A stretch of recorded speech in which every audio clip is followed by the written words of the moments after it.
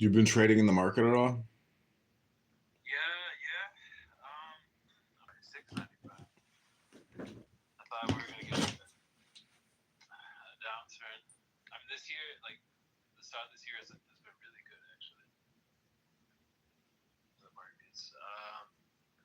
I took it easy in December. I didn't really take any trades. October, I think I had 675 calls expiring on the 31st, which I rolled over to December. Was it the week of Christmas? So I've been floating heavy on those 675 calls, which I sold at the end of November, and then just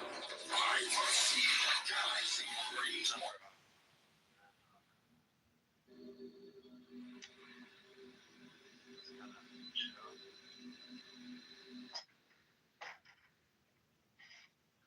I lost. I follow pyramid in agents and what they do for.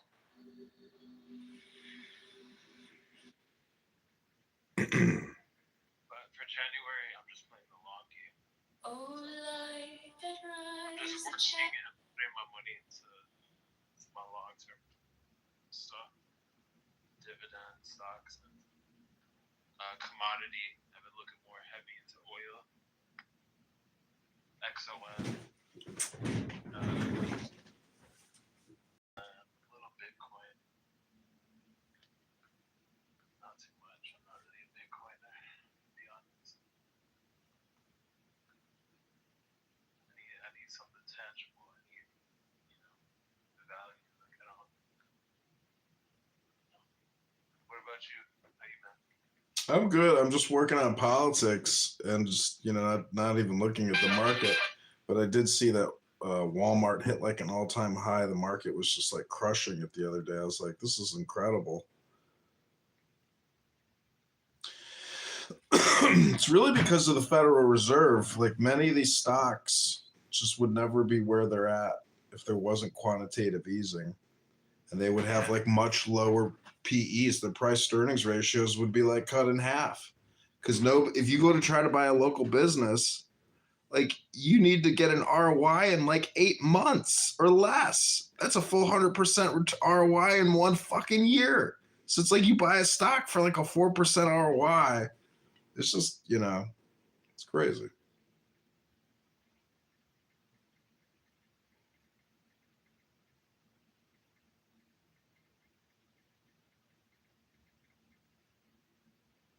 But I'm just like busy creating content. I filmed this Democrat debate today, and they're all so delusional. I'm black, I'm trans, I'm gay, I'll be the first gay trans black man in Congress. Vote for me because I'll be the first. It's like, huh? A lot of CR. A lot of CRT, DEI, BLM, LGBTQ, it just never ends. These people are all so stupid. It's like, it's obviously you want the power and the money, but you don't really care about solutions or America. I mean, if anybody cared and they were running for office, they would say, yeah, we need to cut government by 80%. Yeah,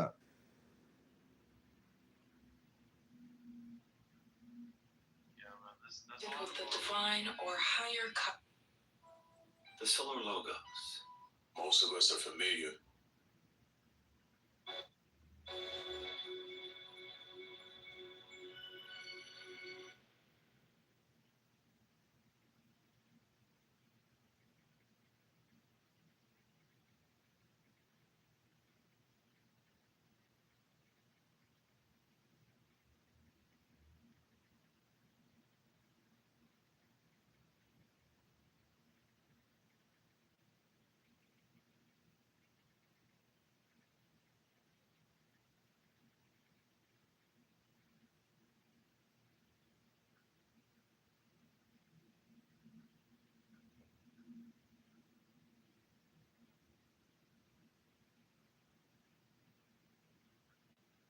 Oh, light that rises, the chariot flame, no name that hides behind.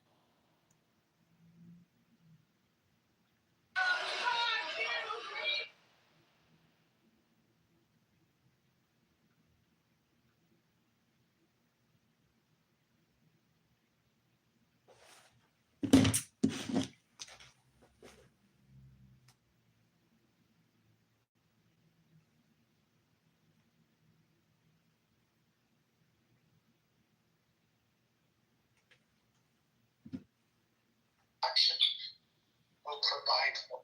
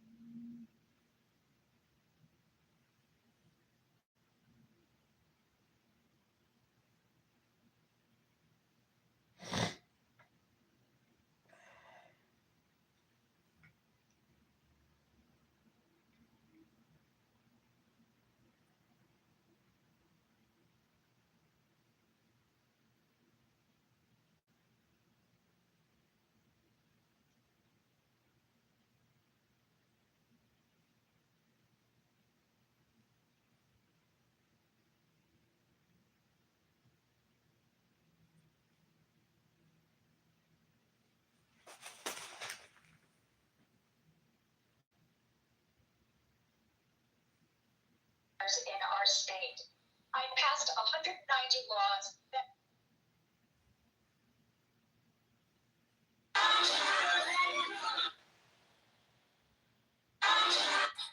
I was born to play. Yes. Oh, yes. Window.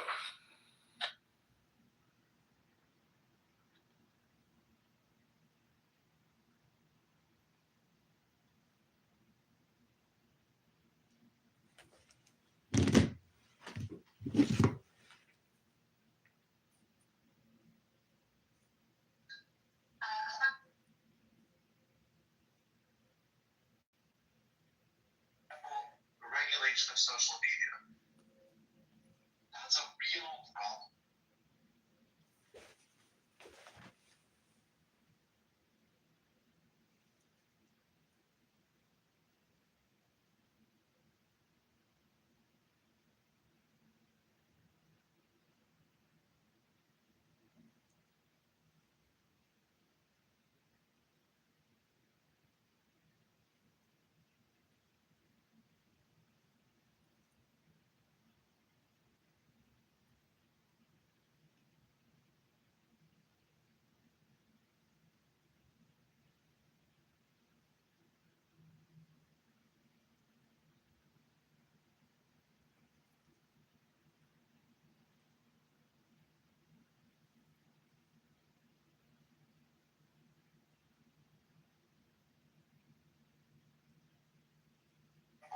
The regulations of housing for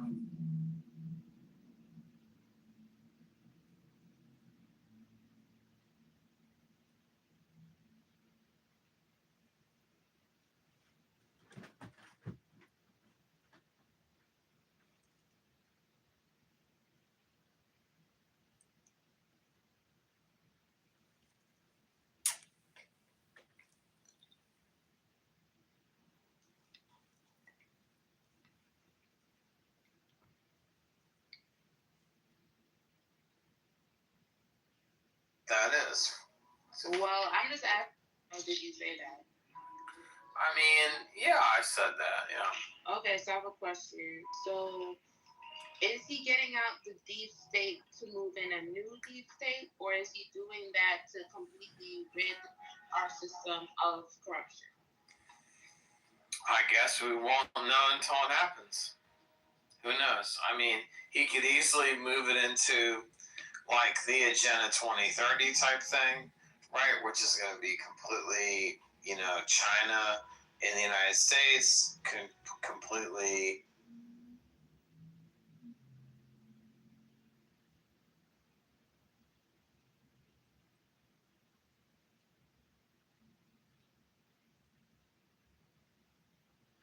my position. It's Do you understand my position?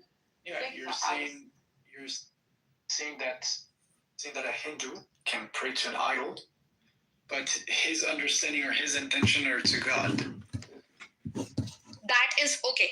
I'm saying two things. Listen to me very carefully, okay? And I have no ill intention towards you. Just clarifying. Otherwise, I would have not come in. Clarify your position. Go ahead. Yeah. Okay. First of all, if a Hindu considers, let's say, an idol, an avatara, or manifestation of God, just like just take any equivalent. You want to take the equivalence of Kaaba, you can take that. And he's prostrating in front of that. But his niya is very clear about the fact that this is not equivalent to God. Okay, this is not ontologically equivalent to God. So I'm making first point. Second point, I am agreeing with Ilyas that it has, when you worship an idol, it has a consequential demarcation, or it has a consequential effect, very, very, very severe effect. And you would not know me, what I do in India, but only if you would have known me, you would have not asked me that question any which way. First of all, I grant the fact that if somebody I don't unknowingly, understand what you just said, but go ahead. whatever. Second point, if you think that prostrating in front of an idol, has that consequence, that itself, that theory itself is supported by my theology much, much, much before your theology, much before. And it is supported in with an ethics that there is not even a Kaaba. There is not even one point in the entire empirical universe that you can say that is the manifestation of God. You see? So I want to clarify your both position. the points. I want to ask you a question. Wait a minute. Yes. Because I don't understand something you just said. Okay. So, what are you not understanding? So if a Hindu makes sujood to an idol, okay. Yes. right? Do you say that's acceptable? That's not ontological. Yes. That is not ontologically problematic at all, because no Hindu. Well, Islam doesn't say so. To, yes, Islam it does. Doesn't say so. It does. No, it does not. Did Ilyas not told you It does very not. Listen, it's indefensible. It is indefensible. What did she say? No. I know you're repeating yourself. It's sounding nice. Still not her position metaphysically. If you're not ready for it, so I'm not ready for it. But I'll think over it. I have complete the statement. If Abu Zar knew what was in the heart of Salman, complete the statement. Wait, you're talking to me? No, to the room. Okay. If Abu Zar knew what was in the heart of Salman, yeah, he would have killed him. See, did you get the point? The 2 points, I addressed both of them. First of all, it is not ontologically problematic at all. Second of all, even the second conception is not something that we have to borrow from Islam. This conception is very native. It's very much part of the theology that we have. So theologically, we do not disagree at all. So you asking me this question makes no sense, because first of all, I have arrived to that theory prior to you in theological sense, in Zaman sense. Do you understand? So here's the thing, right? So I think from an Islamic perspective, sujood is linked with ibadah. It is. You can't say otherwise. So there is no way, shape, or form from an Islamic sense that you could even defend this position. I'm being honest with you. Oh my God, not yes. me. Do you know who defends it? One of the very famous Sunni scholar, his name is Yasir Qadi, even though I disagree with him, even he defends it. Even he says, I am not in the heart of the person who bends. Do you get it? You want to go and check his YouTube channel, why he parted ways from the Salafi cult? This is the reason. Because they used to say that this is kafir, this is wrong. I am saying I do not promote it as well. You know what I promote? That this is not ontologically wrong, because you do the same thing, right? Second thing, the idea that you're pushing over me is very prior to my theology, is the crux of my theology. There is no form to Brahman. Do you know this? There is nothing empirically that you can say is Brahman, not even in the manifestation, that level of sanctity and purity. And you were asking me, do you worship an idol? Yo. You should have. What's up? What up? Oh, no, it be doing what it doing now that I'm talking to you. You free from Kleinhaus, huh? But you still watching the YouTube clips. Well, I'm watching you trying to throw me YouTube clips in the fucking messenger and shit. Shit. Got me fucked up. How you doing, man? I'm good. What are you doing? I was just thinking about you and, you only got like 2 more months until March. Like I know you're the right end, but like, you know, how goes it these days? It goes well. I filed every single write-in candidacy form with every clerk in the district. It's like 15 different counties. I don't know if every county will accept it, but I'm going to put out videos encouraging everybody in the county to vote for me, whether you're a Republican or a Democrat, and stop voting for Darren LaHood. So, well, I'm a Democrat, but I don't vote Democrat. Yeah, you know, well, I vote complete logic. Well, anyways, it's I'm just gonna do my marketing. Pray for the best year possible. I don't know what else. I mean, I gotta like probably get a job. But I do have an outstanding lawsuit, 2 outstanding lawsuits. One with the You told me about your finances before. I don't even like to think about it, dude. No, my finances are fine. I mean, well, they're not fine, but I'm saying that I'm not like in the streets. You're not destitute. I want to get in the sheets, is what I'm saying. Yeah, but I remember when you were talking about like the whole bankruptcy stuff way back before. Yeah. Well, anyways, I'm just saying that things are going fine. How's your new life without Clown House? Probably better. Honestly, better, I bet. I'm calling you at midnight, because like you're the closest thing to Clown House that I have. Yeah, you're bored. Well, I like yelling at people and telling them how dumb they fucking were. I know, it's addicting calling people stupid. Well, it's fun because they're stupid. But no, I just checking to see how you're doing. Like, what's good up there on the? Dude, it was like right now. It's like 30 degrees down here, and it just dropped to 28 in Georgia. Yeah, it's cold. Seeing how you're doing. It's cold as fuck here too. I mean, fuck. I'm in the house. I got my heater jacked to 79. Oh, yeah, it's cold. I just placed an order for dinner. I went to go pick it up, and they were already closed. So I had to get Taco Bell instead. Man, that shit is so fucking weak, terrible. It's like if it's not made by hands, just avoid it, because like all this shit is just pre-manufactured. It's like, why even go to a restaurant if the shit's all just pre-manufactured? You're just eating shit out of a box. In 93, I worked for Taco Bell, and I've taken those like the beef for the taco.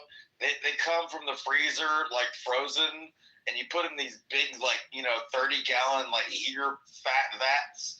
And you boil them, and they heat them up, and then you just pour them in those little trays, and you got these little scoopers, and dude, it's just all I don't even know if it's real meat. I don't know if it's soy or dude, who knows? It's in a fucking oil in the bag.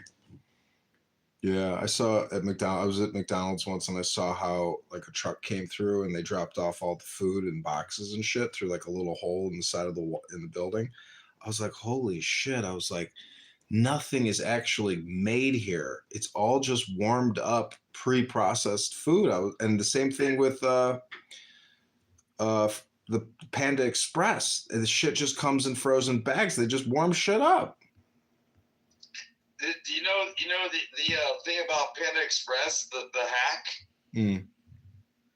If you show up to Panda Express 15 minutes before they close, and you ask for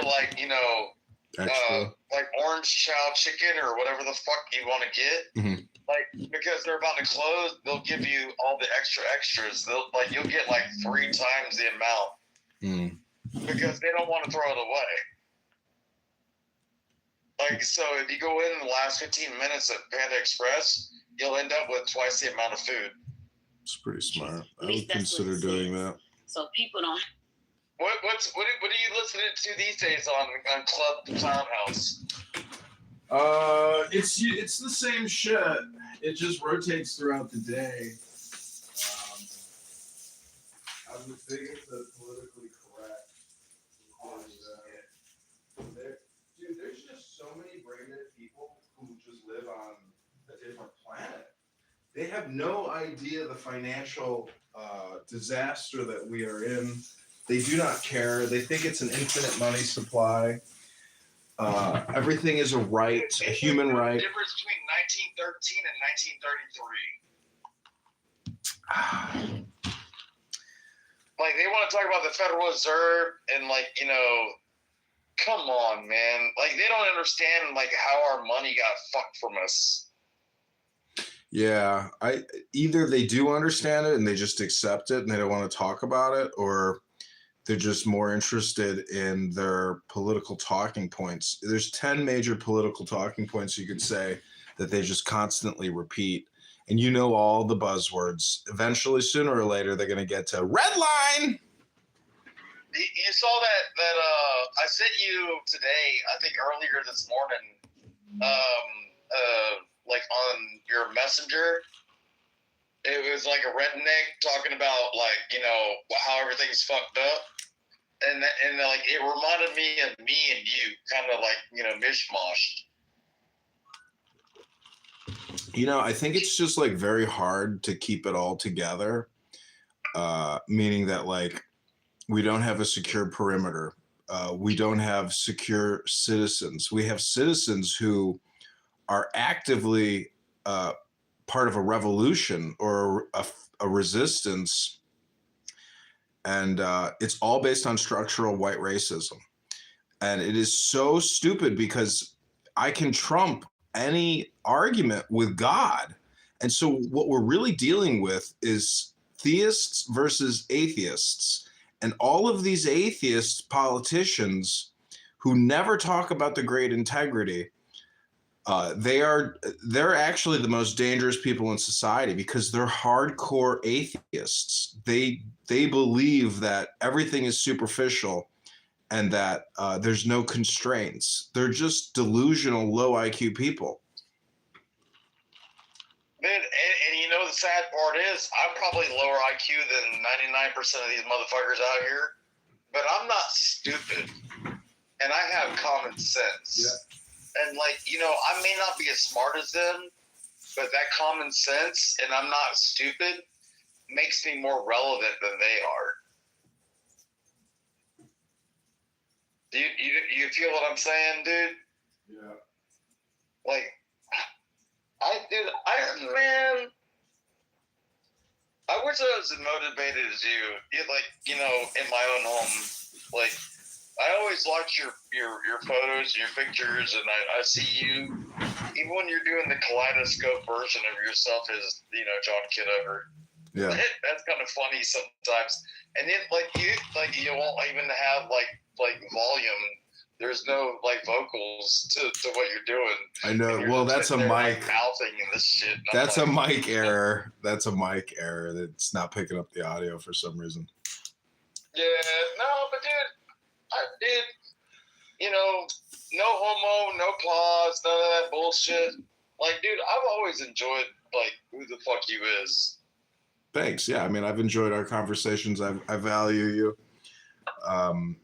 You know, I want the best for you, and I think you got a lot to give. You've given a lot already. So it's a, you know, pleasure to know you, and it's a pleasure to have had this Clubhouse experience with you because, you know, there's value in it in the sense that I've already heard and listened to and had every conversation that all of these nitwits will always keep having. Like, we've already experienced every conversation that could possibly happen. And so therefore we know that most of the people in power or the elected officials and even corporate officials for that matter, they're all superficial. And Did you see where I commented when you were in the Talking Apes the other day, and I was like, that's the TAs. Like, and then you gave me a thumbs up or a heart or something on the, like, comment. You knew right away. You recognized their voices, right? Yeah. Oh, yeah. Oh, fuck, yeah. Dude, I've still got 2 more weeks until I'll get back on in February, but I told myself that I wouldn't do it in all of January for 26. Because, you know, they say that whatever you do in the first month of the year is what you're going to do all the rest of the year. And I don't want that to be my whole year. Well, that's like a little bit like saying New Year's Eve is a different day from every other day. It's not. Like, all depends on how you live your life. Like, how you move on the face of the earth is what it is. So even though I agree with you that like taking a break and a pause is a good thing, consistency is what's important. And that's why I say record what you're doing, because then it impacts your memory when you record, because when you go back to the video, it's just amazing how you've recorded everything you've ever done your whole life. It's in your brain. It's just a question of recall and memory, and recording your experience, even though it may be kind of cringe. It's like a confirmation of your brain's functioning. Yeah, well, the thing was, like, remember when you and I were, like, when we were on Instagram and you used to teach me Marcus Aurelius and meditations, and we were talking about that, and that one day you were like, hey, I can't talk to you. I'm on this app called Clown House. And I'm like, what the fuck is Clown House? Yeah. You know, that was December of 21. And then, like, you know, so it's December of 25 was 4 years I've been on here. That's why I gave myself the month off of, like, you know, like, you need to fucking step back at least a little bit. You know, because I'd already been on for 4 years. You know, but it refocuses me to the people that brought me here in the first place, such as yourself. Well, do you consider Marshall Rankin a Southerner? Marshall? Oh, Jesus Lord, what? Meaning that, like, in Chicago, you would be a hardcore Republican conservative because the liberals here are so far left that you would be Republican. It's all based on proximity or relativity. And guys like Marshall, who are a Southerner living on the southern border on Texas, they're fakes. Like, they're if I was anything politicians. if I was anything political, John, like, honestly, John Fetterman would be who I am when it came to being like a political figure. Mm-hmm. You know what I mean? Like, you would I'm show a up. Democrat, but like Fetterman is not like a blue-haired version of a Democrat. Like, he's an old school Democrat. He's a class lib, not a neo lib. You would show up to the inauguration in sweatpants or a sweatshirt and shorts and and gym shoes. I'd be wearing my fucking, like, you know, field jacket from my dad from Vietnam, and a pair of blue jeans and a boots. You know, like, I would shake the fucking president's hand wearing blue jeans and my dad's fucking field jacket from Vietnam. Like, you know, I don't try to pull people down, dude. But people want to pull me down nonstop on this app. Well, Yeah. that app, not this app. I'm talking to you straight. Yeah. Yep. It's true. People do. It is I would just call it like the killing fields. Do you know one of the did you know Lou? He passed on a week ago. Lou? No. Old man Lou? For real? Not old man Lou, young man Lou. He's like 32. Oh, I know Lou. There's an old man Lou. He's like 20 years older than me. No, this young guy. I didn't know which one you meant. I'm sorry. No, he was part of the Ultra Derecha crew with Diego and Tim Robbins, the racists. I watched that video with you and Diego and all them like 2 nights ago. Funny? Were you laughing at all? Dude, I gave you a thumbs up on that one. I didn't leave a comment, but it made me laugh. Yeah. I just because they want to take themselves seriously, and the fact that they waste so much time and they say the N-word 1,000 times a night, you just can't take these people seriously. So the only other thing to do is to mock them, to roast them. And that's the real value, is making fun of these people who are just wasting their time. I mean, I got to go back to a book, like All Communication is Hypnosis. And if we're sitting here hypnotizing each other, I don't want to get hypnotized on your low IQ shit. Like, I want to get hypnotized on a book. Well, I mean, like, you know, the reason I took, you know, with my like you only get one New Year's resolution, and I told myself like I won't do like Clubhouse for a month, was because typically 4 years ago, one of the very first things you ever told to me is the more I talk, the further away from like truth I get. Yeah. And that's why I'm taking the time off, because I'm not trying to get further away from the truth. That's why I'm trying to be silent under that resolution of the New Year.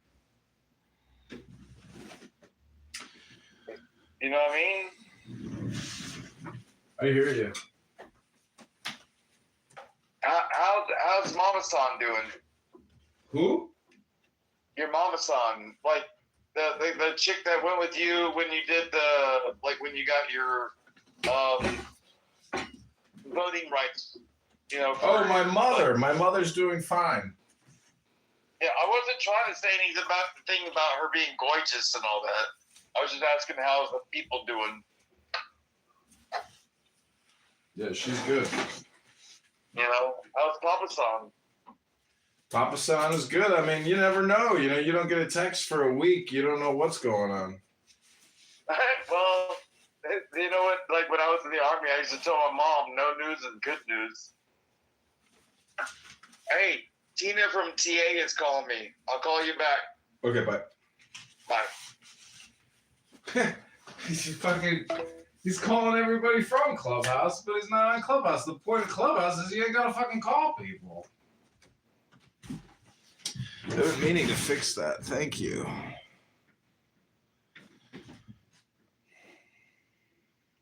That other flag though can't be fixed. It's all facing left because it's the way they drape it.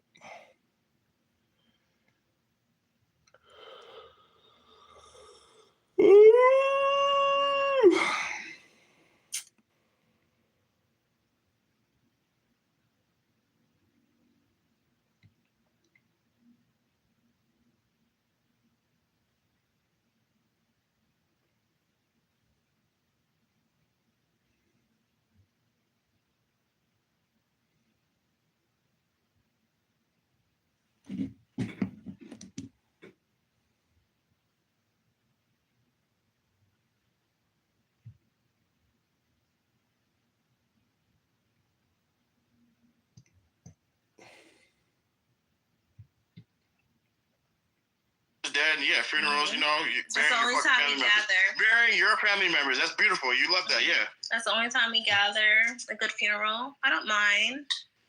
Oh, that sucks. They losing their family members and fucking, yeah. Yeah, whatever. So that's the only time that you have family gatherings at funerals, when you lose a family member. That sucks. Yeah. Damn. So you lose a lot of family members then. Weak ass, bitch ass that sucks. brothers. What the fuck?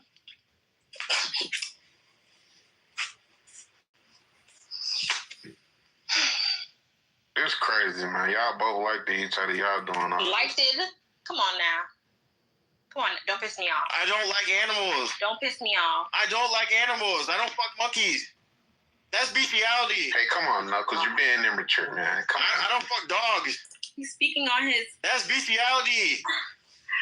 He is projecting his... If I had kids from her, my kid would be half human. Nah, he don't really feel that way. He really like my kid would be half human.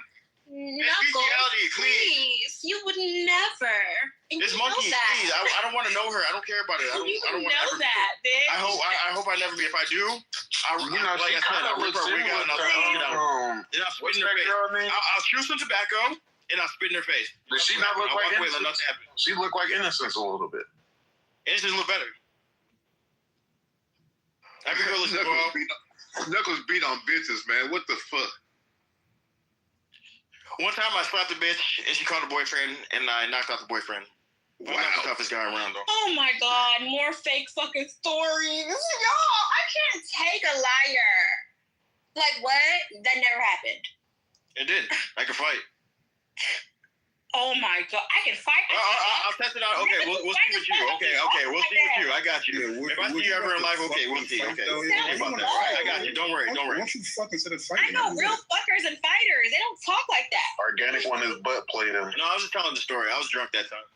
Yeah, whatever. You don't know me. You don't know what I'm capable of. You don't know whatever. Organic. I know. You can't tell nothing about me, bitch. I know. You are a smelly monkey, dog face ass bitch. You look inbred. Like I said, me fucking you is me having sex with like an animal. Like me fucking, that's bestiality. I'm gonna give y'all a lesson. You have a tail. You gotta pay for school. You probably don't shave. Because that's what he can. You probably don't shave. Your pussy probably smells. Organic need a pad over his butt. Yeah, smelly poo poo. That's what you make it. Smelly poo poo. Yeah, that's where poo poo. Do you even have insurance? What you mean I'm not ready for you? Bro, I'm not gay. What the fuck? I'm not putting Are you still young enough to be on your dad? I'm not putting For me? Hey, I'm not putting penis in your I'm 30-something years old. I left my family's house at 20-something. My dad's a doctor. Like, that's regular though. Shut the fuck exactly. up. Exactly, that's regular. No, don't shut up. When he's talking, let us talk. When a man is talking, you know, permission, shut the fuck up. You bow down. That's what the Bible says. I thought you were way younger. You were so childish. No, I'm 30-something. What the hell? That's what I was trying to tell you. See, so many experiences. You see what I'm saying? Oh my god. Hey, baby, did you hear me, my nigga? To even let you know her? Did you tell me that weird story about organic and they was selling each other pubic hair pies or some shit? Oh yeah, that happened. Yeah, I had a kid. No, she Yeah, I had a kid around 30 or 29 or something. Nigga was eating pubic hair pies. That's not old, but she just slow. She just getting it out. And she was she's 26 at the time. This nigga a real weirdo, bro. Nigga weird, bro. Nigga got pits and shit. Cool, baby. No. Baby, I mean, who? Emerson. Yeah, the organic nigga. He got pits and shit. Some women want to have kids later. Look at J-Lo. She had a kid at 50. I don't think there's wrong with having kids old. I think that big habit is slow to have My cousin was a virgin until he had a kid. I don't care. I'm saying my cousin was a virgin till he was 30 and he had a kid. This nigga was I don't care about that. All I care about is whoever lets you nut in them. A lot of bitches. Who let you fuck? Oh, please. I'm not a lot of bitches. Yo, Josh, ask you a question. Nah, you can't ask no questions in here, man. That's Knuckles talking. I'm not a lot of women. It's faggot, shut up. I need a Jamaican chick. I fucked the Haitian, but I need a Jamaican. Nobody want to hear you, nigga. Who's trying to ask a question? I'm asking Steve if I could ask you a question because I guess you. Nah, shut up. No, but John, like I said, I fucked a Jamaican, a Haitian, but not a Jamaican. Yo, John. You don't believe me? Oh my God, Femi. Your dad should have took some more days off. You don't get the attention. You didn't get the attention you needed as a child. Oh, I got all the attention. I grew up in a two-parent household. I was loved. I was loved my whole entire life. They cooked me food. They cooked me all sorts of shit. They cooked me every day. My parents took care of me like a motherfucker. I want to ask you a question real quick. I was loved. Broke ass doctor. How was he broke when he sent me to private school? How was he broke when he said he's getting private school? All four of his kids sent to private. I went to private school for 1 year, but like he sent all his kids to private school. So where was he broke at, huh? I don't be wanting to have Hey, organic, you gotta walk like a cowboy. He sent all his kids to private school, like literally. That's a good thing though, Femi. Private school shit. He has the money to. You gotta walk like a cowboy. That's a good thing. They gave us a good education. All right. And raised me in a $500,000 home. Congrats, man. I don't know who you're trying to impress though. I don't get it. No, I'm just saying, but you're saying this and that. Like, but you're not eating with that. I grew up in a doctor's home. I grew up in I didn't grow up in the hood. I grew up in a fucking rich white suburb. I grew up in the white suburbs. I didn't know shooting, none of that. I didn't grow up in the ghetto. I didn't grow up like that. I grew up great. You're not eating. You're not eating that. You just give John the money. I am eating because like you're trying to. You're not eating shit. You didn't have a better life than me. So I don't. Okay, you're a rich girl. That's cool, but I never said I was rich. I grew up middle class. I didn't grow up like rough. Okay, everything that you're over here claiming. You're a rich girl. I haven't been able to. There hasn't been one thing that I said I didn't have that. Oh my God, yay. Nigga. I don't know. You sound like a ghetto hood rat Jamaican chick. Okay. But maybe you're not. I seen your IG. You look like you got money. Multifaceted. I'm not saying that. I'm not trying to. No, I think you're a rich girl. So you said you're a nurse or something. Yeah, you look like you got money. I'm a regular. And Knuckles, will you let Josh? You can't expect it to be like Future or some shit. We let Josh stay on your face, Knuckles? No. Why not? Her ass not fat enough. You look like you got fat ass. Oh, you gotta prove this nigga different, Josh. Hell no, don't let that nigga win.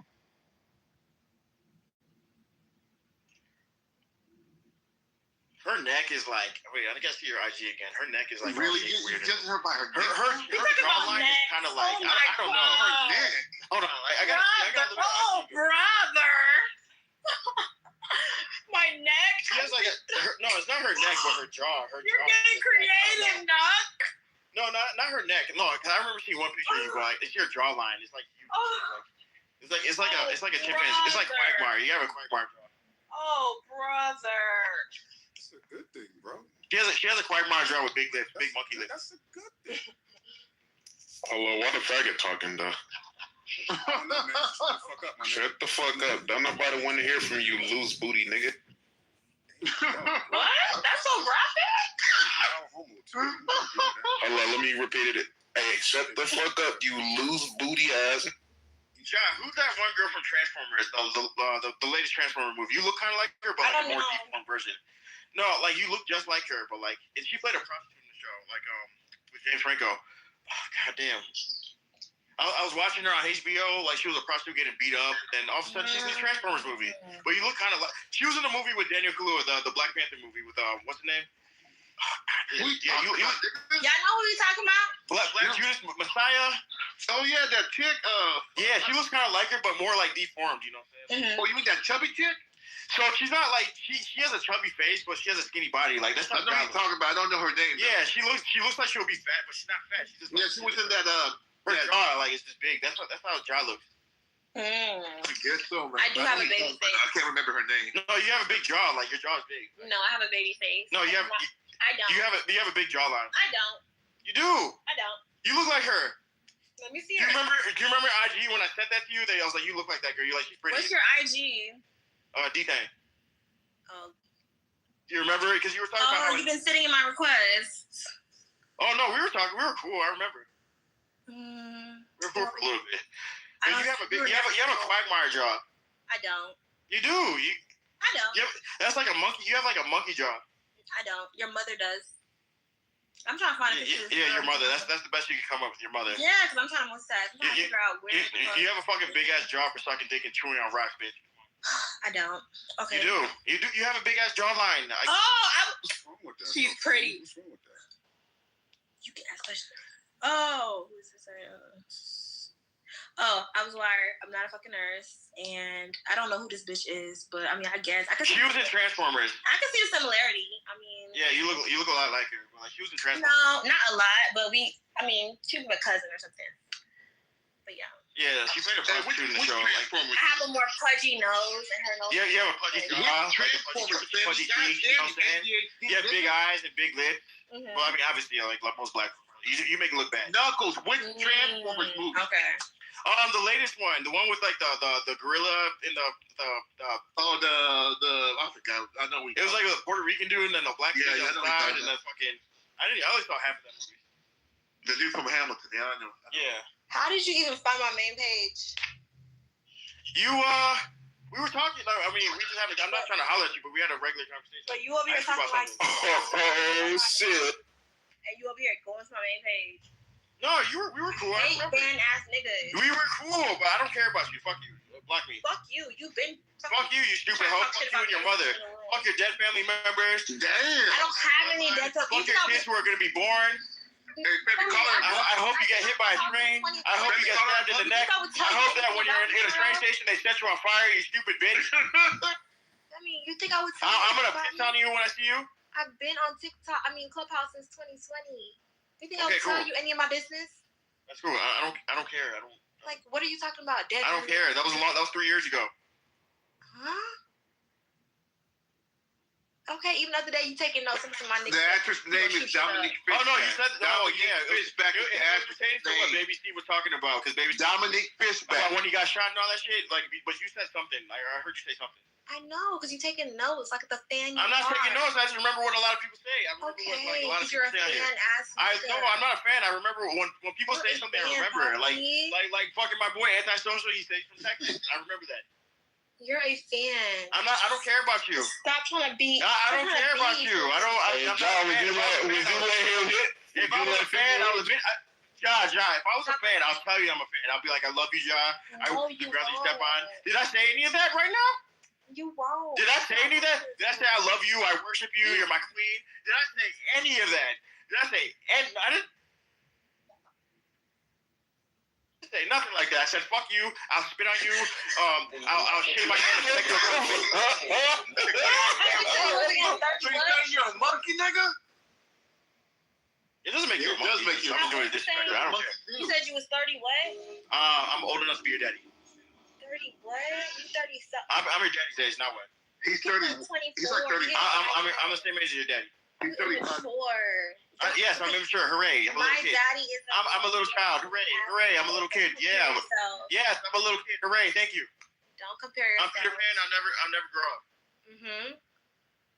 But can your pockets grow? Can you work on that? Yeah, of course. Anybody can get rich. Anybody can get rich. What the fuck? Do it. I'm trying to. Keep trying. I'm working. I have a plan. Okay. Buying properties. Oh, I didn't ask. But I'm just telling you. That's what I'm trying to do. My dad was in real estate. And he made no money. None to send me to private school. Yeah, no, he college. What other things were he bragging about? Yeah, cool. My dad was a doctor. He used to cut people for a living. Okay, you're bragging about shit that. Yeah, I'm saying that's the background I come from. I don't know. All my family members are doctors, lawyers, and everything. I'm getting my master's degree. I understand, but your dad probably he sold houses and shit, but like he had multiple baby mamas. You know what I'm saying? He's Jamaican. Nope, he didn't. Yes, that's what happened. Yes, it did. When he first came to America, he had like 10 jobs. That's how you Jamaicans are. You have multiple jobs. No, he didn't. He came off a raft. Like he came off a raft. Like yeah, he did to Florida. Yes, he did. He didn't. He came on a raft like all you Jamaicans, and he was in a refugee camp in Florida. Then he moved to New York. Never happened. Yeah, that's what happened. I'm sorry, we don't have this episode. Yes, he did. Yes, what happened. Your mother was selling pussy on the streets. Your mother was selling pussy. You know what I'm saying? Take care of you, and yeah. Never. Yeah, she was. She was a whore. She was a $5 hoe getting pinned by a fucking Puerto Rican nigga. My father came from Your father's a bitch. Now slap the shit out of him. My father went Your father. My father. Your father's a that nigga in all aspects. He's not corny or fucking lame. Taking bucket baths. That stupid bitch. Yeah, you're just talking He's smoking that ganja. Yeah. And he has lice in his hair. And you're like talking. With his dreadlocks. You sound slow. I sound slow. Imagine if we were face to face. I'm a slow nigga and I end up spitting on you. I'm We would never be face to face. Yeah, I can meet you if I want to run up. You could never. I could catch you if I want to. I can run up on anybody. You could never. I could. Yes, I can. I can find you. Beat shit out of you. I wouldn't do it. You're just a woman, you know. But if I wanted to, I could catch you. Could never. Everybody says that. A lot of people. Anybody could be found as long as you're an American. I'm not saying I can't be found. You can be doxxed. I can track you down. I'm not afraid of that. That's fine. I could fucking, if I saw you, I'll throw eggs at you, throw soda at you, or something like that. I don't have a problem being doxxed. I doxed myself. I'm not hiding. Yeah, I understand that. You're easy to find. Yeah. But you're not easy to get to me. You cannot. No, you're easy to find. You're easy to get to. You are easy to get to. You'll be walking down the street, just like there's this scenario talking about how do you talk to women. Like, I want to talk to you, but I don't want to talk to you. I'd just rather throw soda at your face. I'll be like, yo, I'm the guy from Clubhouse. You'll be scared, and I'll throw soda at your face, slap the shit out you. Never. Yeah, that can happen. Yes, never happen. Yes, it can happen. Yes, you'll be in the club. You'll be outside the club, and you know. Yeah, and you still wouldn't say a motherfucking thing. Yes, I would. Yeah, I slapped it out you. I slapped a lot of bitches in the club. I slapped a lot of hoes in the club and ran out the club. Ran away from security. You never be my I slapped a lot of bitches and ran out the club or the bar. You know what I'm saying? I've done it multiple times. That would never happen. It would happen. Until it does. Until it does. Every girl says that. Every girl says that. It doesn't matter who you're with, or it doesn't matter. I'll send a bitch out to beat your ass. I'll send a bitch out to beat your ass. Do it. The fuck? Are you sure? I'm very easy to fucking find. I have a very. You proved my point. You're easy to find. There you go. You're easy to find. You won't catch me because I'll drive out of state. You won't if you call the cops or people to come and jump me or something. I'll drive all the way out west. You can't get on a flight? Yeah, I'll take a flight, whatever. No, why was when it comes to taking when it comes to taking a flight, that's how the police can catch you. You see what I'm saying? No. When you take a flight, that's how the cops can catch you. You see what I'm saying? No. Yeah, like they can still catch you. No, if you fly right out, That was a good for See, Knuckles, this is why people don't believe you get bitches, bro. Look how you act. Because he's I don't care. I'm talking to strangers on the app. You do give a fuck. Keep explaining yourself, nigga. You contradict As if, yourself. like, when I'm in a nigga. club or You do give a something, fuck. or You do give if a I'm in a fuck. bar, like as if I don't change my behavior, change This my is Now why you being people bored. I don't hide it, you know what I'm saying? As if Now you being bored. as if you retard. You been a bitch. As if I'm in a bar, nightclub, or Just- as if I don't change. Like Now you being fucking bars, please. Wait, what the hell? I've been Earlier going you to bars been since I a was bitch in 21. the gas station. What the fuck? I've been going to bars since I was 21. What the hell? 21. Aw. Since I turned 21, like everybody else, I've been going to bars. What the fuck? The hell? Who doesn't go to a bar? But earlier you I were know. saying you What met. the hell? You met. I know. I just used that as an example when I was talking about that. But like, why wouldn't I go to a bar? What the hell? I haven't been to a nightclub. I haven't been to a bar. What the fuck? I'm a regular Joe. I've been clubbing and all that shit. I've been to social events in Chicago, in Indiana. I've been everywhere. What the hell? I've been in Arizona or fucking in LA. All that shit. I've been to house parties. That's not hard to go to. What the fuck? Who hasn't been to a bar? No. It's not like you're trying to Who convince here has not yourself. been That's to a not bar? hard. Like, what the hell? That's not hard to go to. I have friends. That's not hard to go to. I used to go bar hopping with friends, obviously. I don't go to the bar anymore. Like, I grew out of that shit. The fuck? What? It's hard to do that. Go to a bar? I like, you know what? You're I not love you that too. bad. I use you as a case study. That's cool. I don't care. Ugh. I use you as like study you in a zoo. You know what I'm saying? I use you as like a circus monkey or a fucking a monkey. I can study you. You know what I'm saying? I'm a zoologist. So anything I say, you just flip it, Poppy? You said you said a case study. That's like fucking psychological shit. I see you like I'm a zoologist. I study you. I study you in the wild. You know what I'm saying? I study you in the jungle. You're like a monkey. You know? Oh, she would have had me with Like the poppy throw shit. and then I would have been out. I look at you like a circus animal or a fucking monkey, a gorilla, you know, a bonobo. No, that's how you look at black. I want to see what will That's happen how you if look at I black toss a banana at you. You'll probably suck on it like innocent. Oh shit! No, that ain't Knuckles, man. Innocent's still my homie, but I mean that don't matter. If you here to hear it, That's pissing me off. I don't like that.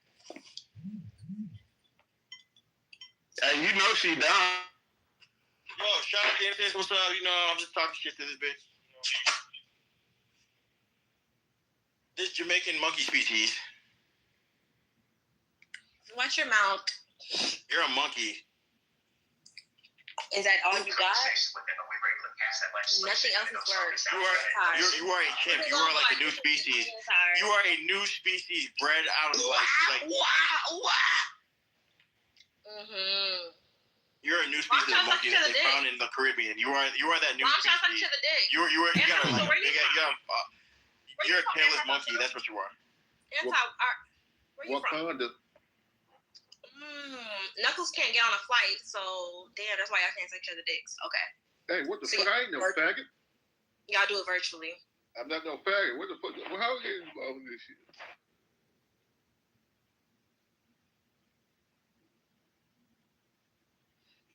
Y'all don't understand. Like she's talking all this, but she looks like a monkey. Like literally, she has a Whatever. big She's ass a pretty jaw. bitch, man. Shut the fuck up. She looks like a fucking chimp. That's most black. Never mind. Let me shut. That's most black women. I say most black people. Oh God. Like your mother, Knuckles, the one who still works with all that pussy. I was not gonna say My mom's not black. black. I said most black. Broke ass father. My mom's not black. She's African. Doctor, bitch. Doctor's being My mom's not black. She's African. My mom's not black. She's African. Your mother is still How's my working. family broken? Your mother is still working. She's still working her old age. My dad's a doctor working at the hospital. How are they broke? How did they end up broke? How is that? My dad's a doctor and my mom's works for the IRS. That's broke. That's Doctor broke. don't mean shit when you got. I know, but they make good money. A doctor starting to make. If you're a specialized doctor, you're starting out $250,000 a year. Okay, what does your father do? I told you, my dad's a doctor. He's a family med doctor. Orthopedic surgeon. Shut up. No, you're not. Orthopedic surgeon. He specializes Then retire. Any doctor starting out makes $250 grand a year. Any doctor, they have to pay a doctor a certain amount. That's why I grew up on. You start out making $250 grand a year. Any doctor, you have to make $250 grand a year. They have to pay you. Because you're cutting people open. You're cutting people open. You're doing surgery on people. You're getting paid to do it. You have to get paid that much, stupid bitch. You are a retard. I don't like that for y'all. A doctor has to make that much. I don't like that for y'all. Why is your mother still going to that Todd-ass My dad had a Jaguar, goddammit. Why is your mother still going to that Todd-ass government job then? That job pays 6 figures. She needs a job that pays 6 figures after. She can't And retire she manages people. What are you talking? She's a boss. She can't retire yet. She can retire when she wants to. She's a whole It don't seem like it. She's a boss. She's working for.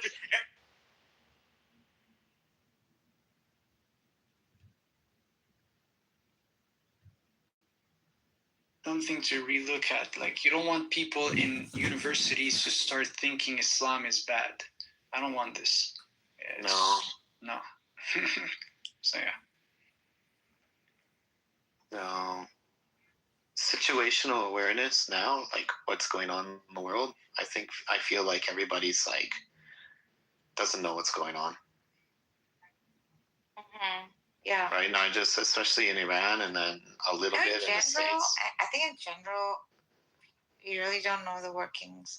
We've gotten smart enough with pattern recognition, so we know like the gist of how like systems work, political systems, etc., etc.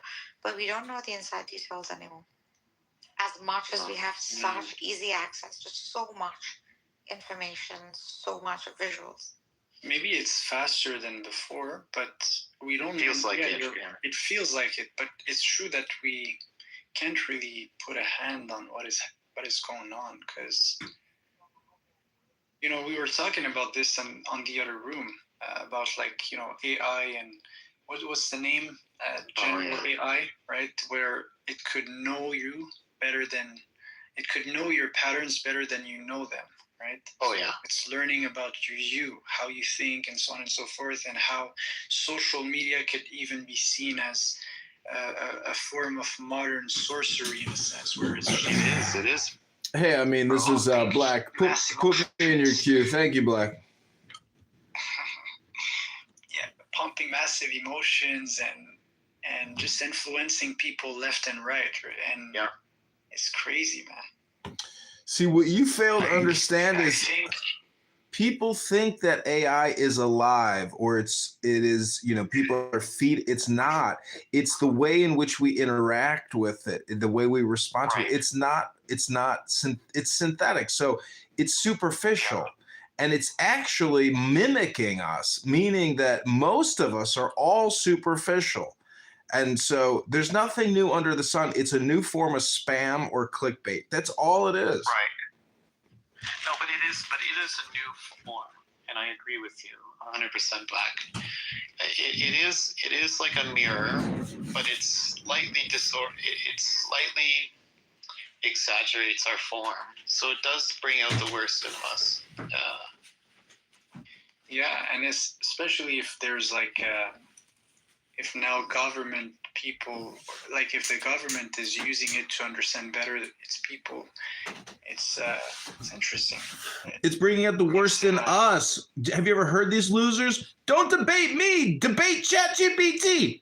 These people can't have original thoughts anymore because they're relying on a superficial text bot, which is biased and politically leaning left. So the books are our only salvation. And if you think that only one book is your salvation, then you're a schmuck.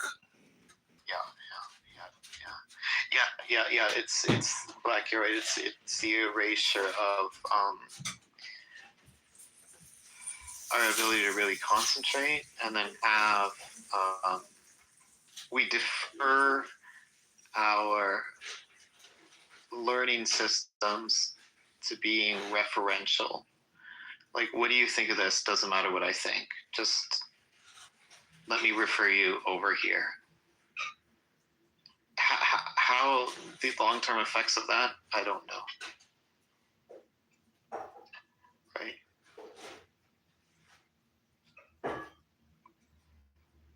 We may have less fixed opinions. I can imagine, like you're saying, Black, like I like history, right? So yeah, I will at the very least listen to long-form history textbooks. And because I have that, I'm not going to say large volume, deep amounts of understanding of history, but I have a little history in there. And so if someone comes along and tries to convince me of something that's complete bullshit, at least I have that sort of depth to draw from. But if all people are ever doing is referring you to very shallow articles that hardly touch on a subject, then I would have to assume that people will generally become more gullible, I guess. Would you say that's... People already are gullible. 80% of the population is completely brainwashed. Yeah, I was thinking this yesterday. Like, I think the relevancy of like philosophy as a subject, to know how to think critically and ask the right questions, like in our time now, it's much more important than, like, it's really important. I see the importance. Yeah. It's a question of priorities. You can use AI in a better way. It's a question of what's necessary and unnecessary. For example, I just came back from a political debate. One of the candidates says, vote for me. I'm the first trans gay black man, and I'll be the first in Congress. And I'm thinking, we need to study ethics, morals, and virtues. It's a very difficult topic to study. But if you think I should vote for you because you're a gay black trans man who wants to make history, that's not the basis of anyone voting for you. So we just live in this very superficial, highly politicized clickbait world where we're doing it to ourselves and to other people nonstop. Right. I think the unsaid thing there is that this person's saying, okay, I'm a gay, trans, whatever, blah, blah, blah, X, Y, and Z. Therefore, I possess a certain point of view. Well, that's inherently, racist in itself. If you say, okay, my appearance or the way I grew up absolutely confirms who I am as an adult, well, then you're a very simple person, right? Because there's plenty of people that grew up, for example, maybe as, they might have been grown up as, I don't know, fucking Jehovah's Witnesses, right? And by the time they're 30, they may have completely changed their mind and become new people. So what this person, this candidate, was saying, Black, is like, oh yeah, my appearance and where I grew up necessitates my identity within and without, and that's a very shallow look at the human spirit, I feel. All of us can take on a multiplicity of identities, and I just to say, oh, there's an artist, she's Persian, so she must have these specific opinions about everything. Come on. See, Narcissus hates Zionists, but she hates the regime. She's stuck in a conundrum, a paradox. I just hate wrongdoing, and I love right doing, and I denounce wrongdoing. Yeah. So I don't put identities or titles on them. Yeah, neither do I. I'm on team pro-humanity. It's just not true. I don't care. You will pick a side in the end where eventually you will recognize that one of the sides is so clownish and so childish and immature, they can't be trusted to lead. And this is the thing about we the people. We the people are dangerous because of herd psychology. Unfortunately, herd psychology is exactly what you guys just repeated, which is I don't like sides or giving opinions or voting. I just want people to do good. Well, there's fraud everywhere. Nick Shirley from YouTube has opened up the gates of hell with the fraud that's happening. In America, Medicare, Medicaid fraud is, 100 billion plus a year. That's a lot of money. And that's just one program. So fraud is an epidemic. We live in a clown world syndicate. People are getting away with murder. There is no capital punishment. We're all taxed to death working for cities and paying our property taxes. So 60% of it can go to Marxist teachers. We live in an effing clown world, and it wouldn't surprise me if Trump burns the whole fucking thing to the ground because it deserves to be burned to the fucking ground. You went a bit far and extreme, but, he did say things that make sense, kind of. Like, the idea would be to propose a healthy solution, right? To be to be a reformist, but towards peace, not kind of freaking collapse everything, the whole system down. And I know that's not what you said, but I'm just saying, like, if there was to approach, blood is not the way. Yeah, and there is an escape from that, Black. If you hold universal values, you can escape yourself from that crap. If you say to yourself, I don't care who's doing the killing. Yeah. If it's my side that's doing the killing, then I'm no longer on my side.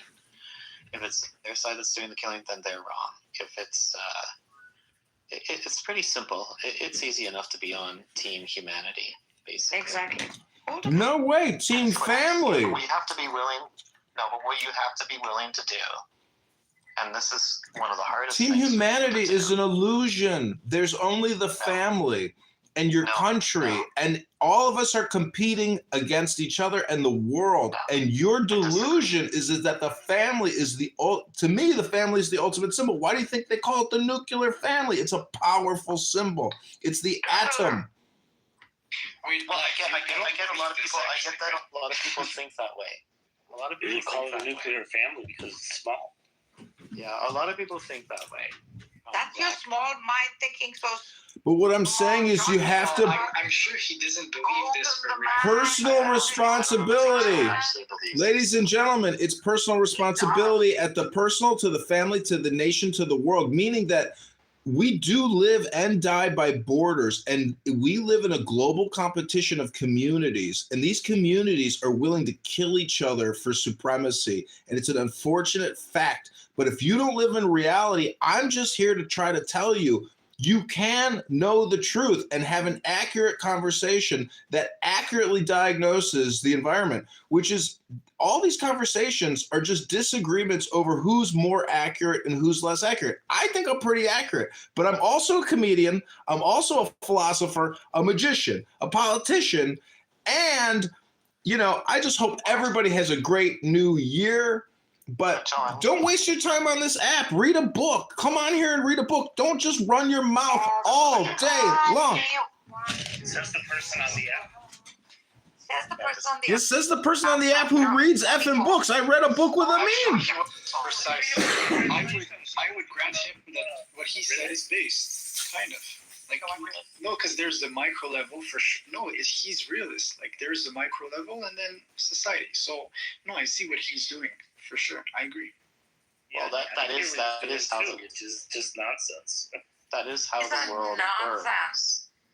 That is how the world works. However, there is room for idealists, though, and I would also argue that the whole family and identity thing is very flux.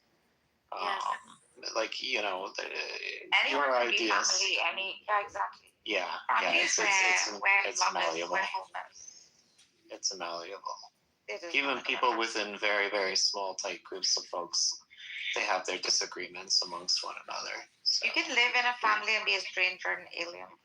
Now, understanding how the world works realistically doesn't mean that you cannot see that you cannot act on the social level, even if you're bounded to your family level. I don't know how to say this, but yeah, I think that's how it. You don't have to follow everything your mom says. Like, if your mom's like, hey, you have to marry a Muslim girl no matter what, blah, blah, blah, you might feel like, oh, yeah, I should. But, hey, you know what? This girl over here, she's a nice lady, and she's a good person and godly in her own way. And then, you know, your parents be like, oh, maybe she's okay. And little by little, you know, things change. But no, there's always room for disagreement. Yeah, none of us, like, neither my siblings nor I married within like Persian. None of us married Persian. I'm married to a Japanese. So. Yeah, my sister's married to a German. My brother to a Spanish girl. I married an American man. So, I mean, none of us. I mean, ultimately, each person has to do what's right for himself, and sometimes that coincides with what the family wants, and sometimes it doesn't. That's part of the struggle of life, right? Yes. Hey, how's everybody doing? Alhamdulillah. Thanks. What about you? Alhamdulillah, I'm doing good. Man, what happened? What happened, man? What happened yesterday, man? Dude kept taking me out, man. Oh yeah. Was I still in the room, or I don't remember? Yeah, we was in the room. Remember how I kept trying to talk and kept taking me out for some reason? I'm like, man. I'm like, at least explain to me, bro, what I'm doing wrong, man. Like, you know what I mean? Like, did I left no, or that's still the there? thing. The act does that sometimes has. And that means defense. If you could come back, then he didn't kick you out, obviously. no, he brought me, like, he took me to the audience. Why did you do that, I mean? And then he brought me back up. I don't remember. No, it wasn't him. I don't think it was. I don't know if it was him. But somebody brought me. Bro, we had a discussion. We had a discussion, me and you. Why would I do that? No, it wasn't you. I'm saying you was in the room. I didn't say it was you that did it. I said like you was in the room. I remember I slept. So listen. I had my phone and I just slept. Was I talking or not? Yeah, no, you was talking, but okay. So basically, he took me down to the audience, and then who's he? What's his name? Well, you know, you can't tell who takes you down to the audience. No, I'm saying like I was a mod, and who was with me? It was like 4 mods. You, some other guy. I think his name was D. He starts with a D, Dion or something. So, because I know there was a room open. I just slept. So yeah. Yeah, I don't know, but he took me down to the audience, and then I came back up, and as soon as I came back up, then everybody was talking. Then as soon as I started talking, he took me back down, and then I was like, nah, at least tell me what I did. I was writing over there. I'm like, man, at least tell me what I did wrong, because everybody was speaking at the time. So, and then after that, he just kicked me out the whole room, and then I couldn't come back in. I just didn't understand, like, what did I do wrong? That's why I was asking you. I thought you like, what did I do wrong? You know what I mean? I wouldn't think about it. He might just have been having a bad day. Yeah, I mean, have you read the 4 agreements, bro? It's not you. People are reacting to their own emotions. Yeah. Yeah, no. If he did something wrong, it's his obligation to let you know what it is. Otherwise, I wouldn't worry about it. Yeah, no, I just didn't understand. Like, you know what I mean? You know, Haz, most people get kicked from a room because they're talking. But when you can start getting kicked from rooms without ever saying a word, now you know you're onto something. I was saying something, though. It happens all the time. People make mistakes. People get angry. It's just whatever. Yeah, I mean, that's why one thing, like, when I come on this app, like, I don't take, like, me personally, I don't take anything personally. The only person I remember that I dropped yesterday was Euro, unfortunately. How dare you? We had a Euro's a skull on his own right. When did you drop me? I don't remember you dropping. I think I did. No? Well, maybe. I don't remember. No, you just lied to Euro, that's all. Yeah, I didn't lie. No. We had a back and forth, and then we had a back and forth, and I left because you were abusing your mod privileges, and so I left. So I just wanted to drop you down because you didn't let me finish my sentence, and then I wanted to bring you back, and then you left. You talked so many times without any interruption for me, and what happened was every time I spoke, I was getting interrupted by 3 or 4 people each and every time. So I finally said, look, if you guys don't want me to talk, I'll just leave. And that's what I did. And I'd already heard your point like probably 4 or 5 times. You just kept repeating it. It was repetitive, but yeah, exactly. Anyways, man, I'm sorry if I hope we're on good term. It didn't affect me. That's why I left, because I didn't want to hear it again. And then I came back when I knew you were finished, because you wanted to let the room know you were right or whatever you were trying to do. No, I didn't have any issue. No, I didn't actually. I didn't. It's just we were having some back and forth. What was the topic? 4 women, 1 man versus 1 man, 4 women. No, that's I don't want to rehash this. Yeah, I know, but that was the topic, if I remember. But no, that wasn't the topic. Yeah, it was. Okay, whatever. Anyways.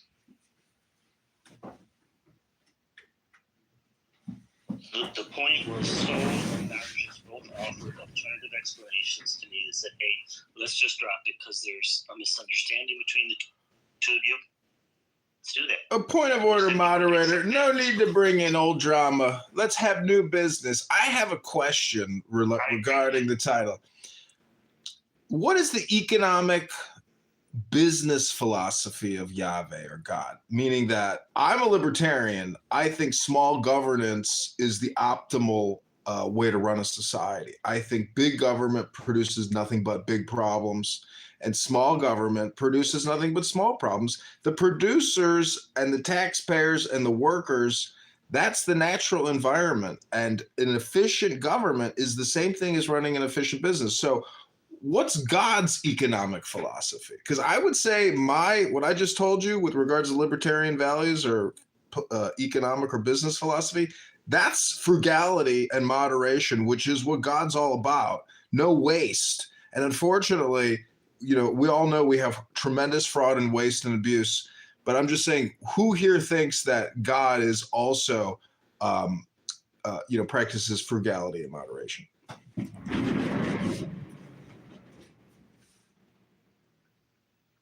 It's a really smart question. Did he say economy? No, because I understood what he's trying to, what he said, actually. I understand it, but can you restate the question? Because I didn't understand. Yeah. So he's saying, what's the? From what I understood, right? Correct me, Black, if I'm wrong. How, basically, in simple terms, how does God's impact or authority appears in the world, right? And what are the systems that represents that, right? So, for example, a mosque would be a local, a local quote unquote business of the enterprise of Islam, right? And let's say if you have the councils of Sunni Islam, that represents let's say the quarter that's higher in status, because that they discuss the laws and the fatwas and so on and so forth.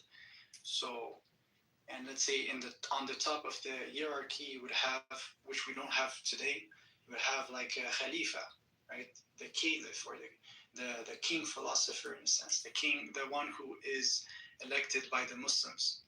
So was that the question you were asking? What's the philosopher king is a Platonian concept. This is not a Sunni Islam concept. There's a clear view for it.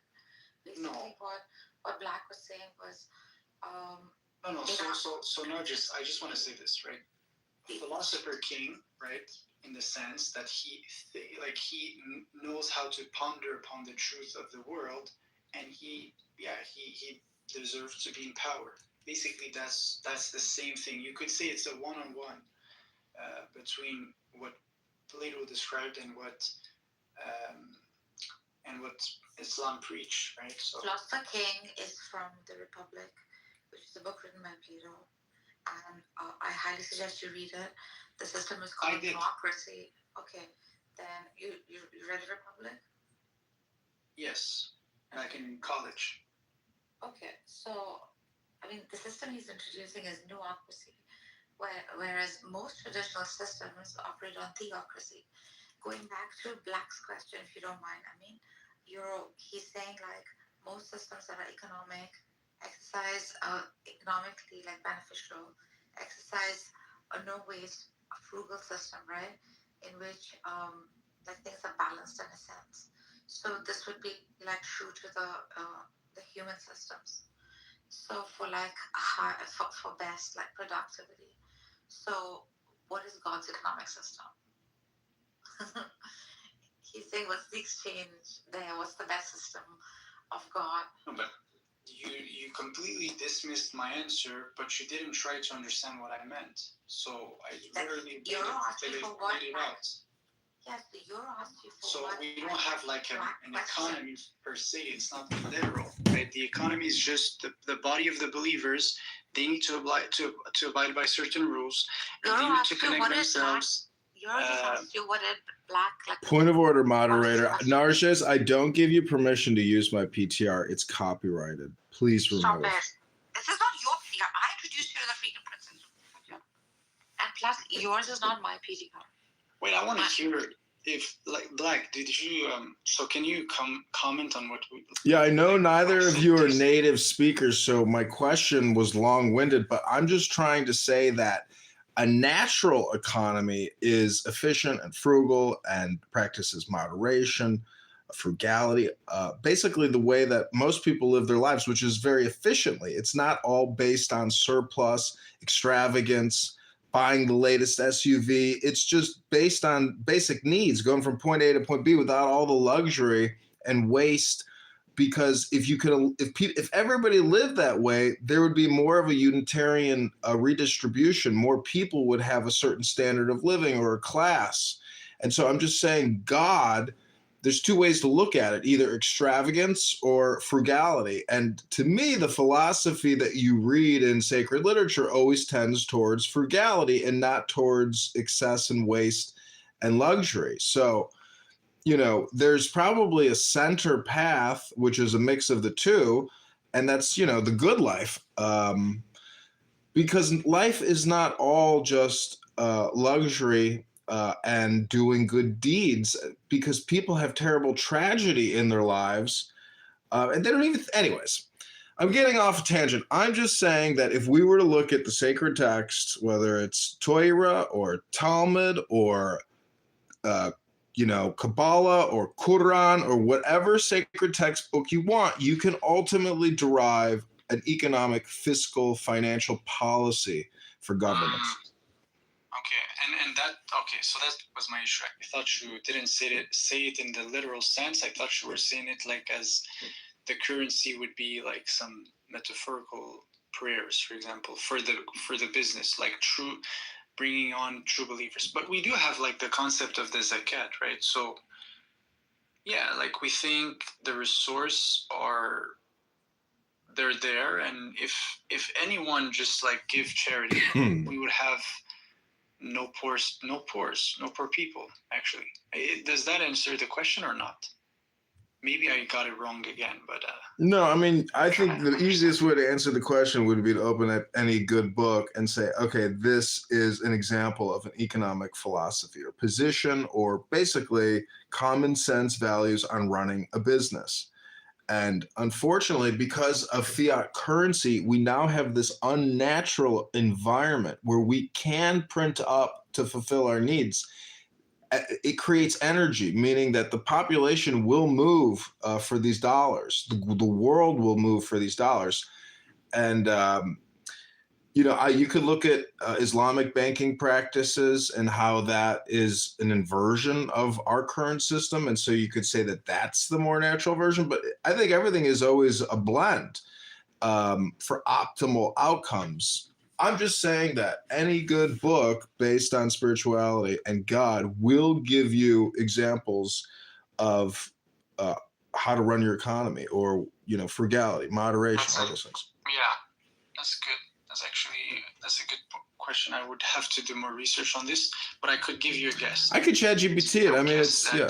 Islam is not inherently extreme, does not promote extreme capitalism. Definitely not. And I would say also that Islam does not do the other extreme. So it would be somewhere like in the middle. Maybe, yeah, some socialist approach, I guess. I'm not sure. I don't know. Well, I've been reading Rumi for a couple of years, and I was reading Rumi the other day, and it is so powerful and so true that it's mind blowing. And I feel bad for atheists that they aren't in on the game and the fun. They're such sourpusses, and the fact that they are too lazy to open a book and be impressed with the way that people are using words to, suggest massive concepts. I just think I think Rumi is the greatest writer ever. A lot of atheists read like spiritual content. Like I think Daniel Nero does, Euro does. Well, I'm just saying Allah definitely is all, meaning that everything is God and all reality is God, including you, the listener, the speaker, the cell phone, the transmission. It's all God. And I think with that understanding, Well, you're right, but that's not Islam, right? you could, it's in the word Allah, bro. It's all. It is an esoteric spiritual. Islam doesn't say we're all God. Not we are all God, all is God. That everything, the material world and the absence or the void in between all I objects, understand what you're saying. that's and I the don't have a one. problem with what you're saying. It's just not Islam. Are you sure? Look, talk to Amin. Ask this Muslim. You tell Ask Narjes, this Muslim. Ask any Muslim. Actually, we don't really have to. Just let me say this right. I would have to agree with you right there. So, You're such an idiot. I mean, let me just explain. you know why? Because you are doing a Dava Bro campaign. It's not a Dawah campaign. Because if you read Rumi's work, you'll understand what John is saying. John's basically saying that it exists within Islam, perhaps not the dogmatic, conservative, traditional Islam. In fact, this concept would exist in all esoteric systems and mysticism for any religion. So, I mean, shut your mouth. Nargis. Yeah, but it has So nothing to do with there is this a all, limit. There's a limit. because Nobody. everything is Allah. Nobody can. And Allah has nothing to do with the English word all. No, And nobody that's can. how he's understand. No, that was like a poetic way to say it, I guess. But Nargis, will a Muslim, no matter what the rank, say or utter with his mouth, "I am Allah" or "Ana al-Haq," like al-Hallaq, for example? He will not say That this. was a very true statement Allah said. No. You know, and he was killed. This is why you don't know the history of like Sufi or Ibn Arabi. Point of order, moderator. Point of order. You have to look at this from the perspective of your neighbor. And the fact is, you're going to have conflict with your neighbor. But if you have the understanding of Allah, you're going to say all, and then psychologically and intelligently, there will be no conflict. This is a way to prevent conflict. It is the all concept. And people call me Concept Johnny because I'm always putting forth these big concepts. But this is what, to me, the books are saying in the messaging. If you don't get the big idea, that's a you problem. But it's still an all problem. And Johnny Ford, you got it. He's a very good comedian. He is, but anyways, man. Yeah, Mama, can you have this? Yeah, but like from a metaphysical perspective, God would be the all-encompassing, right? So reality is within God, but Allah, He is Akbar. He is transcendent, greater. So you cannot be a pharaoh on earth. You cannot walk the earth and say, "I am God." You said reality is in God. The telephone is God. But you'll have to understand what I mean, right? So nothing is independent from God, right? So God is all-encompassing, meaning He has control over all things. But nothing is like God, right? God is other. Laysa kamithlihi shay. Exactly. I mean, this is like a failure to communicate or have language barrier differences. I'm talking about enlightenment or awakening to new concepts, not realities. It's just a word game, but you are such a nice guy. The truth and the big message is it's all personality development to be a nice person, because nice people are the winners in life. angry people, their lives are miserable. John, actually, I agree with a lot of what you're saying. It's just when you start saying all on stuff. It is. Okay. That's where you lose me. You know what? My friend on this app is a professor in linguistics in Toronto. And this is exactly how he would understand concepts through linguistics in any language. And I bet you anything, like he's thought about this before. Yeah.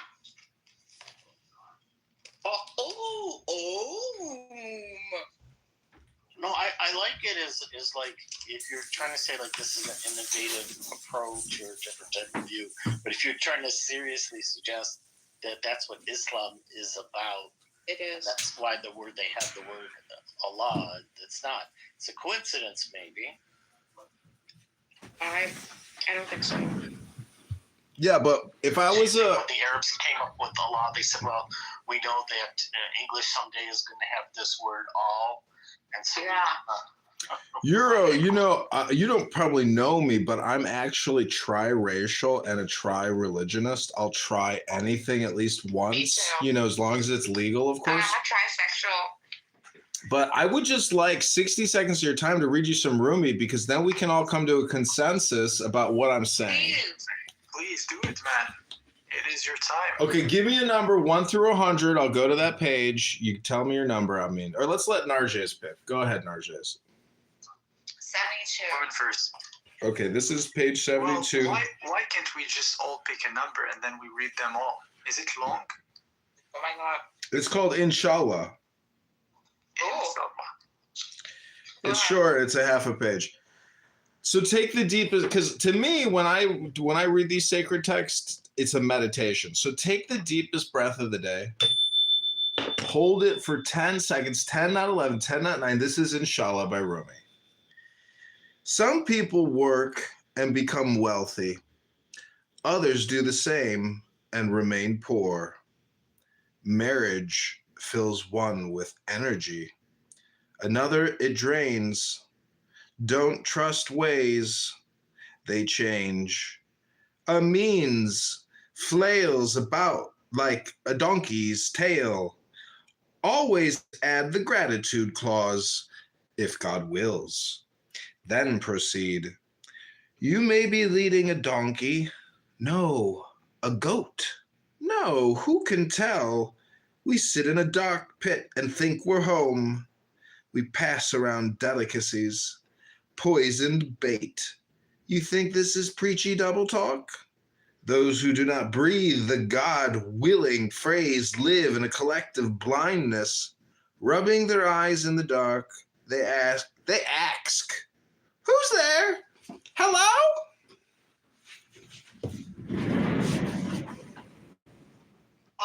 So can you give me a link to this text?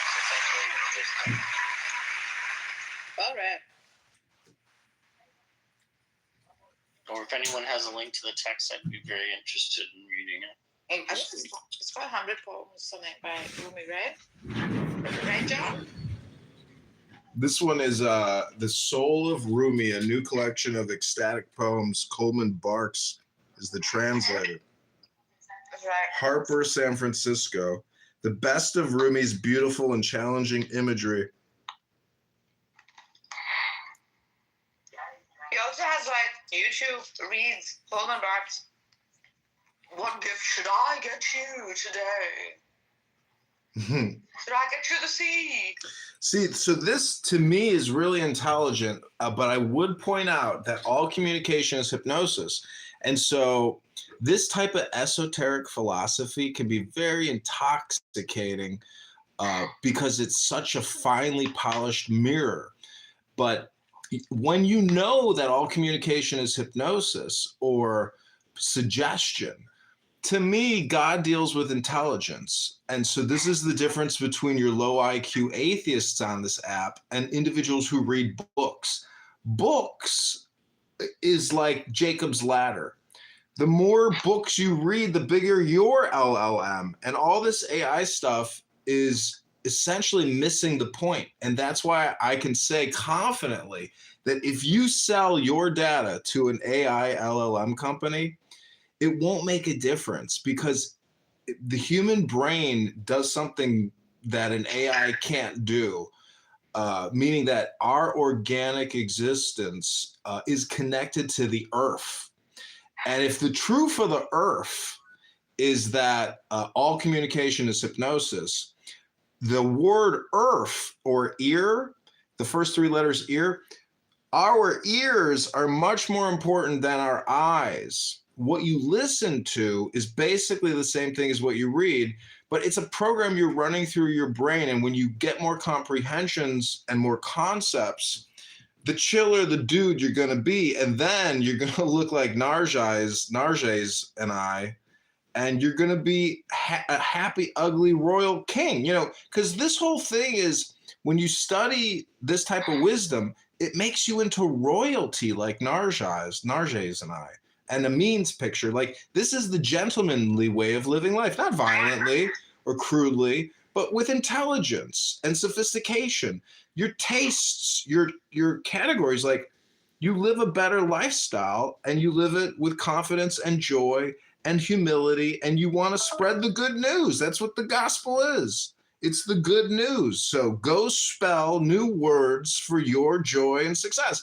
And you can save yourself and save the world with that magic teaching, in my opinion. It's not a fact. It's my opinion.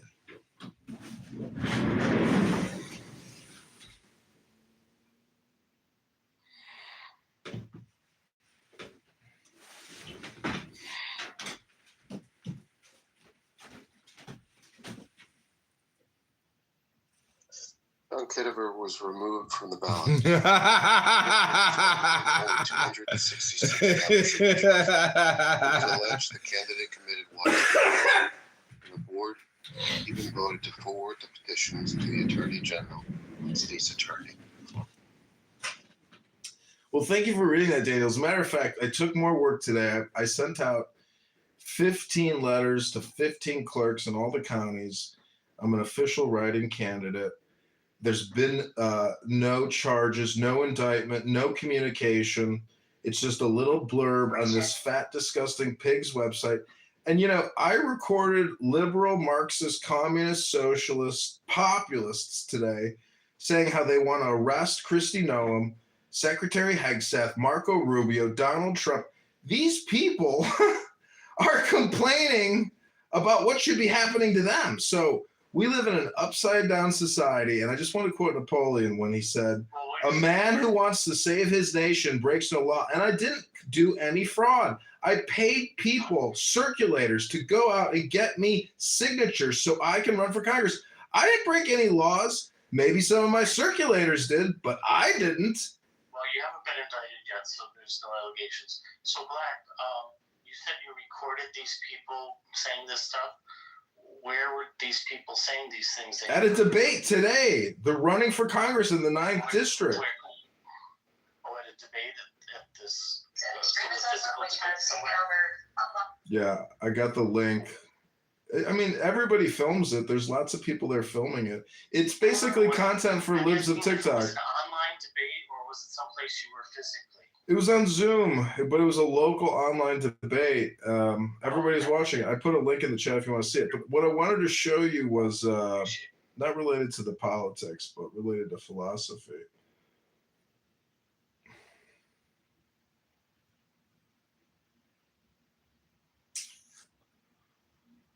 Well, anyways, the only way I can explain enlightenment very easily is with the first Zen poem ever written, which says, "Stop thinking, end your problems," or "The more you think, the more you speak, the further from the truth you're going to get." We are all individually the truth. And we definitely somehow came out of this planet. And our words, in my opinion, indicate that we're probably already in the Garden of Eden. But it's our perspective or relative thinking that makes it otherwise. You said it is spot on. Yeah, we're probably I'm just saying, like we're on the same page. The way you said it it's spot on. Like, props. Yeah. I mean, I don't have to read the Quran. I've read parts of it. I don't find it to be all that entertaining or mystical. But I do view it as a magical book because it has such... Huh? How don't you see it that way?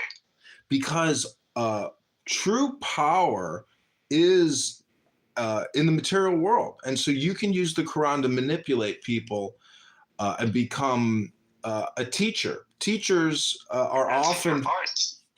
It's not, I'm not projecting here. I'm telling my opinion of political theory. Yeah, I'm just saying, like, because I know what you're discussing, but I'm just saying, like, the dualism is within the book because it forces you to have a faith on one perspective.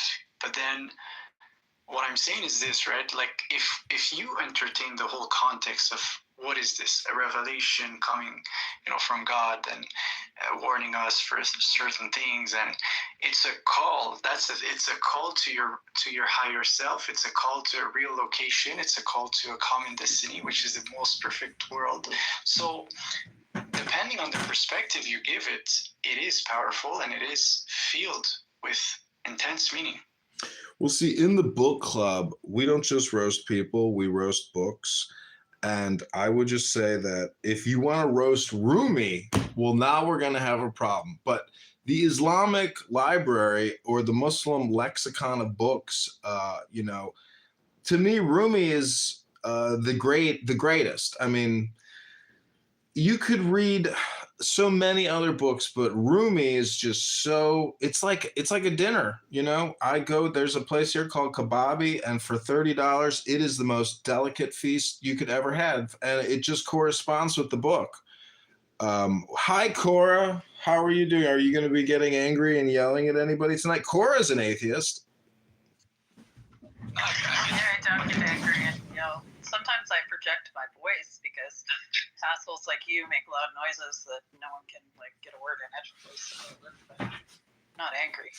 Yeah, that makes sense. So where can you get this $30 marvelous meal?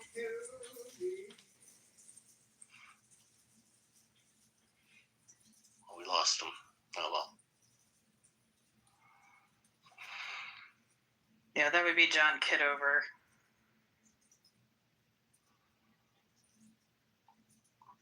I see. It's like rhinoceros in here. I see more and more people looking the same. Well, I mean, two are Khomeini, and the other one is with the princess. That is really the Persian princess. Hi Cora, I love you. She was like the peak of beauty back in the day. Listen, not only was she a symbol of beauty, 13 men committed suicide because she rejected their hand in marriage. Also, please look at her closely. That mustache, she made it a beauty symbol for years to come in the dynasty of the Qajars. She is indeed the most beautiful woman in the world. I wish I looked like her.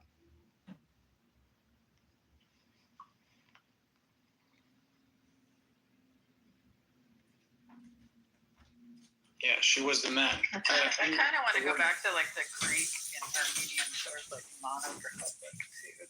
But yeah, that was good. She has that going on. She has the unibrow. Yeah. Yeah, so most Persian paint, I think either it was popular prior to her or she made it popular, believe it or not, which is also, by the way, Frida Kahlo's figure look. Oh, yeah. Right? Yeah, I like the facial hair. There's actually there's women on YouTube that do historic beauty tutorials. They're great. Yeah, those are so good. And makeups for those different eras. My kid and I used to do it. She used to paint it for me on my face during the pandemic. Used to watch the videos and be these personalities. She would say, "Mommy." Point of order, moderator. We have a title in this room. Point of order, moderator. I mean, I'm wondering if you could explain to Cora, give her a summation of kind of what we've talked about in the past. No, I want to help her. I think she might like it. Maybe she'll be interested. She's in a room with the title. Not Yeah. content for your YouTube channel, so maybe just chill. I'm sorry. I was just asking a question. What's the question? And if you have a YouTube channel, tell me. I'll follow. Yeah, just search John Kitover on YouTube. I got about 50 accounts with 100,000 videos. What I was trying to say is Cora here is an atheist. And I was just wondering if the God conversation we just had for an hour, if you fought, maybe it would be, you know, beneficial to Cora and she would find it enlightening. I don't want Cora to fight. I just want Cora to friends. I think, yeah, Nargis has a pretty good understanding that my sort of like, I don't even say atheist, I say I'm a post-theist most of the time, but my atheism is pretty much almost equivalent to a perennialist theist. Yeah. She's well versed with the Easterns too. You have a very unusual way that you refer to atheist Black. I don't know what's going on. So I was I'm talking about the truth of the earth. These peasants. I'm just saying, it's about beautiful question. I don't know why we're. It's about consciousness. Well, I mean, listen, I don't know if you know this yet, but technically Clubhouse is hell or a killing field. I'm just saying that enlightenment could be what Cora is looking for, and her angry negative attitude, in my opinion, is not reflective of an understanding. If she's so well versed in perennial, you know, whatever that is, I think I know what it is. Repeat after me. Confused by your statements. She might be looking for enlightenment. You might be looking for enlightenment, right? Maybe I'm already Daniel might be looking for enlightenment. I might be looking for enlightenment. I mean, they made it sound like this is a negative thing, looking for enlightenment. It's very, very bizarre. Maybe. Well, I like philosophy. I like politics. I like communication. And I like Cora. I mean, I don't have any beef with her. Why would you treat seeking enlightenment like it's a bad thing? I'm being facetious. Listen, I'm sitting here drinking a beer mosa, smoking a little ganj. I got a roomie to my right. I don't want to be in this antagonistic, you know, position. I'm just saying. You started that off with Cora. You initiated. You projected that John Kitover. You did it. She's an. Pardon me, but point of order, moderator. I'm laying here in bed with about 20 inches of lacerations across my chest. Just trying to chill out here, John. Can you just let me have a nice chill evening? I think it's besides the point, because if he's saying searching for enlightenment, right? Let's say he was an evil person, like he was not enlightened, but he says this. Okay, how does, like, the way Cora would have to receive this, if she's already enlightened, she would still receive it good. And if she's not enlightened, well, maybe he said something based. So it's always a concept of interpretation, I guess. He's saying her way, speaking from superiority, but he explained it already. He's drinking, he's getting high, whatever. Well, let me put it. I have good intentions. I have good intentions. He's having a good time. Point of order, moderator. Would only benefit from what he said. Hold on a second. Point of order, moderator. You know, compassion and selfless kindness and love and forgiveness is important because, you know, I really like to pick on people. But Cora has had, I believe she said she had surgery. So, Cora, if there's anything of high value that I could transmit via communication to you on this conference call app, it would be to take the deepest breath of the day. Hold that breath for 10, not 11, 10, not 9 seconds. Hold that breath. Yeah, everybody, hold. Now let it go, go, go, go, go. I already did my sumo meditation earlier.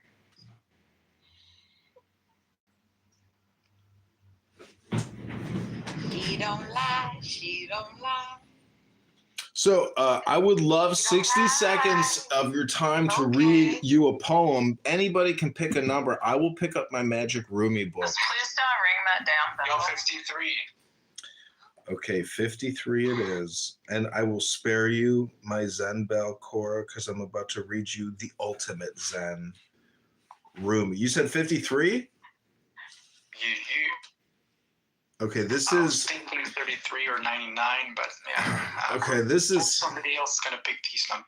Okay, I won't hit the bell, so take the deepest breath of the day. This is called Spiritual Window Shoppers. These spiritual window shoppers who idly ask, how much is that? Oh, I'm just looking. They handle 100 items and put them down shadows with no capital. Wood has spent his love in 2 eyes wet with weeping. But these walk into a shop, and their whole lives pass suddenly in that moment, in that shop. Where did you go? Nowhere. What did you have to eat? Nothing much. Even if you don't know what you want, buy something to be part of the general exchange. Start a huge, foolish project like Noah. It makes absolutely no difference what people think of you. The clear bead at the center changes everything.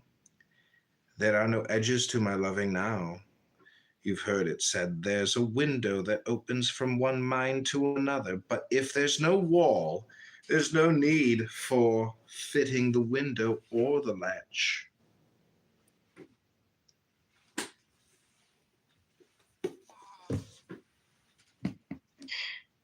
I don't know why I think like every time someone brings up something, like it's always interconnected to what we were talking about. So.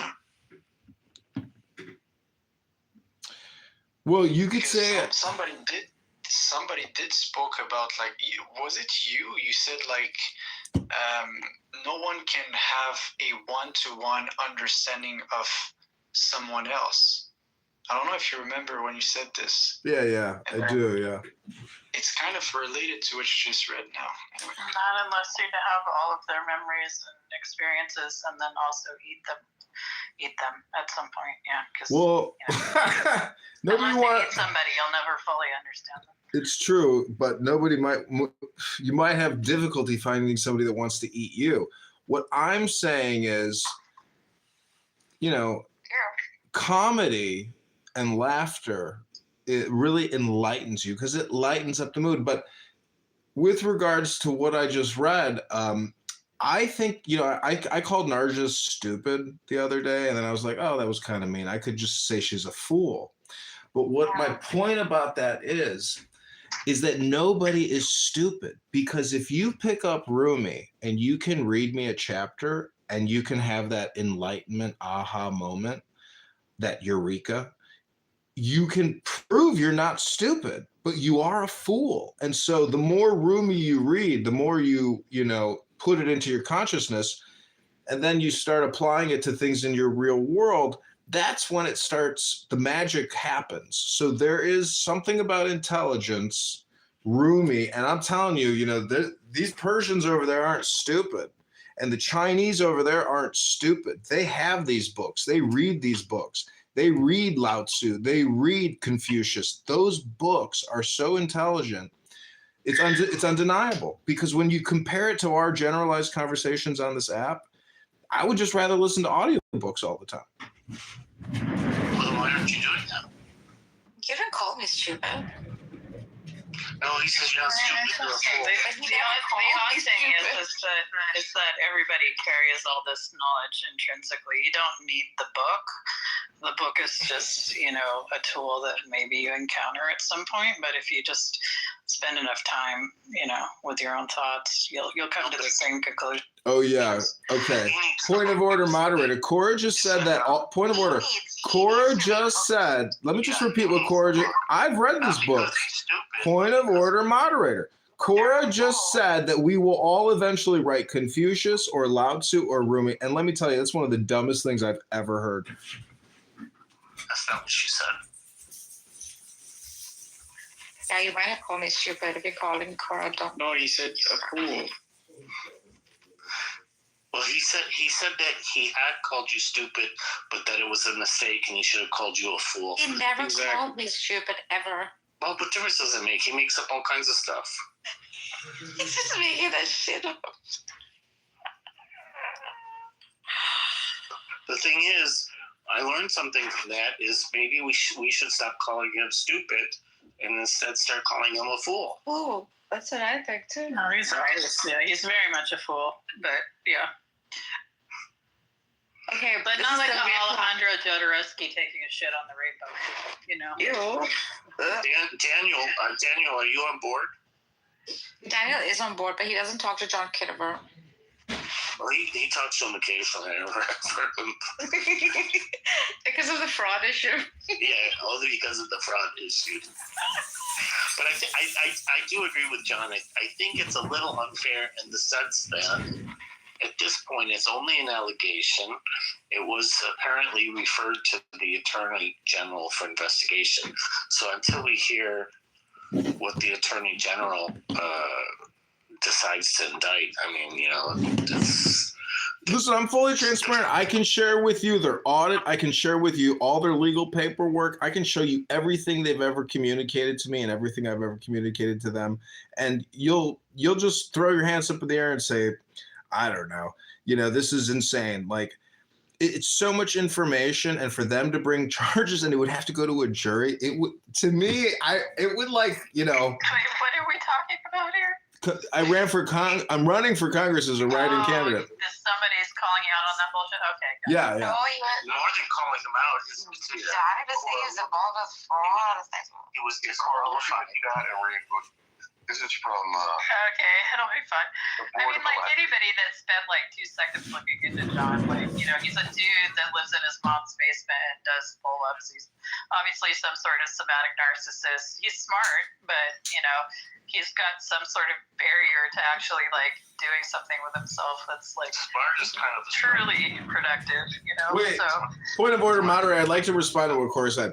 Cora, I do love you because you gave me one of the funniest stories I've ever heard in my life. It wasn't tragic. It was pathetic, but it was so funny. And you are funny. And I loved the story. And I was glad I listened to it. And I cherish that memory. So thank you, Cora. When you raise the point of order, you're supposed to actually state the point of order. But Cora, I'm not sure about the word smart. And the second thing I guess I would say is that the issue at play that Daniel was pointing out was a petition that was apparently thrown out. They rejected my package, and you were trying to get a lot of women have rejected my package in my life. Let me just say, I went out on a date with a girl once, and I'm sitting at this amazing restaurant. I debate John. He is an attractive man. He's a very attractive man. That women reject him despite the fact that he's so attractive says something. It's all because of his package. That does say something. And in any event, apparently, according to this... All I'm trying to say is everyone falls in love at first sight. If you sit down at a nice dinner with a beautiful person, you'll fall in love. That's just life. I've asked you twice, where is this $30 dinner that's so good? Oh, yeah, there's a place near me called... what is it called? Kebabia? Oh, Kebabi in Chicago. It's probably the best restaurant in Chicago. Is it better than the various pizza places there? All the fancy New York, all the fancy steakhouses, lobster houses, all those places, like, there's nothing like Persian food. Nothing. I mean... That's right, baby. There's nothing like it. Indian food's probably number... Food, I like Persian women. In fact, when John Kitover speaks Farsi, oh my God, it's just like any normal Persian. Yeah, can you talk? He speaks Farsi? Do you think maybe he is Farsi? He's dated my family is from Isfahan, and my mother makes good fasanjoon. I used to date a girl named anyways, the point is watermelon, feta cheese, and almonds, the good life, natural food. I just went to... I like cracked black pepper on my watermelon. Do we still know her whereabouts? No, these girls moved on, got married, living in Beverly Hills. They got out of Dodge. No, Beverly Hills is paradise. So you said you were in Chicago. It's like living on an island. The weather is perfect in the summer. It's just paradise. Beverly Hills is, fantastic. Why did you live there then? I did. I used to live right there. Why didn't you go back? I'm happy, being connected to 60 cell phones and 10 Clown House accounts and 50 YouTube accounts. Why would you want to have 60 cell phones? Have you seen his videos? Like, he's surrounded. It's like a freaking cell phone store. there at every angle, the behind him, in front of him, to his side? Why? I don't know. I'm also live streaming other rooms in my yoga studio. Why? Why not? I don't know. I mean, the cell phones do it. I just click a button. It's pretty easy to do. I'll tell you why. Because you said to us earlier, why should we waste time on here when we can read a book? And now you're telling me that you're spent an inordinate amount of time with 60 cell phones. Yeah, but I'm reading books. I'm recording myself reading books. But you could be reading more books instead of all this time. You're live on YouTube right now. Yeah. You can see a room. You can with, just like, Google me. My name is John Kitover, candidate congressman for the 16th District of Illinois. Write-in candidacy. Subscribe. But you realize recording rooms is against terms of service. Oh. Are you a lawyer, a judge, or a corporation? Who am I speaking with, Mr. Pizza Euro? Mr. Pizza Euro. You're not even an American. You're a Canadian. You don't even know my laws in Illinois. You don't even know the laws in Illinois. Show me the law in Illinois. Show it to me. Show it to me. Show me the law in Illinois. Show me the law. Show me the law. You willingly break the law and you don't care. I said, show me the law. Don't tell me I'm breaking no law. Show me the law. Hello? Hello? Show me the law. Put it in the chat. Black is waiting for your response. I'm not some AI bot. Are you some type of, let me Google that for you? LGMTFY? Let me Google that for you. You got to say it right. Let me Google that for you. I rest my case. I land my plane. Black is out. Now you're much more funny than what I thought. What the hell? Like, I thought that was just a sketch or something. But so what are you doing with all these phones, man? Come on. He just told you. He just told you what he does. I'm running for Congress. I'm competing. I'm running against other Congress people that are also live streaming themselves.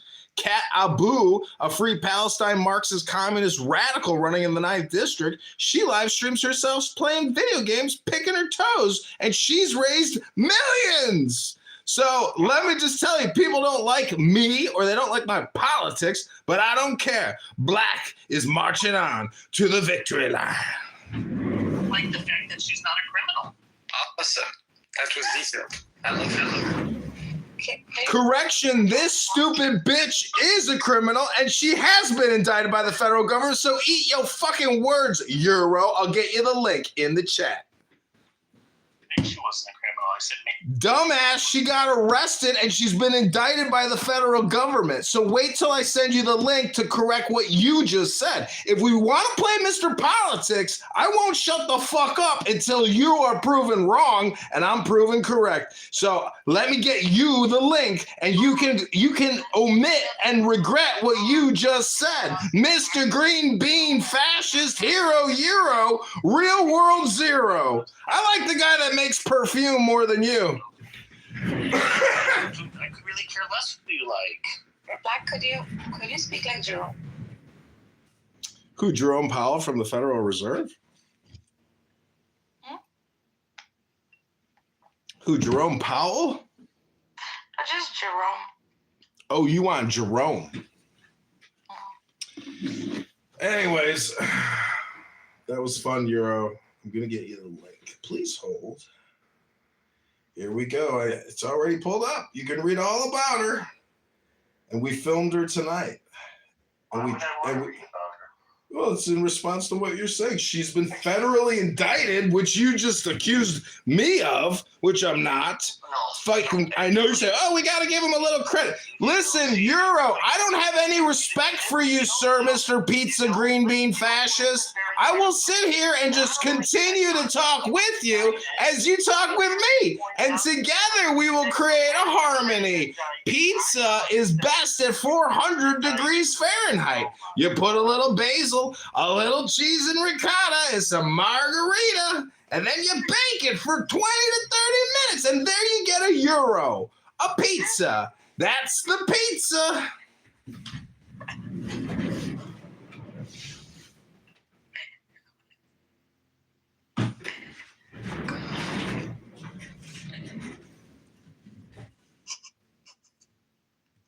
So we are in a room called Only Canceled Heretics Made Change. God, Yahweh, Allah, Elohim, Allah?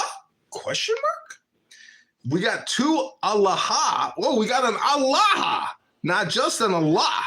Didn't notice that. Trick. That's a good little trick you got there. Allah. Allah. Are all aha? See what I'm saying?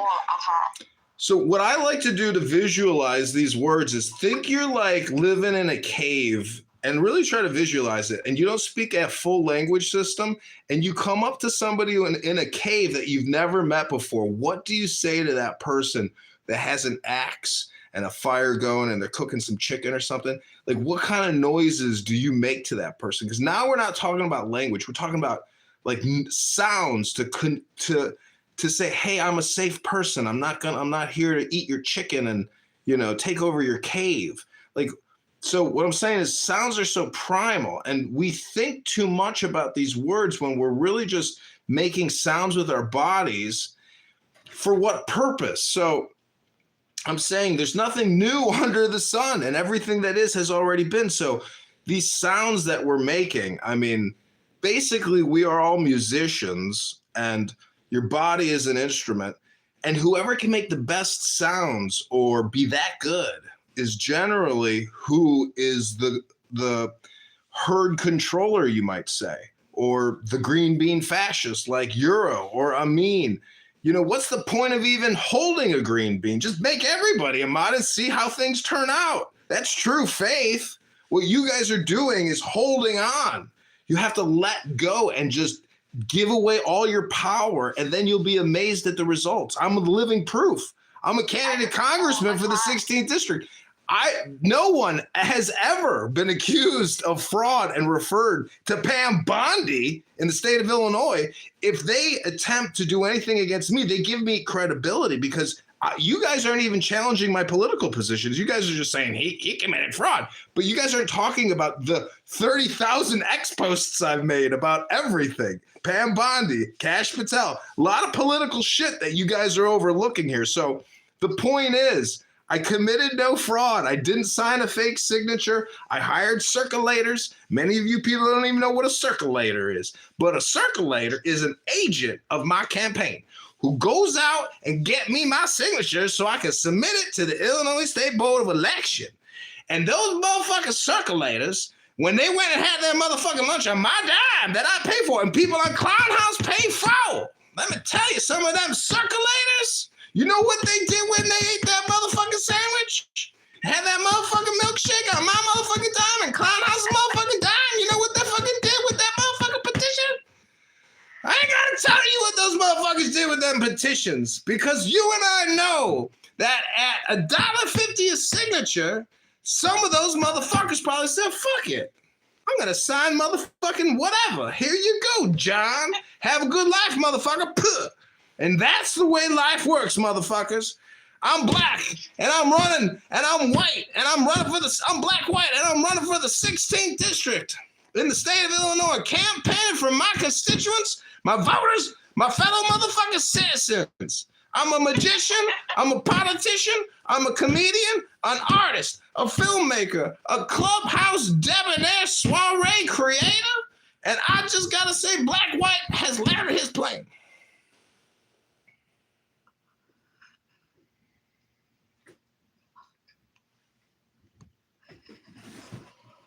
Well, why you just sound like a priest? It's so good.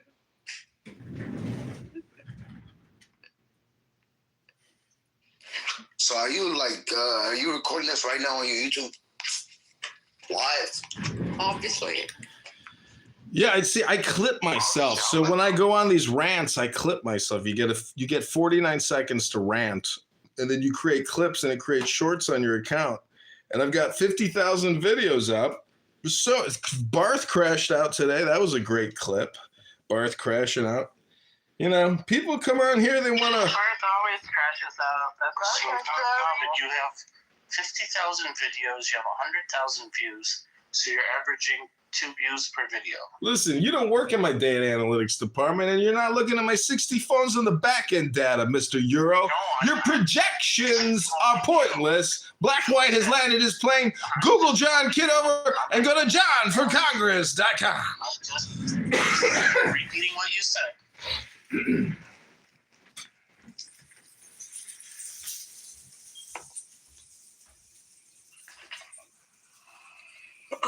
You get paid for this shit?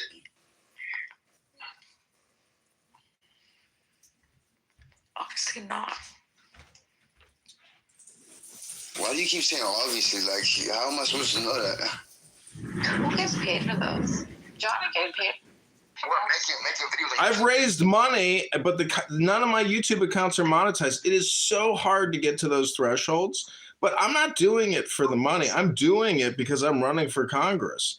And I got a question. This room deals with God. Let me ask you a question. Number one, was Jesus Christ murdered? And number two, what kind of books was Jesus reading? Because that guy definitely had a library going on. There's no way he did what he did. And I mean, the book he was reading was the Old Testament, right? He based all his formulas, all his experiments, all his communication off of, God the Father and this concept of Yahweh. So you are in a spiritual room here. Generally, spiritual people are professionals. They teach or they are academic. They're not, superficial and childish. But sometimes some people are going to play the fool to try to make a point. It's probably reading the Midrash. Whatever.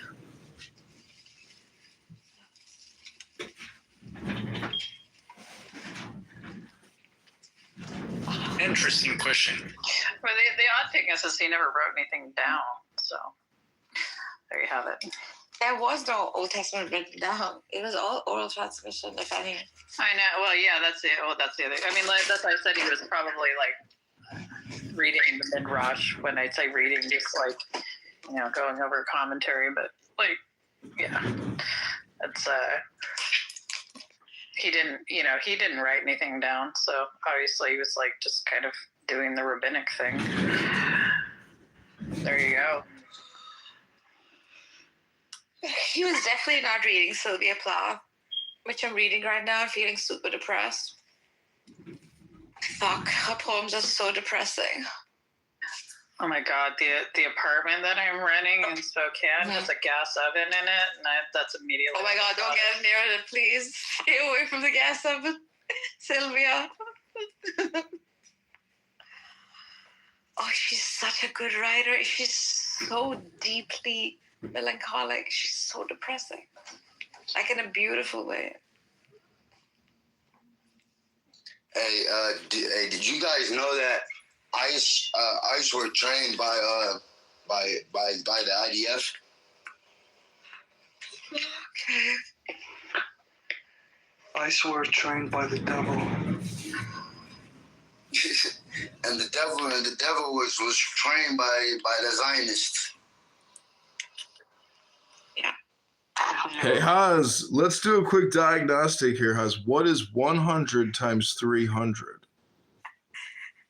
What is 100 times 300?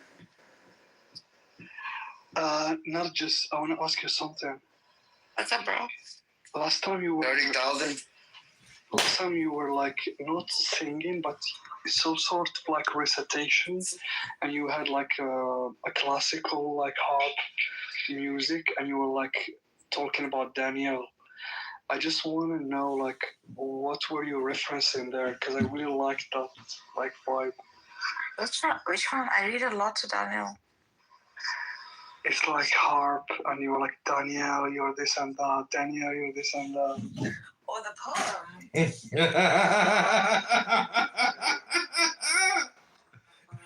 Mikhail. Could have been like Rumi, maybe. Or could have been Charles Bukowski. She might have been reading Rabbi Menachem Schneerson or Rabbi Nachman. The followers of the Rebbe, they say Ribono Shel Olam is very useful to say. Oh, I know what you're talking about. Your, oh, God damn it. It was the song? It's probably Leonard Cohen's. Daniel, do you remember? Right now. My oh my. Yeah, that's right. My oh my by Leonard Cohen. Here, Mikhail, watch that video. That's a radical Marxist Democrat in a bikini. I mean, in a short skirt at today's 9th Congressional District debate. Sorry to interrupt. No problem. When did you apologize for interrupting? In every room. Ribona Shalom. I apologize all the time. I say I'm sorry. What are you talking about? I make atonement. Very nice man. I haven't hit a bell yet once because Cora doesn't want to listen to a bell. She's got something against bells.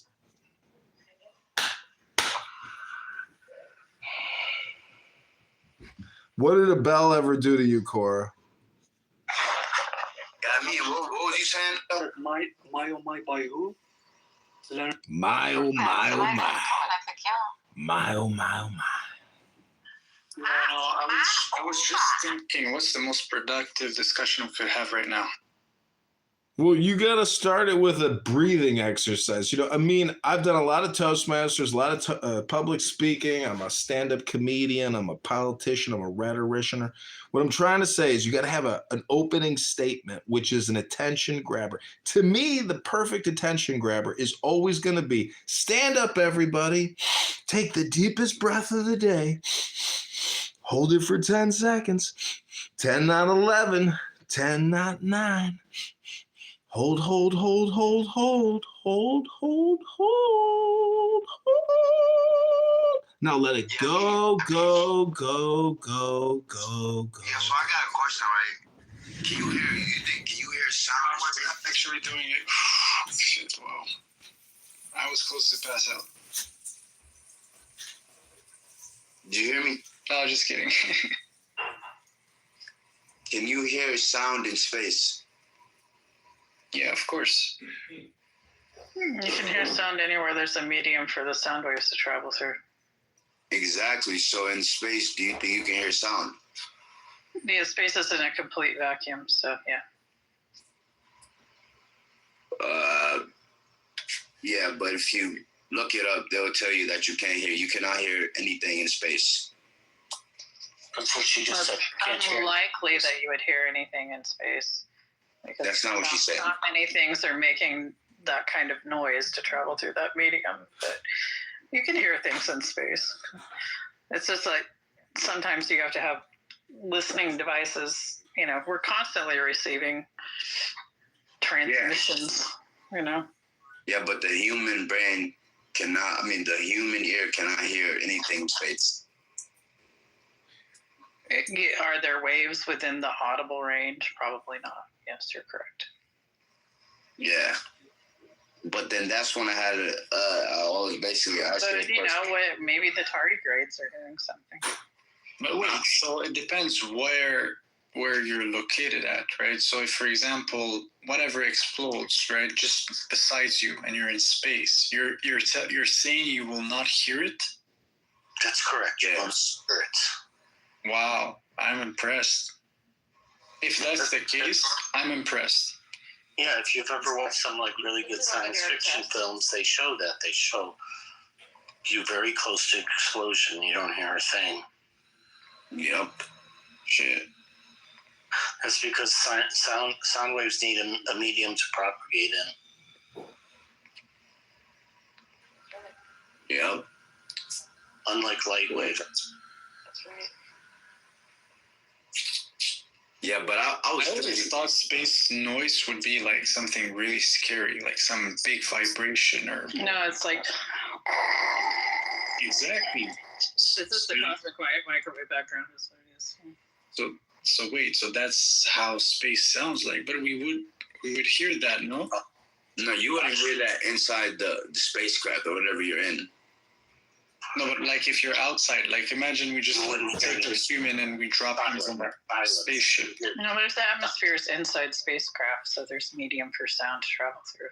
Nobody's saying outside, so outside. Outside. It's just that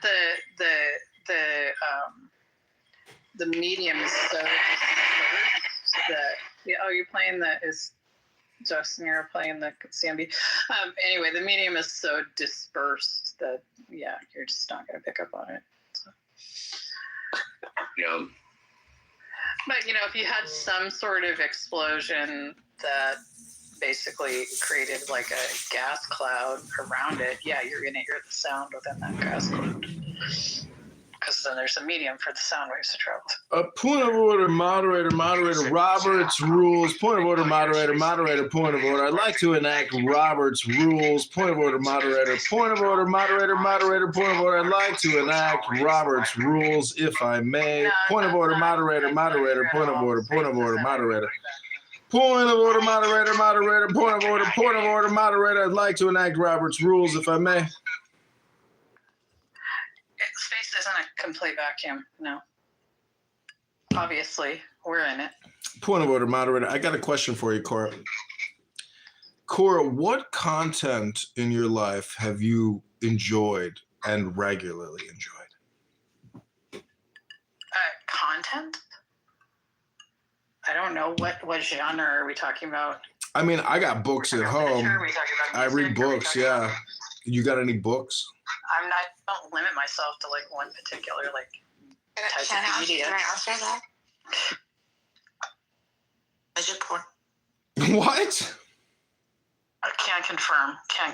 Yes. They got midget wrestling coming to town next week. Maybe I'll check it out, ladies. So nobody could hear you screaming in space. People come on here, they scream, nobody's listening to them. Screaming in space. Point of order, moderate. We are in a holy room here discussing the GOD. This may sound ridiculous, but I think the words, you know, I don't know if you know what I think is it a gerund or an onomatopoeia, where the word sounds, or, you know, the word is written and sounds like the way it's pronounced, or the pronunciation is indicative in the meaning of the word, like boom or wow, you know, like how in the Batman cartoons, they go zam, pop, you know, when somebody get punched. So I'm just saying God is the same thing. Allah is the same thing. God is go, backwards do. That action is more like the GOD than these WORDSs. I'm just saying. I thought you were about to say God and good. That's God is good. Yeah, same thing. And devil is evil. The word God is derived from is the Germanic good. Wow, I didn't know that. It's brilliant. Yeah, I know. You're good Shabbos, you know? Like in the Latin languages, it comes from like Proto-Indo-European Deus, which is like sky. So. There's a Yiddish expression which says Alish es Gosh, or all is God. And that's the same thing that Rumi writes, that all of reality is the GOD, including the vacuum, the distance between objects. So that's the one God.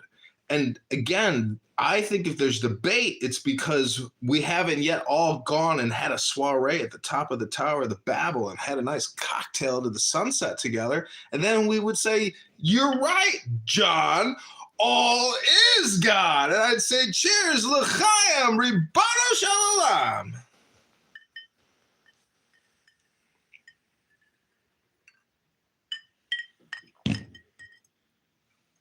So you got to use your imagination. I would be interested to know, Cora. So for you, God is not a personal God, correct? No. Why is that? It's a concept of the monad. That's all. That's right. We believe. So can you tell me why is that? What would be the reasoning? Why would there be a skyride? I'm really honest. Like, I'm trying to understand.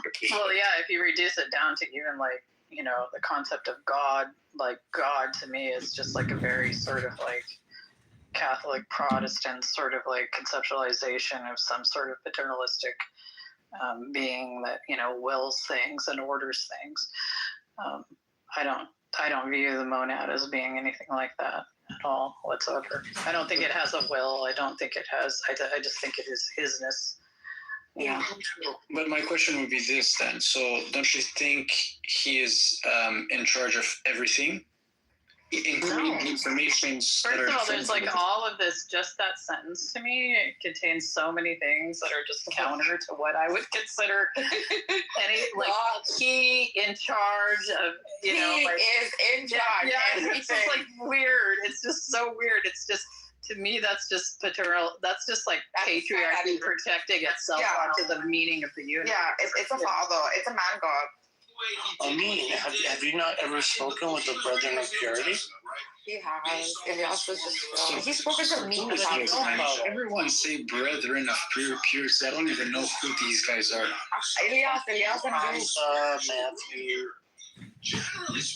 I know Matthew. You know, I know Elias. Yeah, Elias. So if you know these people, is this a room? Like, there's a room. They made a group. They made a group like. But you know, then you should be familiar with these concepts. Yeah.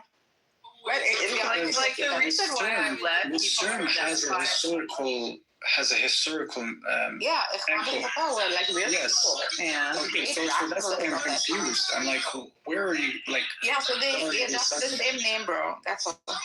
Okay. Because they were I didn't know of Islamic world. people here on Clubhouse, anyways. Yeah, so I mean, the reason why I'm fine being called an atheist, and I just say I'm a post-theist or whatever, just, you know, or anything like that, or I if people ask me, I'll just say I'm an atheist because I think it's closer to like the way I process information and everything, is because of all the entailments, you know, saying that you have like any sort of theistic sort of like inkling of belief comes with. Like, people make all of these assumptions that are just so far from my experience of like the world and the universe that it's just easier to just say I'm an atheist. Like, so if it add the sorry Europe, but if just to add to Cora's, like, if an anthropomorphic kind of leaning, right, conservative, traditionalist, religious, would use the word theist for himself, then I am an atheist. Like, if that is theism, then I'm not that. Point of order, moderator. I got a question for Cora. Cora, why don't you just say you're a Zen practitioner? You're always speaking. I interjected. Yeah. So, Cora, I was just going to tell you that Matthew is a Muslim who also calls himself an atheist because of his conception of the deity. So he shares that in common with you. So what is that? Yeah, I think it's common among other like sort of Abrahamic religions. There's a lot of like Jews that are atheists as well. That, you know, because they view the Jewish tradition as more of like a guideline for right living as far as like how one behaves within, you know, society and stuff like that. Yeah, and it's rare amongst Muslims, wouldn't you say? So, I could see that how you could take the Quran and like, you know, Islam and apply that same sort of. A literalist read wouldn't do it, right? So, and this similarly, like a literalist biblical read wouldn't allow it. However, like if you build metaphysical models such as like Gnosticism, even Kabbalic Judaism, esoteric Islam, or let me see, the Illuminist, the Brethren of Purity of the old, or the rationalists of the old, the Mu'tazilites, there was a golden age where these thoughts were so entertained. In fact, metaphysical models were built very close to the Advaita Vedantic structure, which, by the way, all this originates from, which Rosa was talking about just a few minutes ago, like the Neti, which means it is, this is not, something like that. Like, it is neither this nor that, it just is. So, yeah. So I just wanted to say this, right? So the reason why I'm asking this question is because, at least from the way that I see things, is that there's different subjects, different fields. We kind of, you know, attributed like spirituality, theology, philosophy, so on and so forth, morality. And if you're trying to understand the world around you, right, you could say, well, look, there's laws of physics, and you could say, well, this is part of science, and then, you know, the conclusion you came to say whatever is the uncaused cause is your definition of God. I would say, well, what about all the other subjects, like for example, politics, spirituality. Yeah, so like information just in front of you, like things that are simple, like you live life, you know, you have a consciousness that explores things, right? So and those things have meaning, right? So why wouldn't They only have meaning if I give them meaning. They're simply phenomena. You know, the meaning comes from like my conscious projection onto it. Principle thinking. You just, you know, you wake up, you appear in a place, in your room, right? Everything there's a around whole us has meaning. causality to that, like from, you know, every freaking, you know, quantum fluctuation, the next quantum fluctuation, there's this vertical causality to it. I think people get stuck on linear causality, horizontal causality. They don't process things vertically. To me, the monad is the whole. Is that my fingers connected to my hand, connected to my arm, connected to my torso, connected to my legs, which are touching the ground, which you know are gravitationally held to the earth by the rotation of the earth. You know, that's all vertical causality right there. Right back to the Big Bang, like right back to the origins of space-time. So, you know, it's that's and that happens and it's constantly changing, that vertical causality, like just in a constant flux within the universal quantum field. Like, you know, so and that's the monad right there. All of that entire like vertical column from moment to moment to moment, constantly changing. So you're to make any statements about what anything is, it's you can't comprehend it, right? You can only say what you don't know about it in any given moment. That's all. So do you believe in like right or wrong? Morality is subjective, and there is a right or wrong thing to do, right, subjectively for you in any given moment based on the situation. Yes, but there's no objective morality. No. Are there things that are highly common and have held fast over time through human society? Sure. And you know, you're better off making assumptions that those things are going to continue to hold. Like it's wrong to do harm, you know, just for fun. So okay then. So where do you think morality comes from? Wait. So it doesn't come from anywhere. It's just emergent from like, you know, culture basically. What I'm trying to say is this, right? So you know, if we take personal God versus impersonal God, there's two implications, right? If you say like impersonal God, you're doing the mistake of looking at science. You're making the mistake that it's personal in that it's not separate from you, and it's impersonal in that you. What about you aren't the entirety of it. That's spirituality? All. So all these. It is all that. God is all. All these. So wait a minute. God is love. Nargis, I wanna understand her perspective. I know what's your perspective. Yeah, we hold very similar ground. Got it. So, Cora, what I'm trying to say is this: if you say impersonal God, maybe these conclusions could have arose from your scientific understanding of the world only. But then what I'm saying is that you by me having even proposing the idea of having a personal God, I'm implying other subject to take account of, like morality, like spirituality, you know, these concepts. Have you seen love or meaningful love in your life? That's a question. No, why would you think I haven't? No, but I'm just asking you a question. But that's the thing. Why would you even need to question that? So no, because okay. So maybe you say yes, maybe no. I don't know you. But okay. So if you have, right, then my question would be this: since you have experienced meaningful love, in what way, shape, or form, if you're searching for the structure or the meaning ground, comes from me. Let me just finish the point. the ground who grounds all grounds. Hi. In what understanding then would you say he is not all love? Like, that's what I'm saying.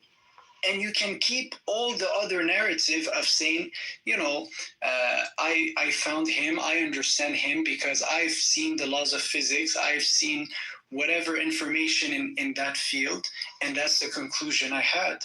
Why can't you take one and the other and just perfectly match them?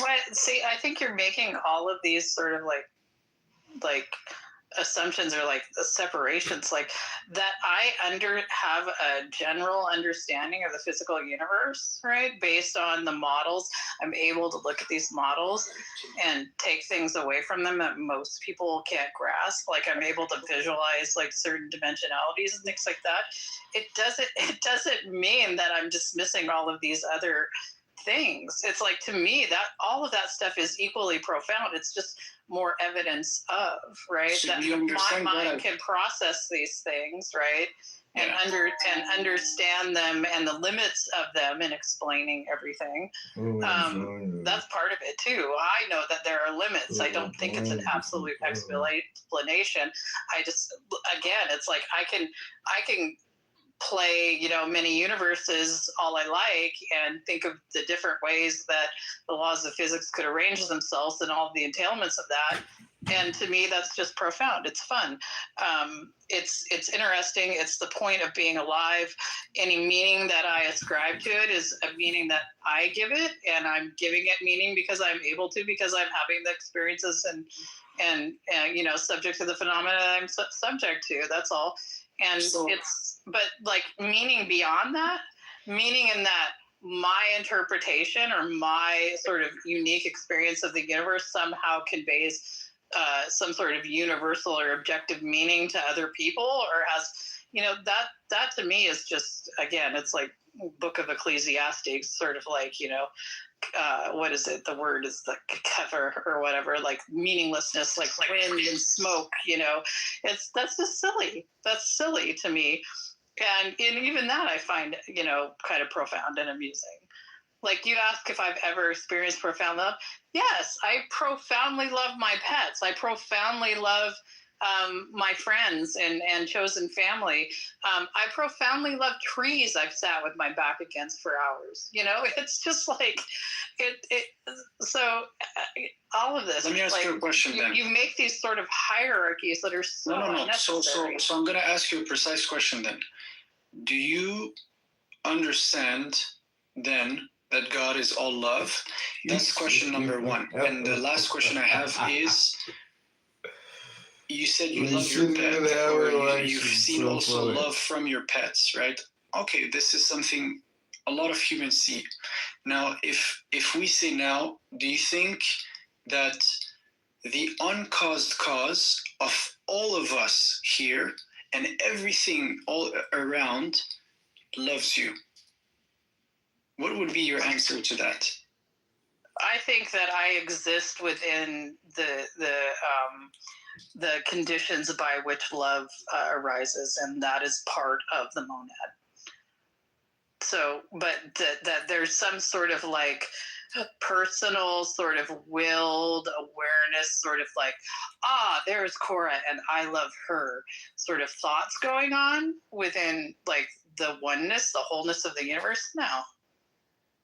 I don't think about my toenails and think about how much I love them, but they're great. They protect my toes, like whatever. It's like, the reason why I said uncaused cause is because, I could have pointed out one cause of you, like a. If she doesn't take causation, right? So what if there are philosophers who don't take causation? Like, no, I know. What if she doesn't take causation at all? Did you ever ask her, like, if she believes in, if she sees this God as an uncaused cause? That's a rational position. I think she, like someone who says he believes in personal God, like that. No, I don't think there is an uncaused cause. Like, again, that's why I was talking about vertical causality.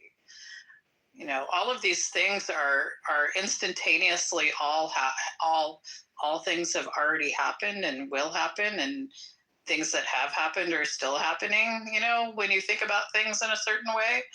And so again, that's like when you say uncaused cause, my mind immediately goes to, oh, horizontal causality. You know, this is not the way we think about things. There's no first domino. There's no finger to push the first domino. It's not. So you could understand it horizontally, but you can understand it in a much more deeper manner. No, it's not deeper that way. It's not. Who told you it's not deeper? Because read Bakr Sadr's vertical. Because he's got great like Islamic. The one who is uncaused, right, and he's the cause of all within the chain. He's basically in control of all within the chain, yet he's not. And yet something when I think of the way the universe is, something that would happen in the way we perceive time in a linear fashion in the future could actually have been the entanglement that actually set off the existence of something else in the far past that ended up resulting in me having this experience now. I don't see it that way. I just see this like chain of vertical causality from moment to moment, right? And whether something happens before or after in the horizontal chain to result in this particular vertical, you know, alignment that's generally the way I view it. There is no, it didn't have to happen. It didn't have to happen. There are things that are happening in the future are causing what's happening to me right now in what will be the past of that, right? And vice versa. So it's all entangled together. And yet you are the being that you are today in T1, 2, I am being. T4, I am being. So yeah, okay. Yeah. So what I'm saying to you is this: is actually it's a really deep concept, but when it comes to living it, now there's a different way to see it, right? So before us, there's an infinity causality change. Behind us, under us, above us, you could see it from an infinity of angles altogether, right? So, and then when I'm describing, there's a weird echo. Can you just? Oh, sorry. It's for some reason my mic is being ultra sensitive lately. I don't know why. Yeah. Thanks. Yeah, and to say God, right? So the uncaused cause, right? The reason why I framed it that way is because, you know, I could have pointed a cause, like for example, the love of your mother towards you, right? And I could have pointed out to maybe two cause, right? Down a certain way, like down the birth way, right? Kind of, how can I say this? Down the road of that cause, that type of cause, right? So, but I didn't. I'm talking of the uncaused cause. That includes he's the cause of me, he's the cause of everyone in the room, he's the cause of everything in the whole universe. Reality is the geo simultaneously at all time, at all moments, past, present, future. Between objects. So when you think of this, would you say that he loves you? That's the question I'm saying.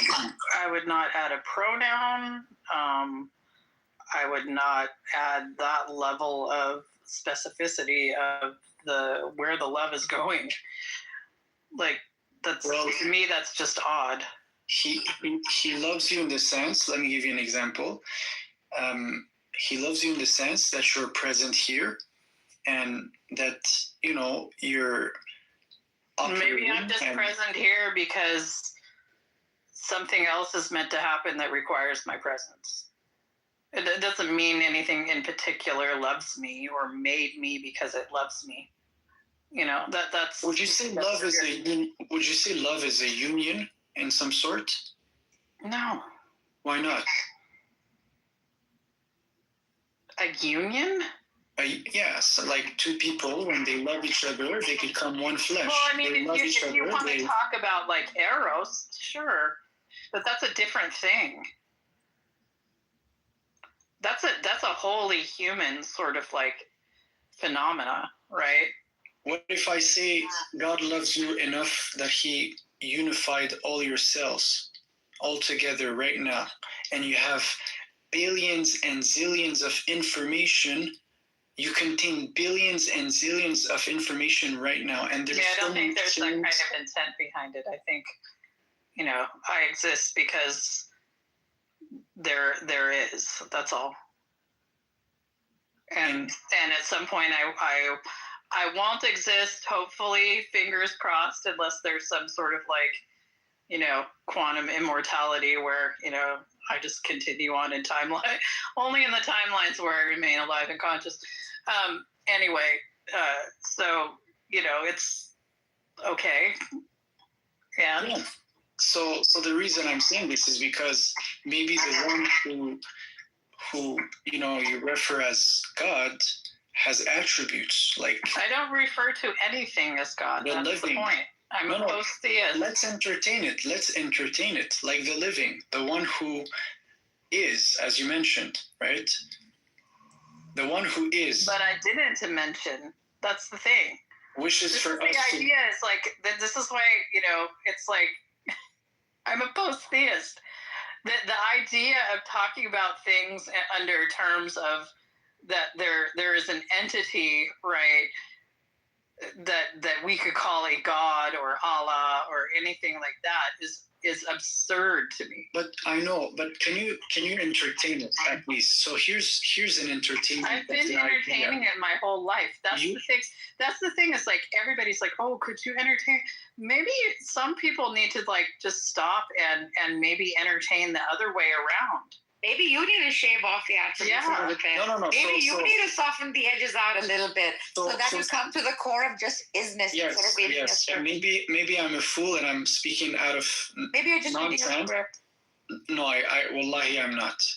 I'm speaking off my heart. This is where listen, maybe I'm a fool. All of these assumptions but at least entertain that maybe I could understand something. So that I need to like conform to some sort of like thought or I'm going to tell you the entailment of what is right. It's that because there's some sort of salvific nature to it that I'm needing to be like put on the right path or whatever. I'm already there. I mean, that's the thing. It's like I'm good. I really am. I'm good.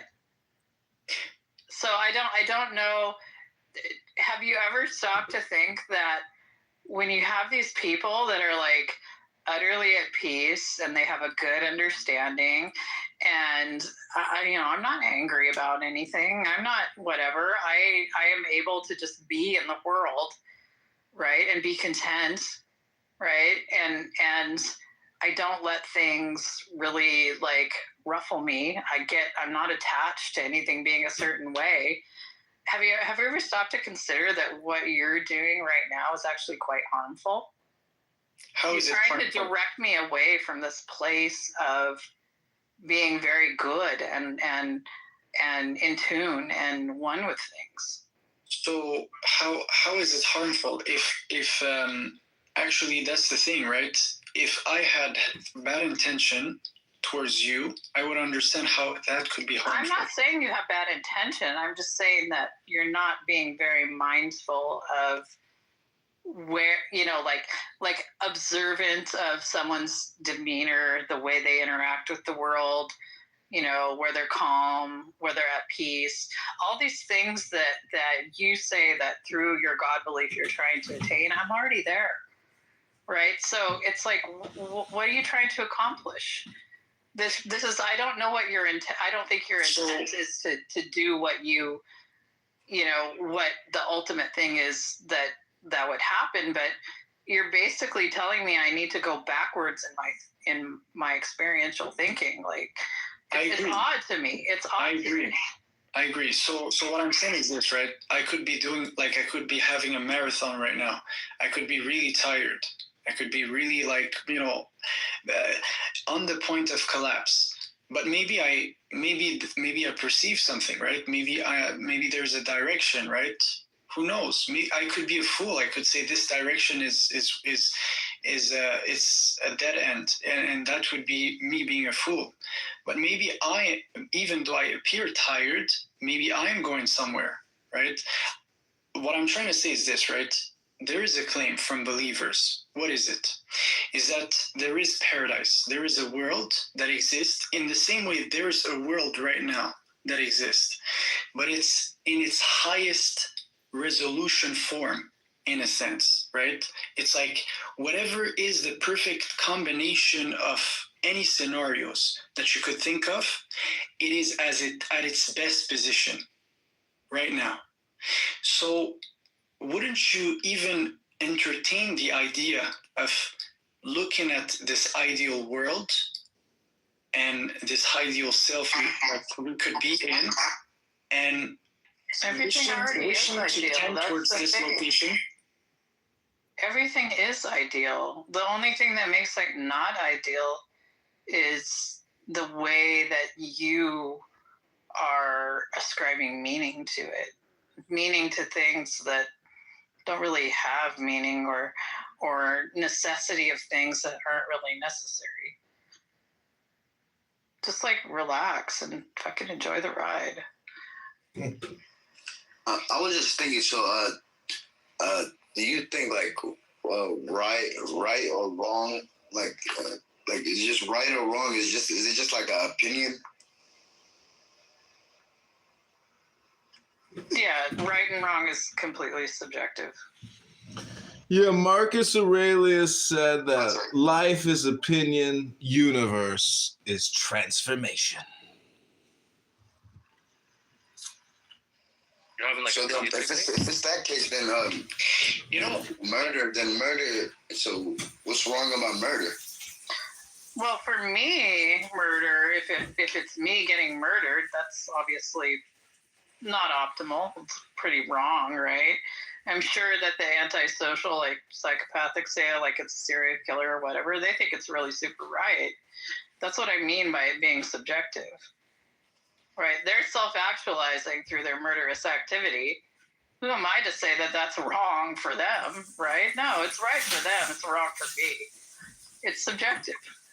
No, I'm just saying, like in a general perspective. Now you get murdered, but just murder in general. I have a question. Unjustified killing is generally antisocial. Yes, it doesn't benefit a lot of people. So I want to ask you a question. So Cora, if you would have to write down in one sentence, like you have a pen, and you would have to write down in one sentence the conclusion of where you would tend to in the hereafter, what would it be? To me, there is no hereafter. Everything's eternal. I'm in eternity right now, and it's my experience will either continue or not continue. And if it doesn't continue, I won't be aware of it not continuing. So basically, just one moment. Basically, do you concede to say that in the story you would say it's black, it's void? How would I experience black or void if I'm having no experience? But so there's no purpose? Do you say it's non-existent, or do you say no, there is something? I'm saying that for me, right, as some sort of pinpoint of conscious experience, right? When I cease to have experience, I cannot describe what happens after that because I am not having an experience. Wait, Cora, I just put some cashews in my mouth and they're delicious. What's more real? Cashews are delicious, but walnuts are much better. Are you What's more real? What's more real, the cashews in my mouth dissolving into my stomach, or your opinion? Neither. Nothing's real locally. Yeah. It just is. You're experiencing it. That's all. So you believe that life has no purpose? It has purpose if you choose to give it purpose. Yeah, but at the end of the day, if you're just living and dying, there's no intrinsic purpose. You have no intrinsic identity. There's no intrinsic reason for your consciousness existing, but you have it, so do it, you know? Like, what is the only certainty to life has? What is the only thing you can be very certain about in life? Death. It's Yes. real uncertain. Yes, death. So the purpose of life is perhaps to just gracefully die. No, stupid. The certainty of life is infinity, eternity now. So that perspective, So let me ask you a question. that perspective, we're just like You animals. just have to According be in to- the one timeline where you're still conscious at all. According to all the signs, that's a good question. That's a really good question. According to all the signs we witness, if life around us would have to speak to us a theme, what happens after life? Whenever you see death, what do you see?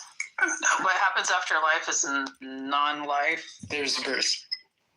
Not necessarily. So this is no. We'll have to be honest with the narrative. Honesty is what we witness right now. So whenever we go to sleep, I wouldn't say there's birth. I would say that there's Rebirth. transformation. You know. so far, if I have to say what's my experience, whenever I went to sleep, I woke up. So if we take like a day, one day. But did you ever have a wet dream, sir? Let me just say this. If we take one day as a microcosm of an entire life, right? And we take one sleep as a microcosm of death, I have witnessed a cycle of sleep and arousal. That's my experience. And I don't think that's quite the same. Like, I was just unconscious for 5 hours, like literally unconscious. I lacked consciousness. The last thing I remember is a woman leaning over me and putting something in my IV, and the next thing I remember is a nurse coming to me and saying, "Hey, are you ready to sit up?" And literally 5 hours of my quote life passed with zero consciousness.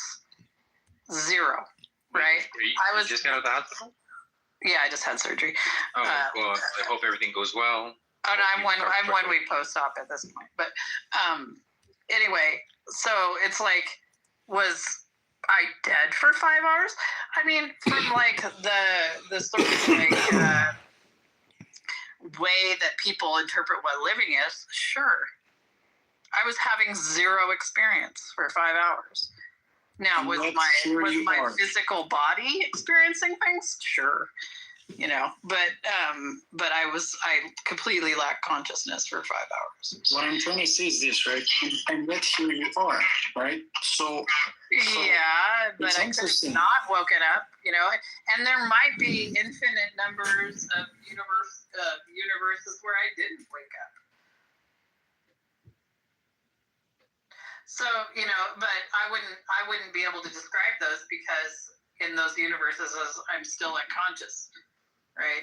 I'm only conscious in here where I'm talking to you right now. What I'm saying is that I think that if we take the signs around us, like whatever circle of seasons, whether it's any dualism or whether it's our own experience of waking up and sleeping, waking up and sleeping, waking up and sleeping. I think it would be even rational to say that after the final sleep, there will be a final rising. Now, rational, or your body could just decompose. But isn't this what I'm saying analogous is for everything that you observe, though? Isn't that like this analogous? Like, you'll see leaves falling down in fall, right? You can pick up one of those leaves, you can put it in a book, right? So that it never decomposes and gets back into the earth. Yet in spring, new leaves will form, and that fall, they'll fall again, right? So, like, if you're talking about birth as a continuation of consciousness or something like beyond like the parts that make up us, like the atoms, I wouldn't be able to make that observation or derive that conclusion, right? it would seem that like life continues, but without like the identity of what I perceive to be me in like another body. Correct. Right, and It's I, to me, it's unnecessarily dualistic. It's like this idea that your consciousness is that separate from your body, that it could be like, reinserted into another, a completely different, like, organic form and have the same, awareness or the same thread pulling through it. It's, to me, that's just odd. Like everything about my consciousness is rooted in the fact that I have the DNA I have the experiences I have from the point at which my neurology was able to start recording, memory and experience. That's that, right, is the limits to what identity I can start assembling for myself. And even that identity, isn't intrinsic to me. Like a million things could have happened differently, and the I that I am right now would be completely different. So it's, I mean, I just, this is not how, I know that you really want to like find these patterns, and I see this and it gives you comfort and everything. But for me, I've let go of all of that, and believe me, on this side of that, it's actually quite a lot more peaceful and comforting. Okay, interesting. So the only question was, just to make sure it was said correctly, was what make us sure that after the final sleep, there will not be a final rising?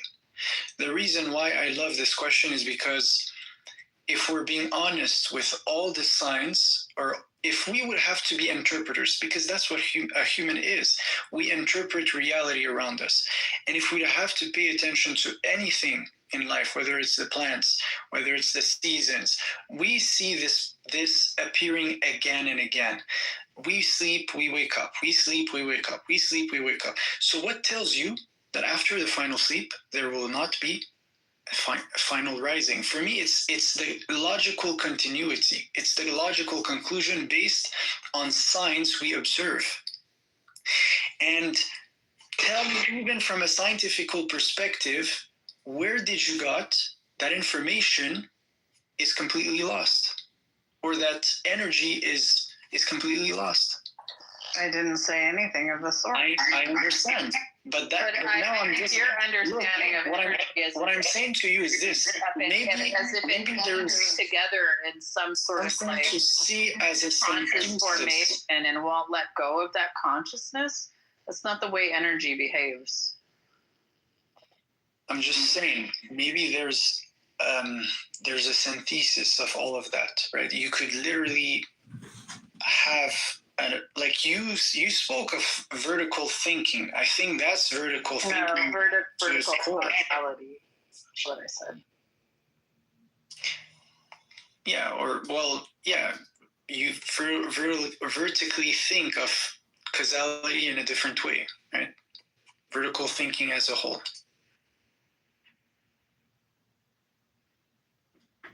But the reason is this, because I think that we're all information, compact information, and the people of the past. Let me just finish this one. Let me just finish this one. The people of the past understood that as whatever, being a word of God. We trust that this word of God is improved till eternity, like just till eternity. Would you want to? I thought it was perfect. Would you want to collapse that information? I thought it was perfect. So what's to improve? I mean, if it's perfect, how can you improve on the perfect? What I'm saying is more like, it was made good, right? I agree. It was made good. But then you have free will, and you live life, and then your body decays, right? Because of whatever actions you perform. But what I'm saying is, in the end, do you grant that God is forgiving and He's going to forgive you? That's the question. I don't need to be forgiven for anything. I just am. What's the look? The way that I look at it, right, from what you're describing, there is a God, and He's a good God, and so He grants you something that there's no way for you to deserve, right? And that is life, right? And He gives you a time upon this earth, right? And then you're like, wow, God is good, God is great, right? But then there's like something that comes along and says, well, obviously God is going to give me like eternity as well, right? It's like if you give somebody who is like begging for money $5, the person could think you're a great person, could think that you're a compassionate person. Let's say you give them $100, right? You're a great compassionate person. You can appreciate it. You can value that. But then like, it's not, it doesn't make sense for him to say, this person's great. He's really nice. I'm pretty sure he's going to give me a house and a car and my financial problems are going to be done, right?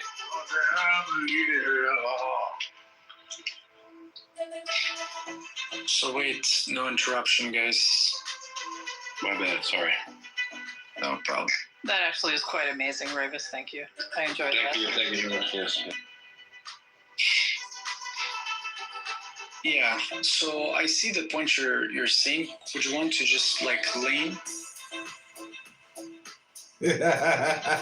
or conclude? Yeah, that was it, right? Like God has given us this great gift, right, which is life. We're able to experience happiness because we know what sadness is. We get to see His creation and appreciate it, see like mysteries, right? And that's a gift from God. That's nothing that you did that would deserve you being created, right? But then, like, why, for God to continue to be good in this perfect being, must He then grant you an eternal existence like Him? Like, because here's at least here's the understanding. We cannot change our past actions. Let me just finish this one. We cannot change our past actions. The only thing you could change is who you are in the now.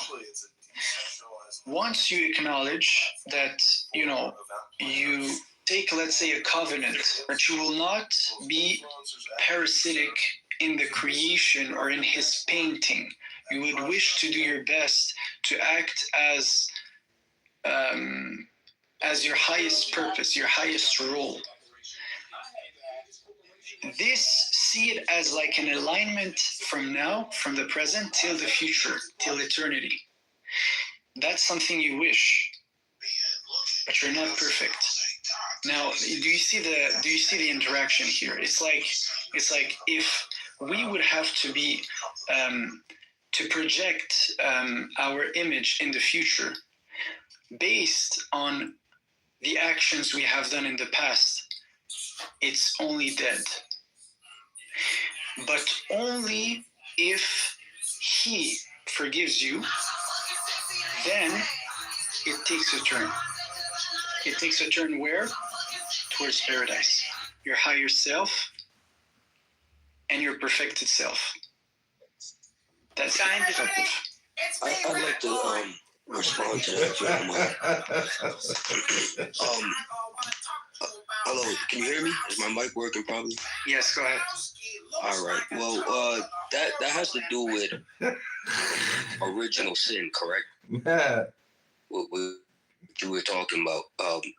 That has to do with along the lines of original sin, and if original sin is even relevant. You know what I mean? Because we're not all born sinners. I wasn't born a sinner when I was born from my mother. It seems like kind of like a cult recruiting tactic where you diagnose me and say that something is wrong with me inherently. You know what I mean? And only the cult can fix the issue. You get what I mean? So I mean, divine command theory and original sin, it's only relevant if you allow it to be relevant. 1 year ago? That's how I see it. Matt Pogorski. So I'm not sure to really understand the point. Maybe it's like because it could it could be related to the original sin, but actually my initial position is that we have a fitrah, we have an initial disposition to incline with the will of God. So I do believe that we were made good and perfect, and based on actions, based on intentions, based on whatsoever, we kind of sink back towards a collapse. You see what I'm trying to say? But I think really, like when you say, we are really born sinners. No, I think that I think if we go to the real core, right, the soul itself. Only 1 year ago? From an Islamic sense, we would say we have the fitrah, the disposition to do good, right? A baby, it's basically something intrinsic for him to love people around him or that are good with him, I guess. So to love and to be good and to be smart, to tend towards these qualities, right? To add on to that, but in the Quran it says, "Inna nafsa al-ammaratun bisu." Your soul inclines you to do wrong. Yeah. So obviously I get the point, right? So I'm just saying the source, the light, the fitrah is beautiful. It means to a word, right? What's good or what's good. But then if you're talking about somewhere along the line, right, of the apple and the fruit, yeah, that's an event. That's basically we all ate the apple and that's why we're here, right? So this perspective, yeah, I could grant it. How can we prove that we are born sinners? Because the human, right? Basically, humans are curious creatures. You know what I mean? So you're gonna do something that's wrong eventually. You know what I mean? Wouldn't that be considered learning how to sin rather than being inherently born with sin? Because as far as I don't mean like I didn't say you was born with sin. I said we was born sinners. Yeah, right. So in order to prove the notion of being a born sinner, you would have to show an infant that is capable of sinning. Exactly. I'm not talking about an infant, though. I'm not talking about an infant. That is a born sinner. You have to show what sin is to begin with. No, I'm not talking about an infant, though. What I mean was you was born a sinner. If we're talking about being born a sinner, we're looking at somebody who just got here, who was just born. No, that's not what you said. You sinner. You know what a sinner means? Yeah, somebody that's capable of sinning. Sin would be. So you was born able to. Okay, so you trying to say you was born not able to sin your whole life? Yeah, I think we was born holy and we learned how to sin. As we got older, we started learning how to, do sinful things. We started. Yeah. I mean, in that term, yeah. Yeah, in that term, if you're saying it like that. So the whole idea of Adam and Eve scrumped the apple in the garden Eden, none of that is relevant to the truth. No. So just so the idea is just to say that I think we basically agree, right? The Adam and Eve story is not to point your finger at one man, and to say, oh look, he did this, because of that we're here. No, it's more of God created us from a single soul, right? And from it, he created its mate. So now it's our story, it's our narrative, right? So everyone who will, in a sense, walk the earth will fall in temptation in some way, shape, or form, or will sin, will do something contradictory. Will do something contradictory to what he knows at one point. Perfectly said. Exactly. So I just want to say that we're kind of like in the forgiveness process, right? Adam's story is sealed. Jesus' story is sealed. anybody's stories who from the past is already sealed. Now it's our turn. We must do the best. We must perfect the earth, right?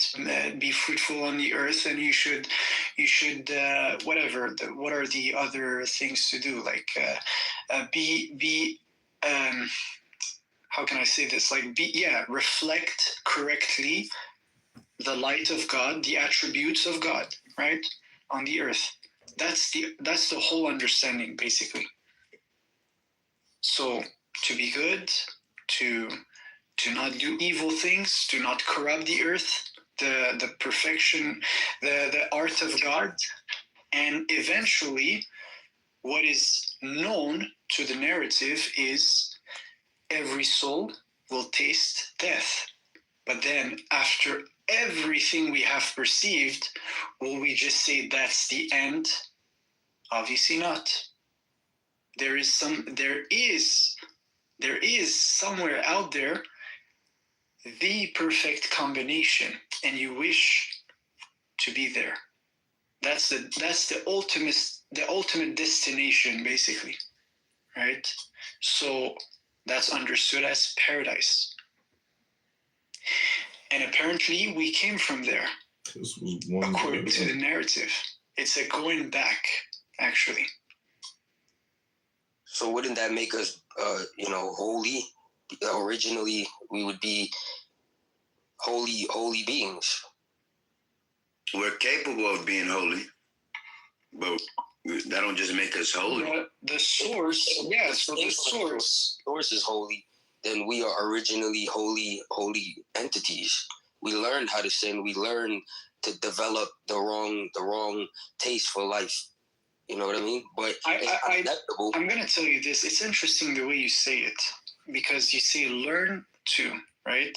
Which is interesting because according to the whole narrative of Adam and Eve, when they ate the apple, they learned evil, in a sense, because it was in the realm of the heavens, or in this perfect story, or in this perfect narrative, there's no such thing as going against the will of God. It's not even a concept of being a rebellious spirit, right? But they didn't learn; they was deceived. Yeah. But what I'm saying is this, right? That in a sense, the ascension to this location or this narrative or this story implies to purify the eternal, to remove from the heart this knowledge of evil. You need to forget evil, basically. I'm not saying this from a naive sense. Like, I'm not trying to be naive. Like, I'm just saying, look, evil should be removed from the soul, basically.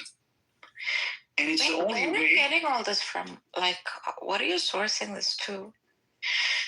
So actually, that's the tazkiyat an-nafs. That's the whole concept. That's how we understand it, right? So it's to pure. The verse from the Quran is قَدْ أَفْلَحَ مَنْ تَزَكَّى وَذَكَرَ اسْمَ رَبِّهِ فَصَلَّى. Right. So they have succeeded, the ones who have purified themselves and have remembered the name of their Lord and prayed. Right? What does this have to do with Adam and Eve? Because that's our story again. So they were not real people? No, they were real people. This is for us Muslim, we say the Quran is a revelation of the future, or it's a revelation from God, right? So we take this information seriously. So they physically existed? Of course. Of course. Where? Do we have any historical record of Adam, Eve? Her name is not even taken in the Quran. So I'm just going to say one thing, right? When it comes to the Adam story, what's beautiful about it is that at least it's an inclusive. I asked you a question. So if you want proof, what type of proof are you looking for? Do we have any historical record of these two people? Adam Probably not. And his wife, whoever that is. Yes. Where is not there in the Quran. Oh, yes. Unless they're taken from the Bible. Let me just one moment. Probably not. But you would have to put your trust. It's a faith claim, right? You're just having faith that this person existed. No, you would have to put your trust. I would say that's my perspective, right? Is it a faith claim? Do you have faith that this person existed? I have faith and I would say I'm sure to a knowledge. It's a knowledge for me. For me, when I read the Quran, it's knowledge. It's only knowledge. Okay, that's not my question. So let me tell you. Is this a faith claim? No, you tell me. I'm asking you a question. No, it's a knowledge claim. Where can you point at where this particular physical? I know for a fact that the last and final prophet of God existed. So have we lost this historical place or wherever these the physical Adam and his wife, because there's no name given to her, were on earth? Is there any particular place that they landed from the heavens? They flew down or dropped? Well, that's the thing, right? Maybe I'm gonna say this like as a maybe you drop. Let's listen. You're being of certainty. No. I don't think you should use words like maybe. Let me say this. Maybe you dropped from the stars. I don't know. Okay, what I'm saying is this: is that the concept of paradise is that it is from the seventh heaven, which is a universe greater than the lowest heaven. And according to the Quran, we're living right now in the lowest heaven, whatever that means. So no, what does that mean? So Adam. Either you're saying you don't know what the lowest heaven means. Listen, you're making a claim of certainty. This is a knowledge claim. So you have to tell me very certainly about all of these details. I am certain. Otherwise, you're a liar. No. I'm certain with the information I'm transmitting to you. Why? Because I am certain that the Quran for me is a revelation from God. There is no doubt about it in my heart and understanding. So I'm addressing your questions based on what I know. Otherwise, I would be lying to you. Yeah, you are lying because I'm asking for a certain place where you can point and tell me where this physical I'm just saying, Adam and his wife. I'm trying my best to bring you information. What is the information? Seventh heaven. I don't know exactly how to get there, but that's the answer. If you want to investigate this on your own, you're a researcher, whatever. When you say seventh heaven, what do you mean by seventh heaven? I'm answering you based on the Quran. And for me, the Quran is seventh heaven. What? You said seventh heaven is the way to get to that. I'm not unfollowing what you're saying. If you don't mind, like just explaining some more about the seventh heaven. So actually, we say that the seventh heaven is the highest universe. It's the one that is higher than the one we live in right now. That's how Islam understand. Like we call it Islamic cosmology, right? So that's how we understand the world. And above the arsh, above the throne, we say, it's just God is above the arsh, right? So he's above all. So that's the answer. Like if you want to know where is paradise, it's in an elevated place. And we say all the prophets, all the righteous, eventually that's where they meet. That's the place. Like others in the room are trying to say is that is there any proof for like Adam, being that he did exist at one time and he's a historical figure? Is there any like historical proof for his existence? I'm telling you. Yeah, it's in his name, Adam, a dame. He was a transgender and they removed Eve and then he was no longer trans. It's a dame. He was the first dame. So what I'm saying to you is this: the only trace I have that I would say I would be fully confident of is the last prophet, Muhammad. For me, that's enough. What does the word Muhammad mean? It means the one who. It means the one who is the most praised, or you could say the one who praises the most. So you're saying like metaphors, allegories, legends cannot hold reality. That's what you're saying. No, I asked, what is the name? You're saying metaphors don't hold reality. That's what. All the metaphors you grasp from the book, all the bone structure. Why is Adam not a metaphor? I'm saying you could be saying one slice of the apple is a metaphor and the other slice is a reality. It's prima causa of the nutsack, okay? Adam has the first 2 testicles ever. That seed is what has created this conversation. And I'm just saying, Muhammad, the word moham, it's got something to do with the hamstring. I'm sure of it. We don't eat the hamstring, but we got to stretch the hamstring, and we got to breathe. Why do you think Muslims do their own chiropractic exercise when they go down and they pray? That's a yoga pose. So I'm just saying this whole thing is interconnected with a biological philosophy as well.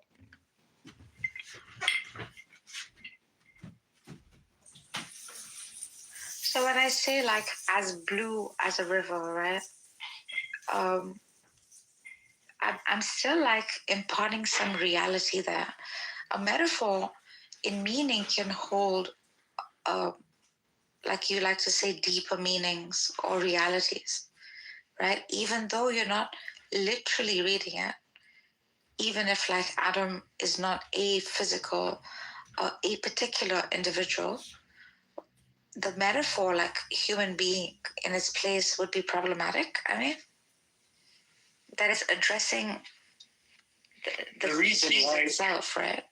Yeah, so the reason is this. It's just that I'm saying you could have, like, it depends on, because there is no the Adam in the Quran. It says Adam. We taught Adam the names. And then this with Adam, we told the angels to bow down to Adam. So, yeah, so it's not even making a reference in a particular sense or in a proper noun. The etymology means like mankind, I think. I'm not sure, someone could correct me. But yeah, but you're still not granting me that, right? Exactly, the human species, the human being. Yeah. Or human itself, right? Like in Farsi, we use the word Adam for human being. Yeah, we say in Arabic, we say Bani Adam.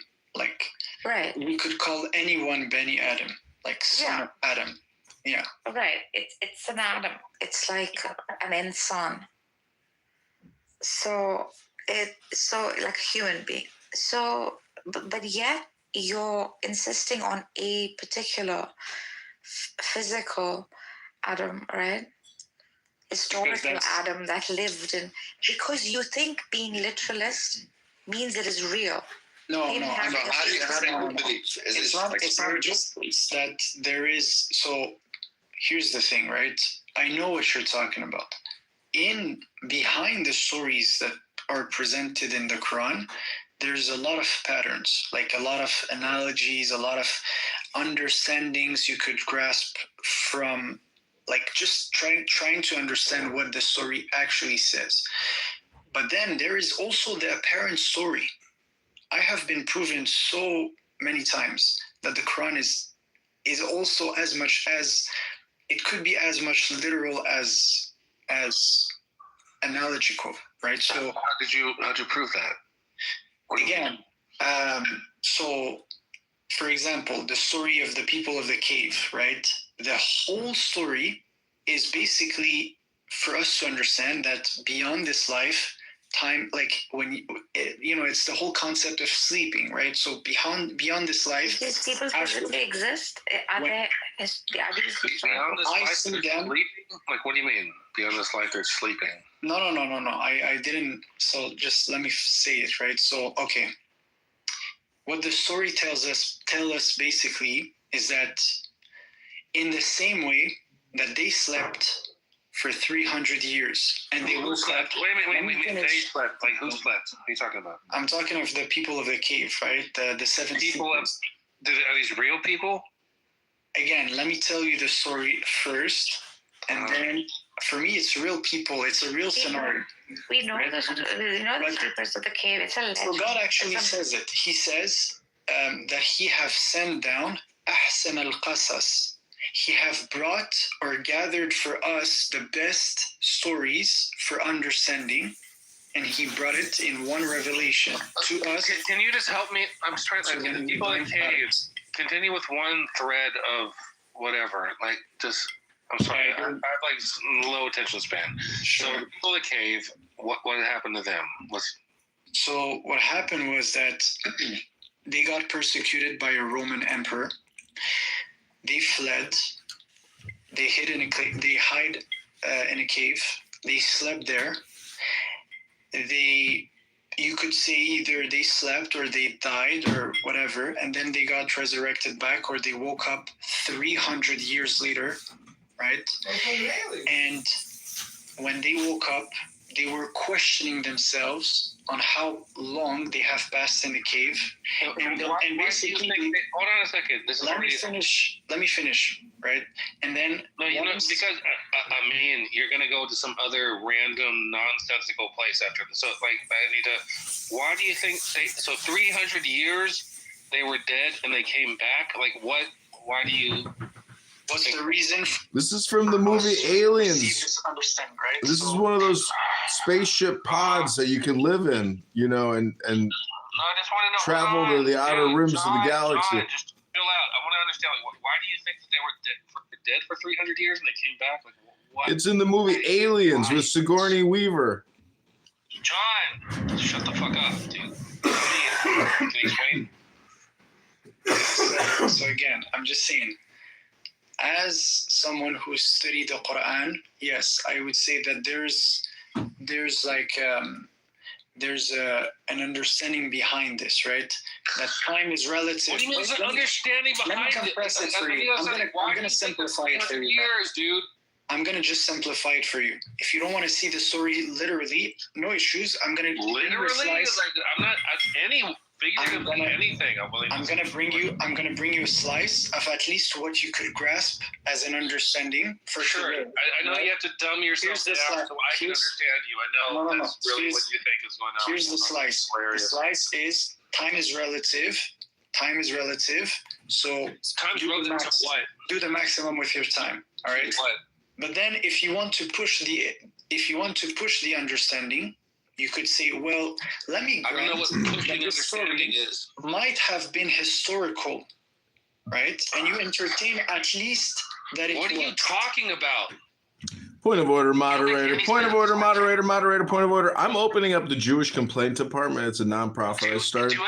I'd like to take Roivas's complaint. Cora, he makes sense. Cora. Does he make sense?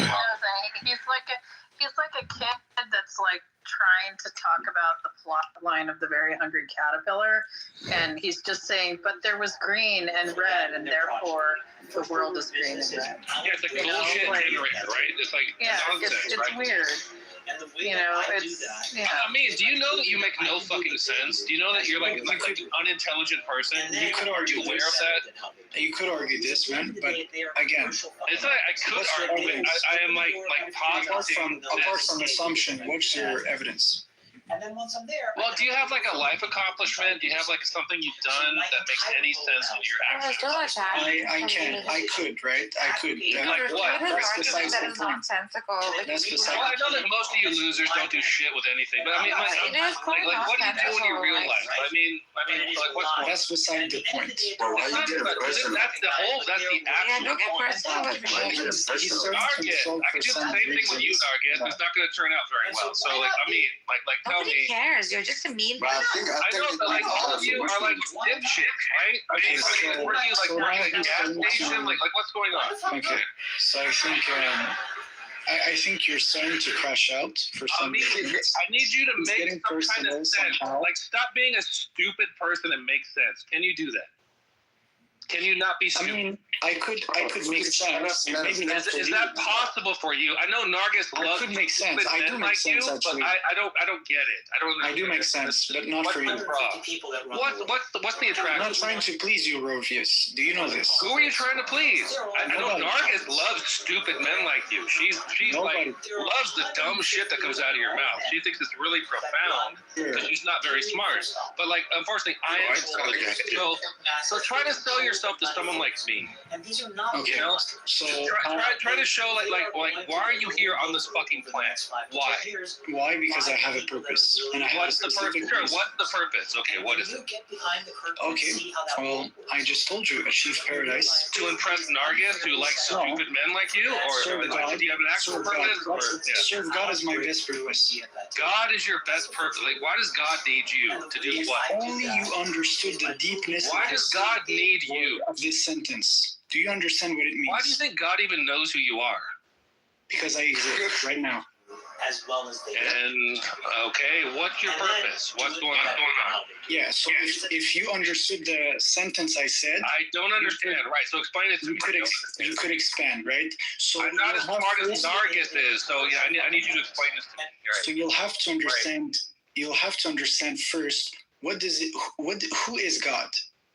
Research this. Who is God? If I say God is the all good, I don't know, dude. You tell me. Let me finish. Don't interrupt. If I say God is the all good, the all loving, the most gracious, the most merciful, so on and so forth. And I say that I serve God. What does that mean? You serve an imaginary being that makes no sense, is what that means. All right. Well, let me tell you. And you impress Nargis because she loves stupid men because she had her IQ's in the gutter. I know, right? So go ahead. Bro, why do you keep talking about her, man? Because she's an arrogant, stupid woman, and I just don't like people like that. You sound like the only person who's. No, I know. So make it make sense. Pure hate. Make it make sense, dude. Come on. I do make sense. I'm Not for you. reasonably intelligent, I think, right, Cora? Sure. I don't know, like maybe I'm. Sure, you sound a bit like a fool people, right? to me, but. I mean, other than getting Nargis all wrong, yeah, you're pretty smart. I don't think Nargis is smart, but I guess I should say that because she's a woman. And I need to like put the kid gloves on, right, with women because they're fucking inferior. But like whatever. Okay, I mean, Well, she's smart enough not to insult not her. smart. She's not intelligent. Okay, so I mean, continue. Like what? Explain this God thing to me. Go ahead, dude. Okay, so what is God? I told you, God is the most merciful, It's more the most loving. like we don't kick dogs, that sort of thing. Like I know. Does Nargis have something that demonstrates she's done in her life that's interesting or anything like? Yeah, she's done lots of interesting things. Or she's just like a fucking worthless. She speaks many languages. She's had lots of cool experiences. Like what? Name one. Other countries. Name one. I've traveled Farsi, she speaks Hindi. I've been to Cairo. I've been to Cambodia. Right. So what? Right. Like spent times in Ashram. You don't have to be smart to go. She lived in weird neighborhoods and like. Let's keep it about religion. Yeah. Yeah. So she's a waste of space, right? I get it. So okay. So I mean, she's done a lot of cool shit that my family couldn't afford to.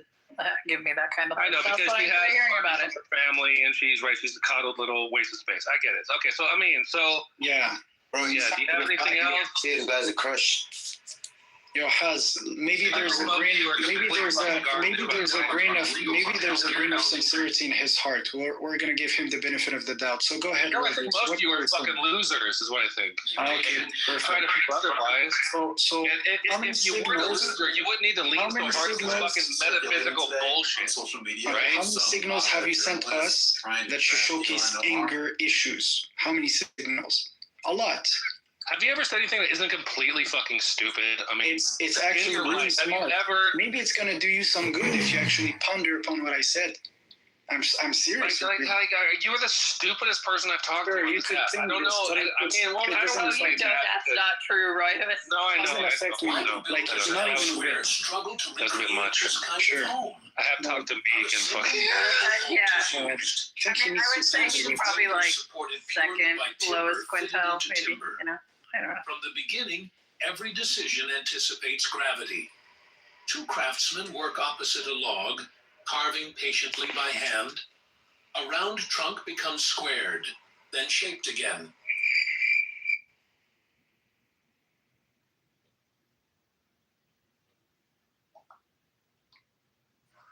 Send my love from Rotterdam down there. Yeah, I could do that. See, I would just say that somebody like Roivas failed to get the big picture message in the book, and he's his own worst enemy, but maybe that's just his way of saying, hey, look at me! I'm here, and I'm alive! Talk to me!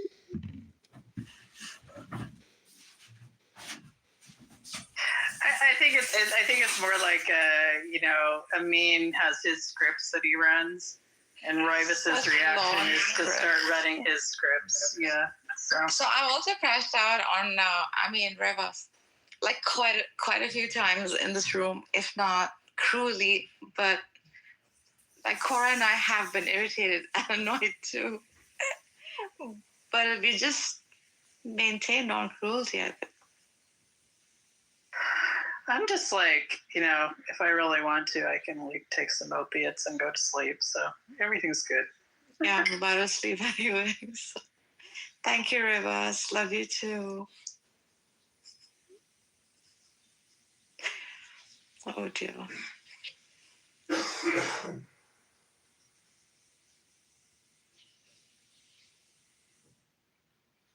The thing is that there's like, it's like he's like two men worth of man, so you have to like account for all of that too. I don't care. Just so angry all the time.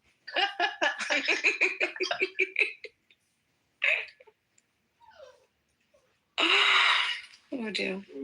New question. What is anger? How do you understand this, Paz? Huh? How do you understand what is anger? Like that. Have you ever been to like Anger, a punk rock show where they have like a mosh pit? You're probably there's possessed like a by euphoria to it. There's a dopamine rush to it as well. Like, you like get in a pit and like just start throwing your arms around and just like you don't care what you run into. You just like bounce off of everything and yeah. It's great. It's weak. I don't know. Anger is synonymous with destruction. Actually. Weakness.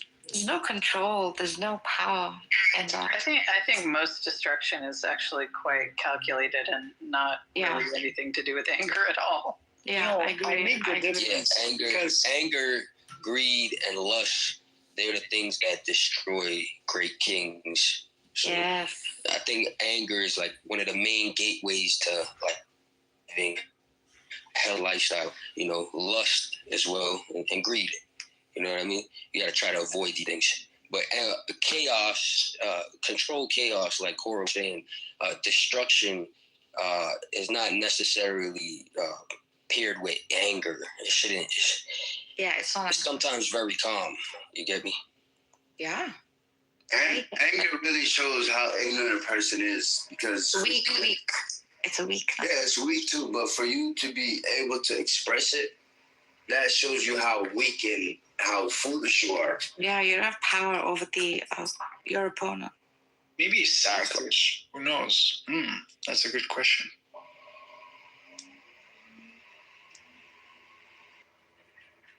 Non-reaction to anger is power. Nah, but I just wanted to know, like, hey, Cora, right? You know how, like, you was basically saying that, like, basically we're living in this world without a purpose, and how there's no intrinsic purpose. You can give it all the purpose that you want. There you go. Purpose exists. There. You give it purpose, right? Yeah. Yeah, like the purpose of a mother, take care of her children, the purpose of an architect. But in religion, ladies and gentlemen, there's a thing called the divine will. And the will of the Lord is obviously the law. And the joy of the law is strength. And if you are a weak, obnoxious, highly argumentative person with a low IQ but a big attitude, let me tell you, you do not have the divine will. You don't get the big picture message. The aha, why am I so angry all the time? Why am I yelling all the time? Why am I letting people, gaslight me all the time? And then I project the re-therapized therapy back out into the universe on a conference call app with people when I should be in bed right now, snuggled with my beautiful 2 pillows and, just. And Kurt, so like I'll give you like an example, right? Wait, you only have 2 pillows, John? I'm sorry. You deserve more pillow than 2 pillows. Come on. Cara has 2 body pillows right now. Lucky. I have like 2 7-pounder body pillows and like 5 Probably like pillows behind me. Oh, Roybus, speak of the devil, and he will appear. Let the games begin. I'm off Tramadol, so I can like kind of, clear thoughts. Yeah, you sound good. Roybus, have you ever read the glorious Quran? Roybus doesn't read. He's only angry. I was taking a photo. No, he does read. I've witnessed Roybus reading. He reads. Oh, I read that stupid book called the Quran. I've read it cover to cover, and it sucked so fucking hard. It's the worst book I've ever read in my life. I thought the Book of Mormon was bad, but like the Quran takes the cake. It's so fucking shitty. It's the stupidest. I don't know how low an IQ. I don't know how low an IQ you have to read that book. Read shit. We all know like that. How You can't stupid. fucking Oh, it's gonna be a Mikhail versus Roybus Roydoff. Like, oh my god. Bro, for you to say the Quran, me and Roybus, we would. That's how you know. Kick each other's ass. Not even this. You two are kind of alike. There was like a healthy criticism, right? But now it's just like collapse. He's collapsing. Come on. Well, point of order, I want to say that if you also read spiritual texts, part of life is personal hygiene. The books, you got to take a break from the spiritual, ecstasy sometimes and cut your fingernails and take a shower, take a hot bath, go to the gym, clean yourself up, shave your face, get a haircut, use soap on your inner thighs and your toes and scrub the body. I'm just saying that cleanliness is next to godliness. I am complete. This is black white. I literally can't hear the guys. John, Kitover. John? Oh, John, yeah. Kitover. John and the Rumi. Like, shit, how long does it take to fucking read a book?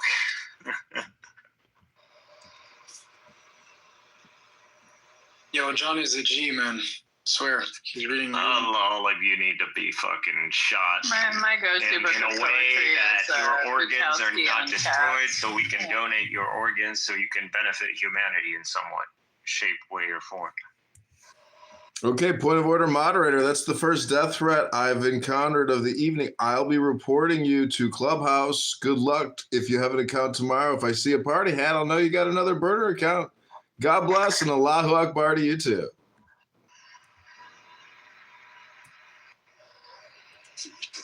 Anyhow. That's what I think is about your shit, John.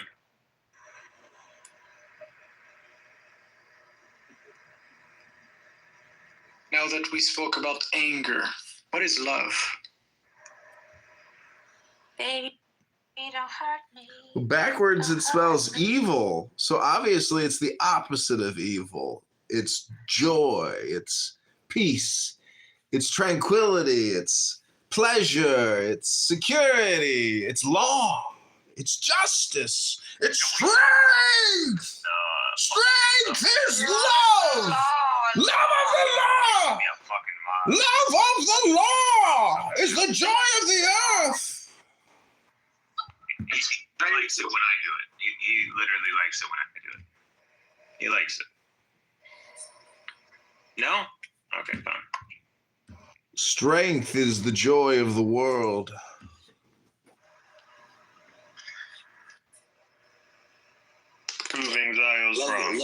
default. That's the setting. joy of the world. Watching the Zio state crumble in front of Zio eyes. Love is the. What do you think? This is the Matrix movie with Neo? You think I mean, Mikhail, get a hold of yourself. I mean, I was brought into the world, chosen, witnessed a saga, and I'm witnessing the very end of this saga. Hopefully, within my lifetime, I will witness the collapse of the Zio state. Exactly, within your lifetime. That might just be 3 years or something. It could be 30 years. You never know. But, ladies and gentlemen, I just want to say that. 30 years. Oh, how long do you think it'll take, Dr. Mikhail? Oh, prophet. Let's hear it. If nothing stupid happens, probably Nothing 20. stupid. Well, something stupid just happened. Less than 20. Well, anyways, the more you think, the more you speak, the further from the truth you're going to get. So just stop thinking, end your problems. Yeah, that's a good idea. I'll say the max Consider that one. 10 years. Wake me up before you go. I'm so confused. Your homie gonna be your nigga in jail. What you talking about? A big heart. Rovius, we love you. It's like, what did God do to you, Royvis? Remember when Mikhail lied to me about being an engineer when he works at a garbage facility? You remember? He's a sanitation engineer. I'm a domestic engineer.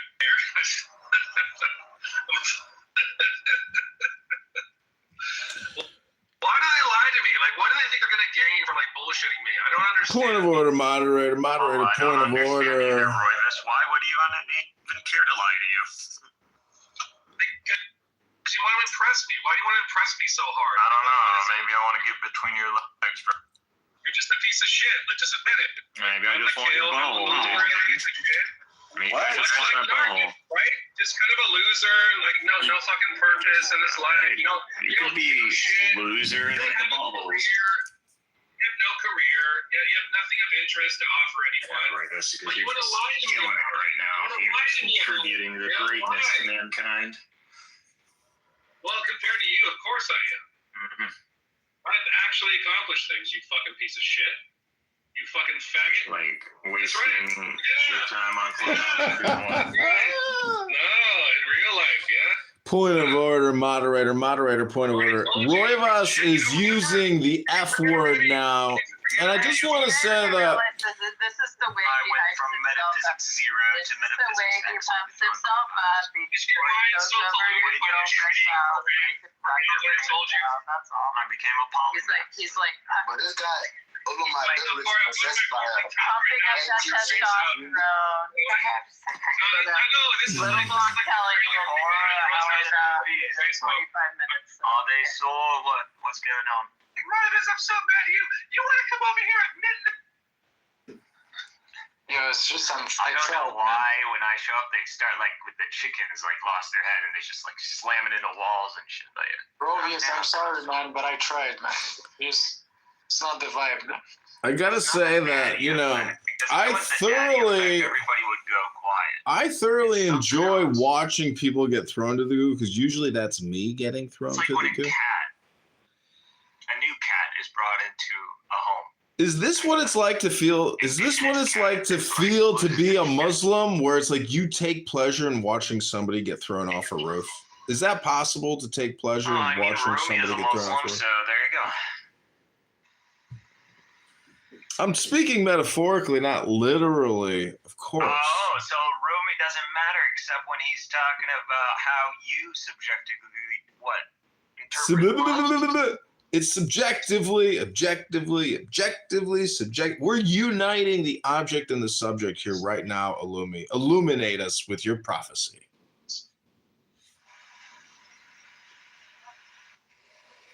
What?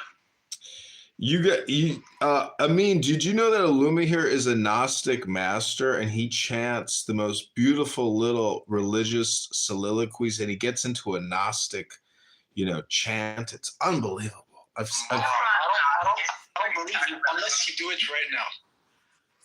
Any news? Sing Anybody to got us. some news? Anybody want to like tell me something? Hey, I mean, news today. Hey, yo, what's up, my G? what's up, my brother, man? I was trying to give this this analogy, right? So, like, if you have a tool, right, you can use it however you want. But, like, cause you know how I was asking Cora about purpose, and yeah, that's why I brought this up. So, if you have a tool, you can use it however you want, but its real purpose comes from whoever made it, not from how you personally feel. Because she was saying like about purpose of basically the world not having really a purpose. You know what I mean? God is the one. You basically made yourself. So let me finish. Like your identity is your collective memory. That's a bold claim, No, let me just finish though. So if God is the one, right, who made you, right? So he knows what's the real purpose. So personally, how you feel about it really doesn't matter.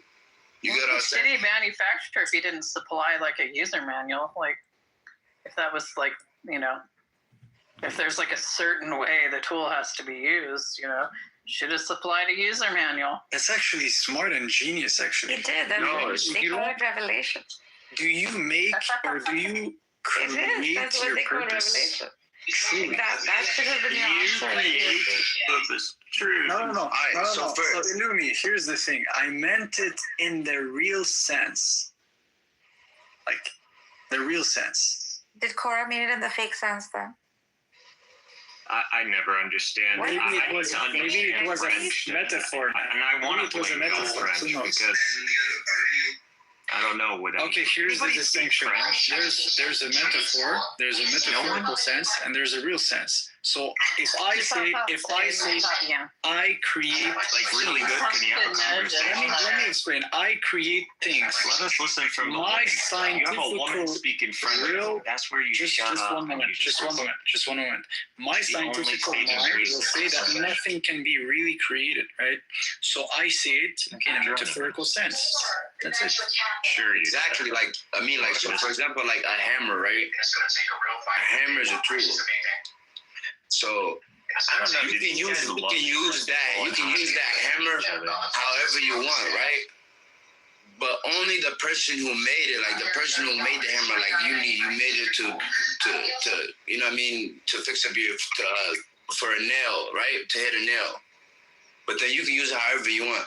But the person who made it knows its real purpose. You know what I mean? You can use it you can use it to hit people, you know what I mean? You can use it to assault somebody. But only the person who made the hammer knows its real purpose. You get what I'm saying? I agree with you, man. I mean, I could pick up rocks off the ground and use them as hammers, so.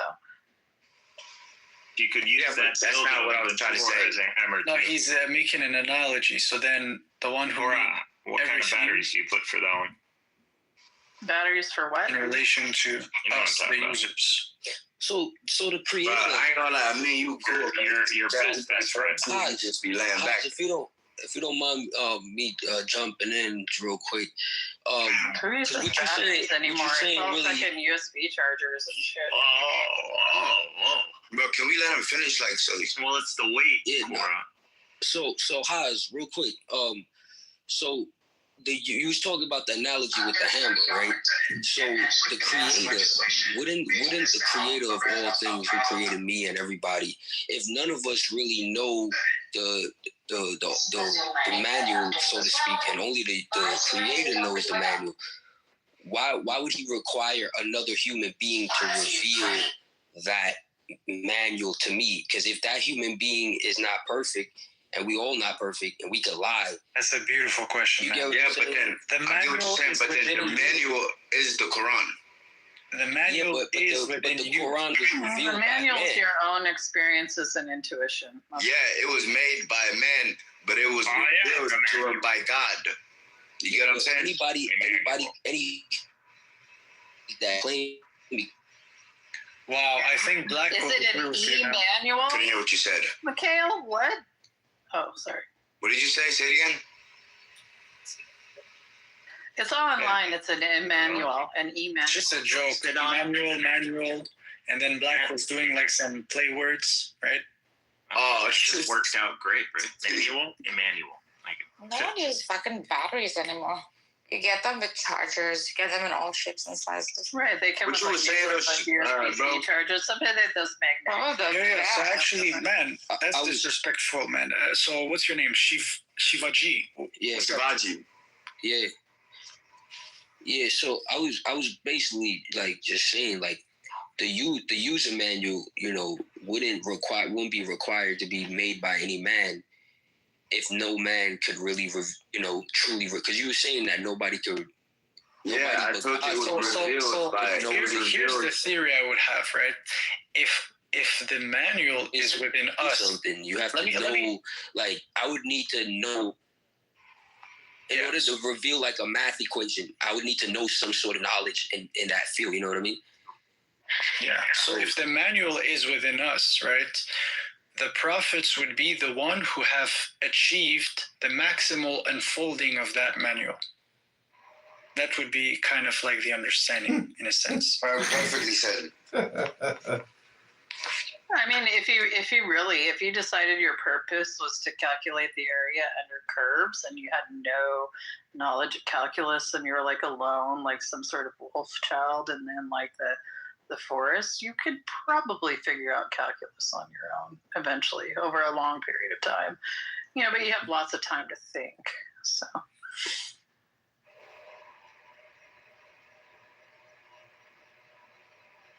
Is it just about talking? Like, do people just want to talk, or is it like they really don't know? Like, you could find answers for questions in like less than 5 seconds. Like, Got it. Well, see, that's my point is you got to intervene. Point of order, moderator, point of order. You got to intervene and say, I'm requesting 60 seconds to read from a book because honestly, conversations are so 2025, Rebuttal Shalom. Oh my God. What's a falafel wrap with like the French fries and the pickles in it? I want those too. I want some falafel wrap. Yeah. So good. It's kind of late, Cora. Dude, I'm on like fucking surgery recovery time. I eat when I want to eat. Who's selling falafel at like 3 a.m.? Why not? I guess. Wait a second. I take that question back. Yep. Out in Portland, there's like food trucks that are open like till after the bar is closed here. I don't even know. I know you're East Coast. That's all. I don't know why. That's it. I'm not on the East Coast. I'm in Oregon. I've told you this over and over again. Oh. Yeah, you gotta understand, this guy is not the same person every time you meet him. There's always a different personality.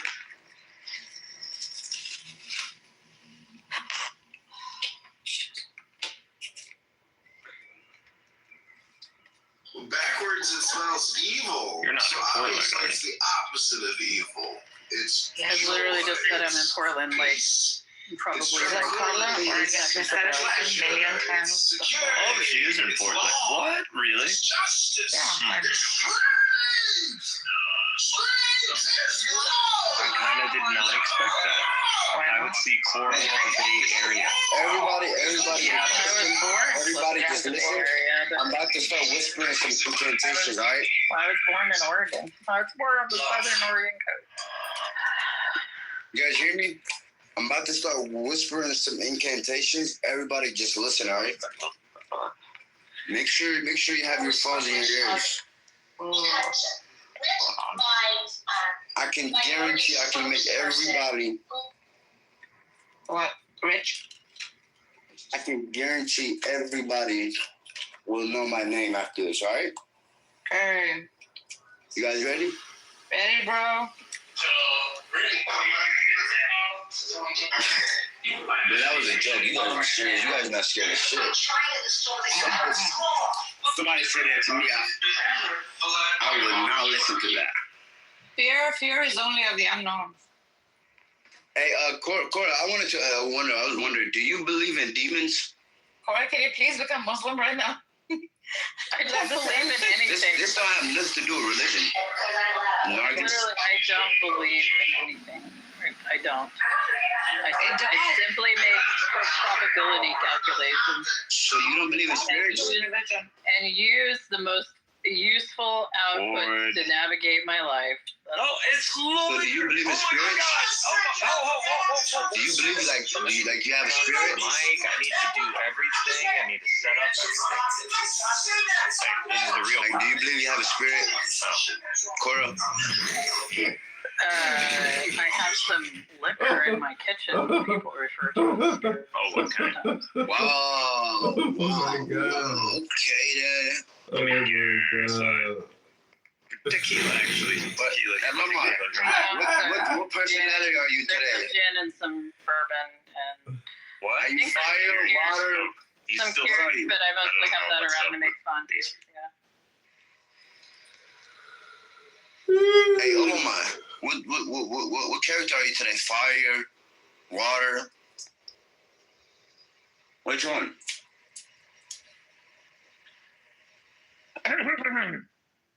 Hello, be my name.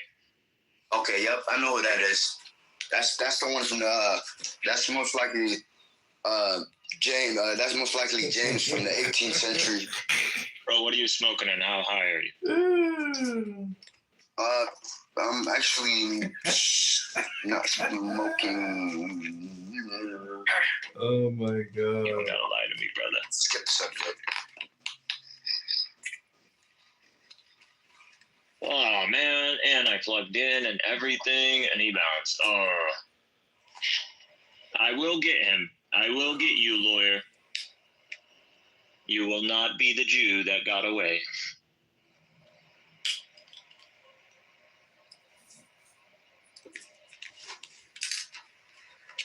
So Cora, if you don't believe in like spirits and demons and shit, won't you get a Ouija board and turn off all the lights in your house and make sure you're alone? I played with Ouija boards when I was a kid. All that is like literally, all that is it's like micro movements in like your muscles that cause to happen. I've watched mentalists like on stage make people like rotate their keys like hanging off of in unison. I'm telling you, That's crazy. Is this magic? Yo, they didn't show you. Good. Yo, let me read to you guys something. Why do y'all interrupt Cora? Like, what is it? What is it? Is Yeah, your monotone voice? Is that? No. It's just me, man. My fault, guys. So I just opened the Gospel of Thomas, and I looked at Saints 3, and it's actually related to a lot of things we spoke about in this room, including the fact that the manual is within us, right? So I just want to read Saints 3. So it says, Jesus said, if your leaders say to you, look, God's imperial rule is in the sky, then the birds of the sky will precede you. If they say to you, it is in the sea, then the fish will precede you. Rather, God's imperial rule is within you, and it is outside of you. When you know yourselves, you will be known, and you will understand that you are, it says here children, but I would say servant of the living God. But if you do not know yourselves, then you live in poverty, and you are the poverty. I swear to God, I mean, you make me want to become an atheist. All right, but I hope you don't. So, if I do, it is your fault. I just want not you my to fault. know Not it my will be fault. your fault. It's Yeah. not my fault. Not my fault. That's a long what I time want ago, to say. Mikhail did that. I want to be an atheist, and now you're making me want to be an atheist too. Sure, but do you want to ponder about what was being said here? Please, no. Or do you want to just have emotions? These are actually lack of emotion. How is it a lack of emotion? It's actually really deep and related to what we were talking about. If it's really deep, summarize it in one sentence. How deep is it? In one sentence. How deep is your love? In one sentence. In one Very sentence. Is it one sentence? Here's the one sentence. Yeah, here's the one sentence. God's imperial rule is within you and outside of you. Right. Wow. What would you I talk would like about without Yo, ChatGPT, guys, bro? Like, maybe I really, did- Like, what maybe are we I did- talk about without ChatGPT? If you would permit, would you repeat Imperial Brew? Bro, I didn't even Okay. know what you said. Hey, I mean, bro, can you say that again, please, bro? Okay, so I'm just gonna real Just quick. ask her to send you his ChatGPT link, bro. It's all there. So real quick. I want to add a second What conversation sentence. would you ever have? So without forgive me, guys. tool in your Forgive me, hand? guys. No, I'm gonna really, add have, another like, normal sentence. conversation between two people. Yes, I will. Just one moment. Let me finish. The second sentence See, would Kyle? be Man in the machine. Pink Floyd is right. the This second is what happens sentence when you remain a virgin. would be the second sentence would be Hey, you're quite horny tonight. What's going on? once you know yourselves, No, that was you an will be objective known, statement. and you will understand that you are the servant of the living God. Please, Lord, let ChatGPT collapse. So That's you're all. speaking. So Now the it's time fact for you that- guys. But the fact that we showing proofs of truths in other religions, it shows that the Quran is not the only manual. Couldn't it Yes. be then that there are many manuals? There are many. If the, I have an IKEA manual right in front of me. then we are part, you know, we layered to the other. I would Sure, say you we would also. Bro, we cannot hear you, man. But just to let you know, the Quran doesn't say there's only one manual. I'm your God. Multiple manuals? I'm your God. Here comes the freaking Allah. You can come up to me. Come up, Oh my God, this guy, if Lamar became moderator, we're ruined. I am that I am. I am the Alpha and Omega. I am the second Paul. I am the hidden Imam. I am the third Adam. No way. Listen, guys, I don't know who did this. Mahdi. I don't have a grudge to you, but I'm just gonna say that I don't know who did this, but yeah, hold me. But actually, I'm gonna say this, right? How you don't behave with me the same way I behave with you. Did I put you down? Never. You have put me down before. Bro, this guy, Lamar is funny. In this entire room, I did not. What? Well, you funny, bro. But it's okay. Come on, bro. Bring But it it's back okay. up, man. Give him the mod back, man. No, I don't care about no. I love to be as I am right now.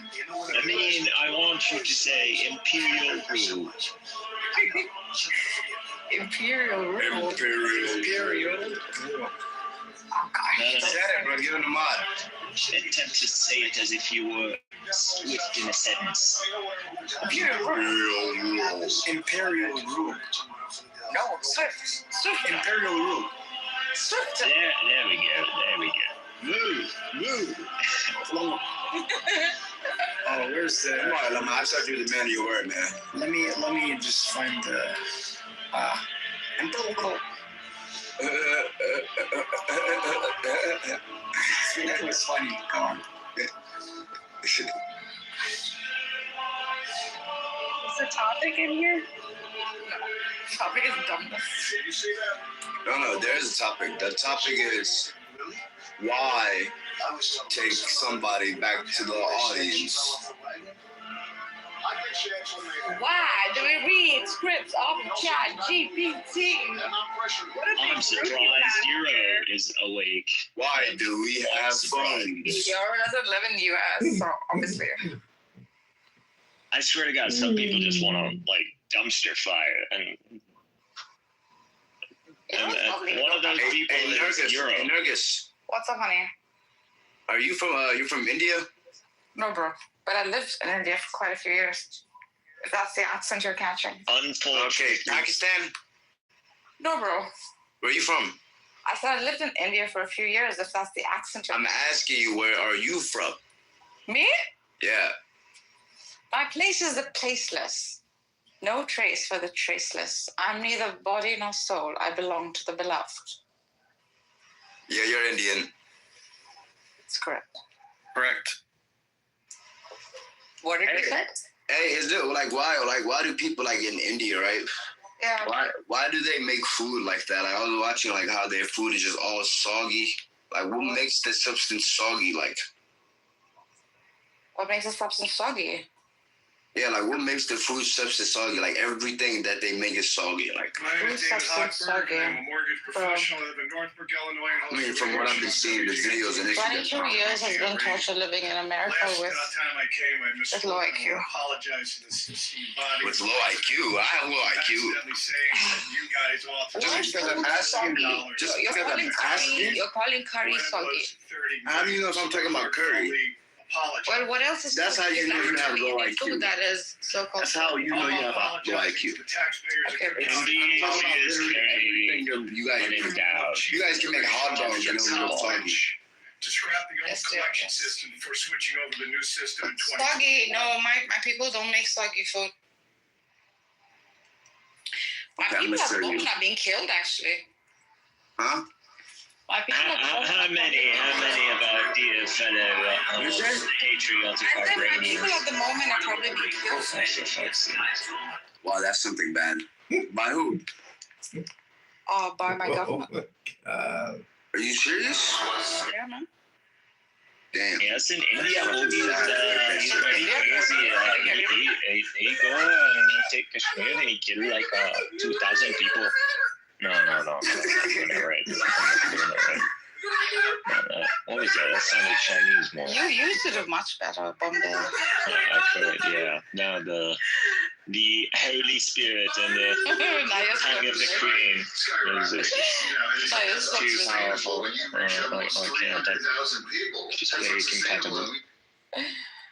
Oh dear.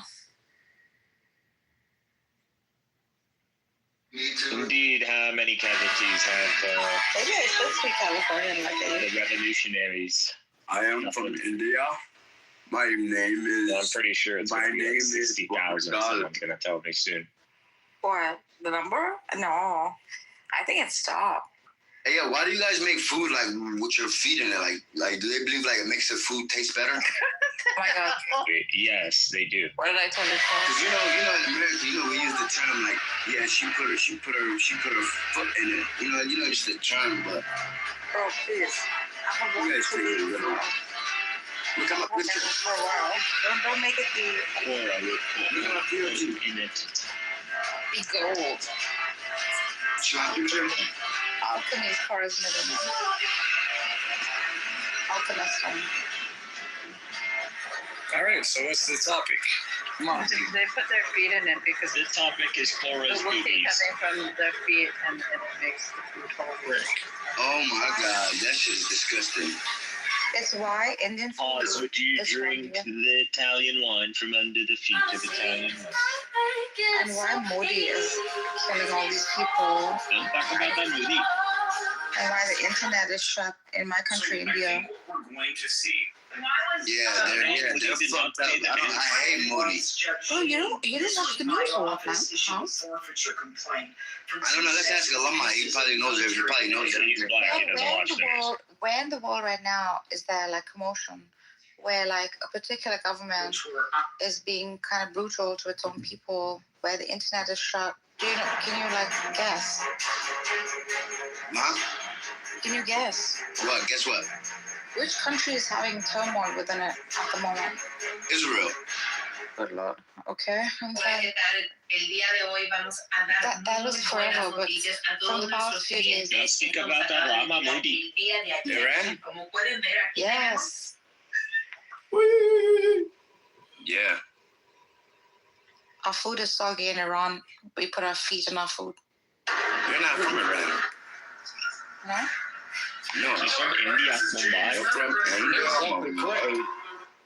So is it possible that Iranians could go to India and live there for like a few years and like study under the system, or probably like... They're going to be living there for more than a few years, I'll tell you that.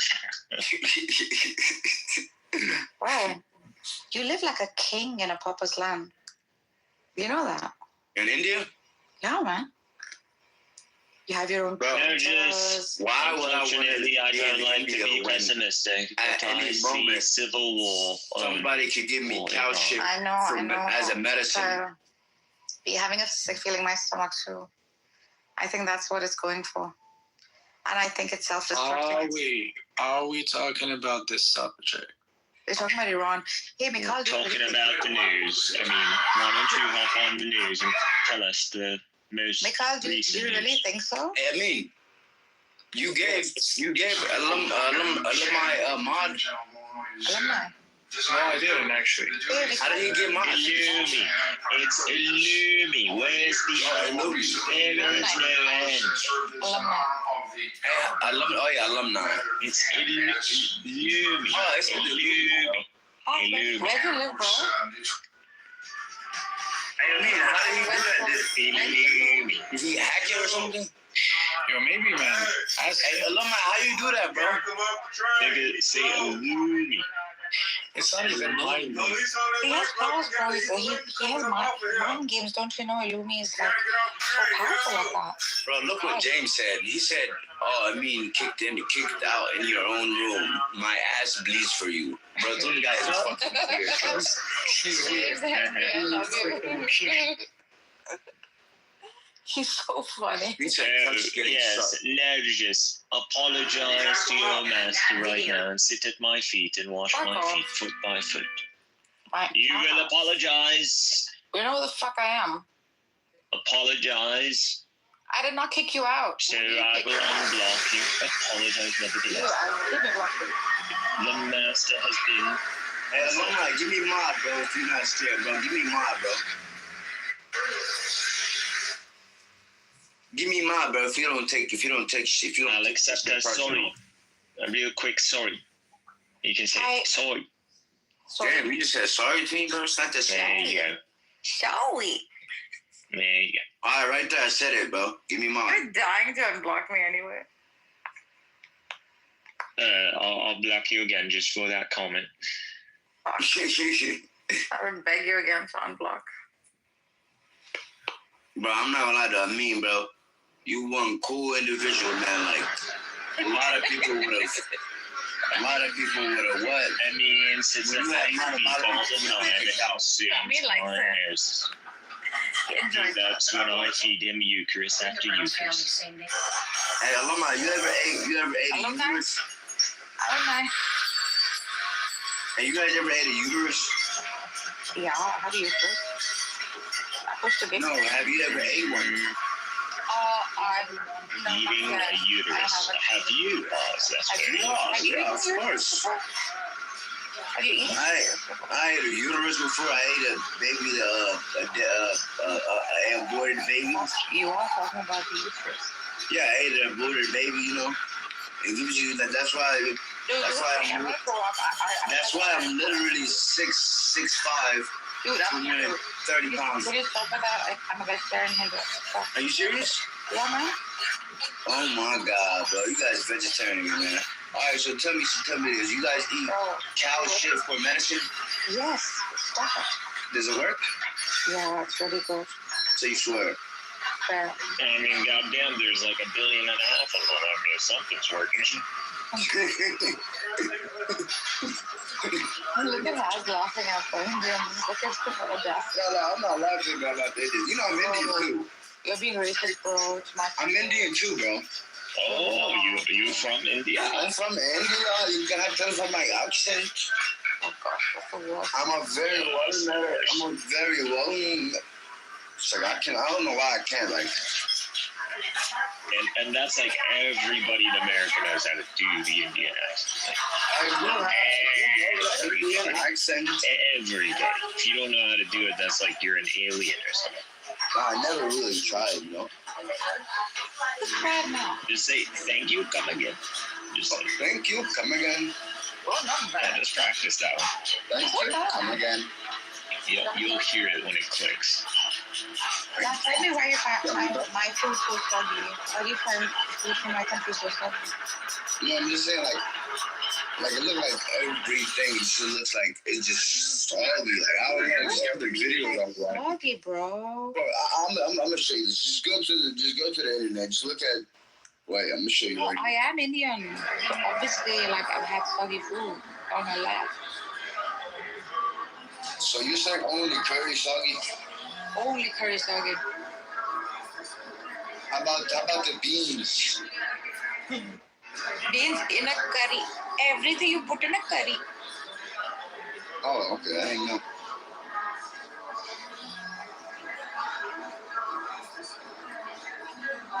Yeah, actually, you're right. Not everything's soggy. Not everything is soggy.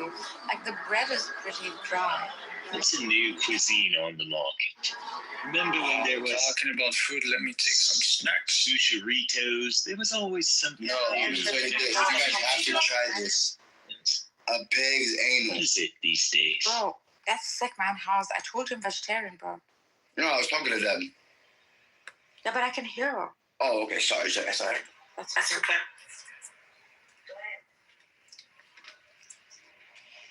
Wait, so are you vegetarian for moral reasons? Yeah, for moral reasons. Wow. So I'm moral if I eat meat, you see. Like, seriously. I won't judge you, but obviously you're fucking immoral. What? So you guys don't eat chickens? What's the logic? Bro, because animals feel too. I feel like Plato among the Senate. You feel like the Republic?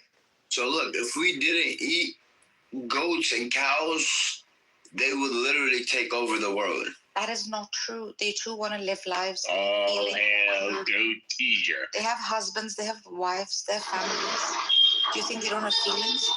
If you tickle us, we take those feelings away. Yeah, because you're barbaric.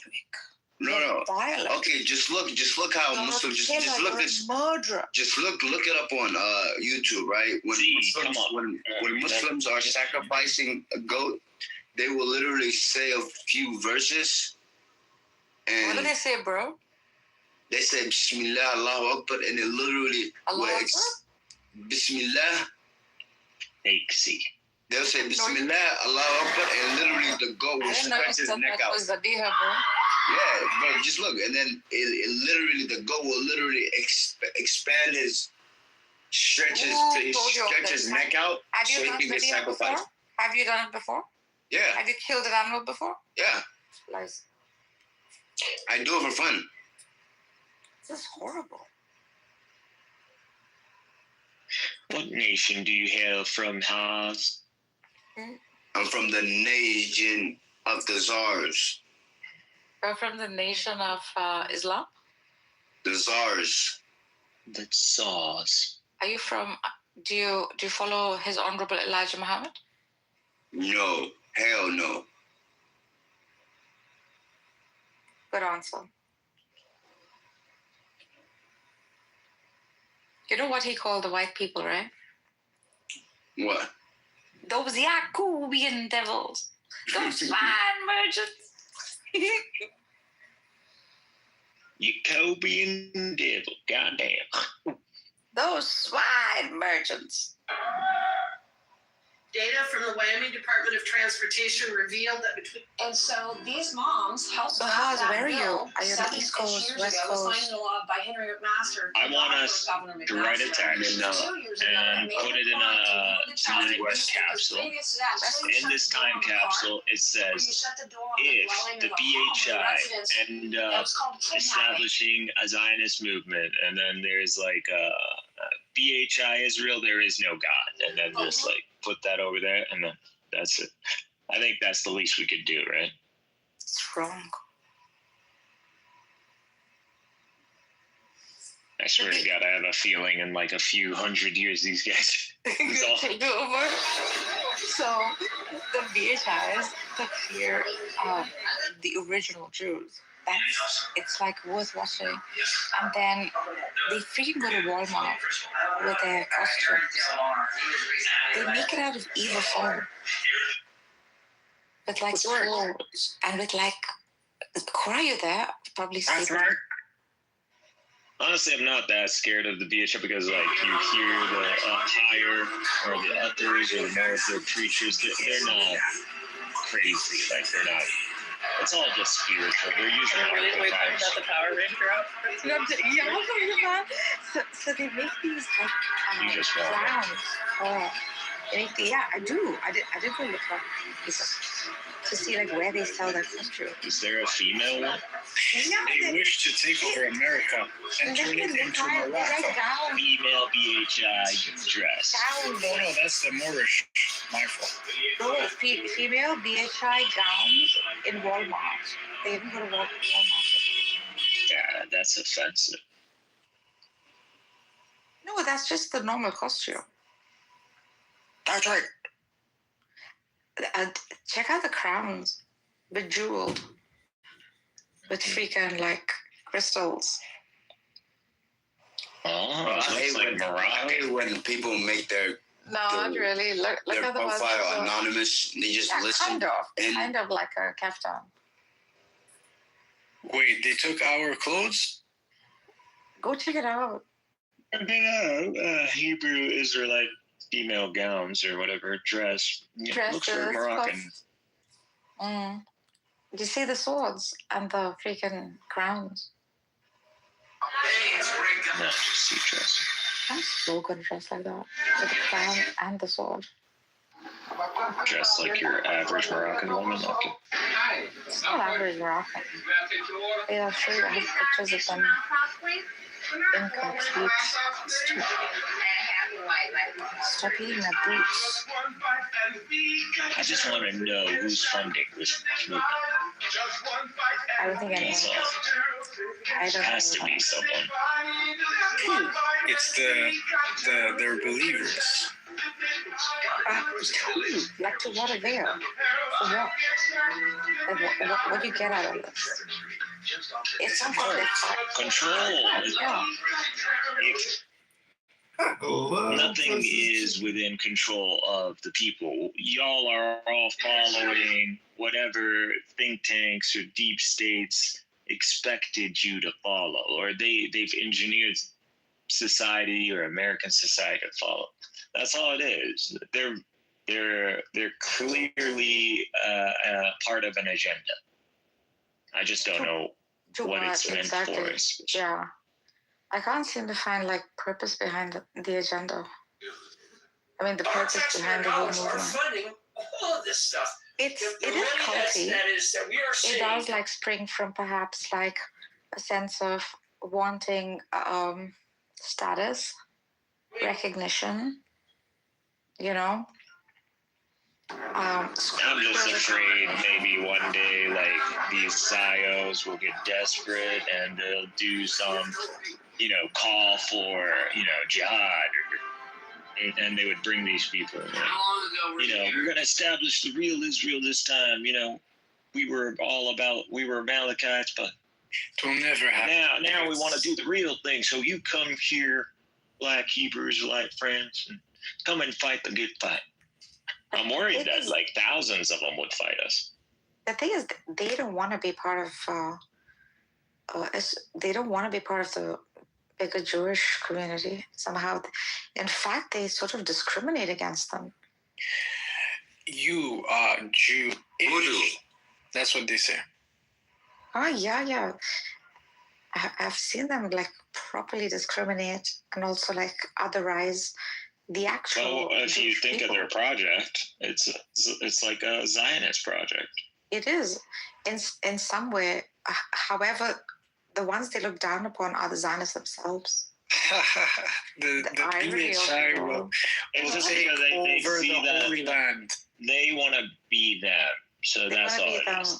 Yeah, that's what. Well, I don't want to generalize or stereotype because again, BHI are actually not as crazy as people think they're. Like, don't take it from Clubhouse.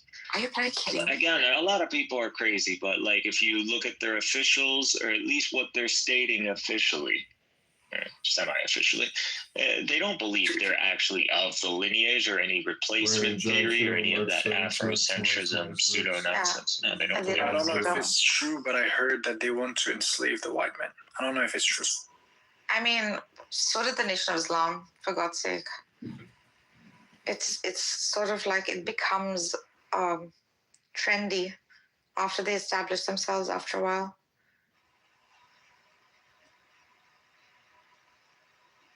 What is even the point? Well, I'll tell you this. If the West loses hegemony, the West ever loses hegemony, as in Europeans, or Anglos, I bet you in the world to come, they would just all convert to Islam because they know that there's going to be all these demographics going to come to get them. They're going to want defense. They're going to want, like prison. You're going to have to join up with someone. You and your dream of the caliphate. No, I wish I'm not that optimistic. No. Anymore. I still believe the Zionists are going to pull off something very crazy. Anymore? Because, look, Mikhail started off with the whole Turkey thing. Turkey didn't seem to be that interested. Jelani ended up being like a puppet. Iran is falling apart, freaking. Jelani is doing what Jelani's supposed to do. Yeah, what a puppet is supposed to. No, because it's bigger than this. You think the United States is against us. No, not necessarily. We need the United States. We actually need Russia, and we need cooperation from everybody to contain these clowns because these Zionists are actually they're the most dangerous in the region. Do you understand? They're the ones who literally have a necessity to derail the whole region. They need to. Do you understand? They're not going to accept being euthanized over or, assimilated over a century. No. That's what's going to happen if things keep going the way they are right now. So you already, people are not paying attention because everything that's going on in Iran, and I do want people to pay attention to the timing. It's not a coincidence. So as we're going in, no one's hearing that we're now in phase 2 of the ceasefire. So no one's paying attention to that. No one's paying attention. There's a technocratic government. No one's paying attention. There are American forces in Israel outside of Gaza. So pretty much Palestinians aren't going anywhere. And then whatever this model in Gaza is going to replicate itself in the West Bank. Now you have permanent presence of Palestinians. Now you have Arab prospering states. You have Syria being built up. You have Turkey's about to start cooking submarines. Its first indigenous submarine. No, everything this isn't not the Zionists. This is point of order, moderator, point of order. Point of order. You're nothing more than a Tucker Carlson lookalike on Clownhouse. You're just repeating what Tucker Carlson says. Point of order, moderator. Are you Tucker Carlson? Life is so ironic. Tucker Carlson going from the chief pundit on Fox News, the one who now he's being accused of being Muslim Brotherhood or a secret Muslim. And it's just crazy, man. It's I don't know. What's your name, John? This is it, bro. This is y'all the last ones. It's coming to an end. Now, whether they're going to go down peacefully or they're going to take the whole world with them, that's the question.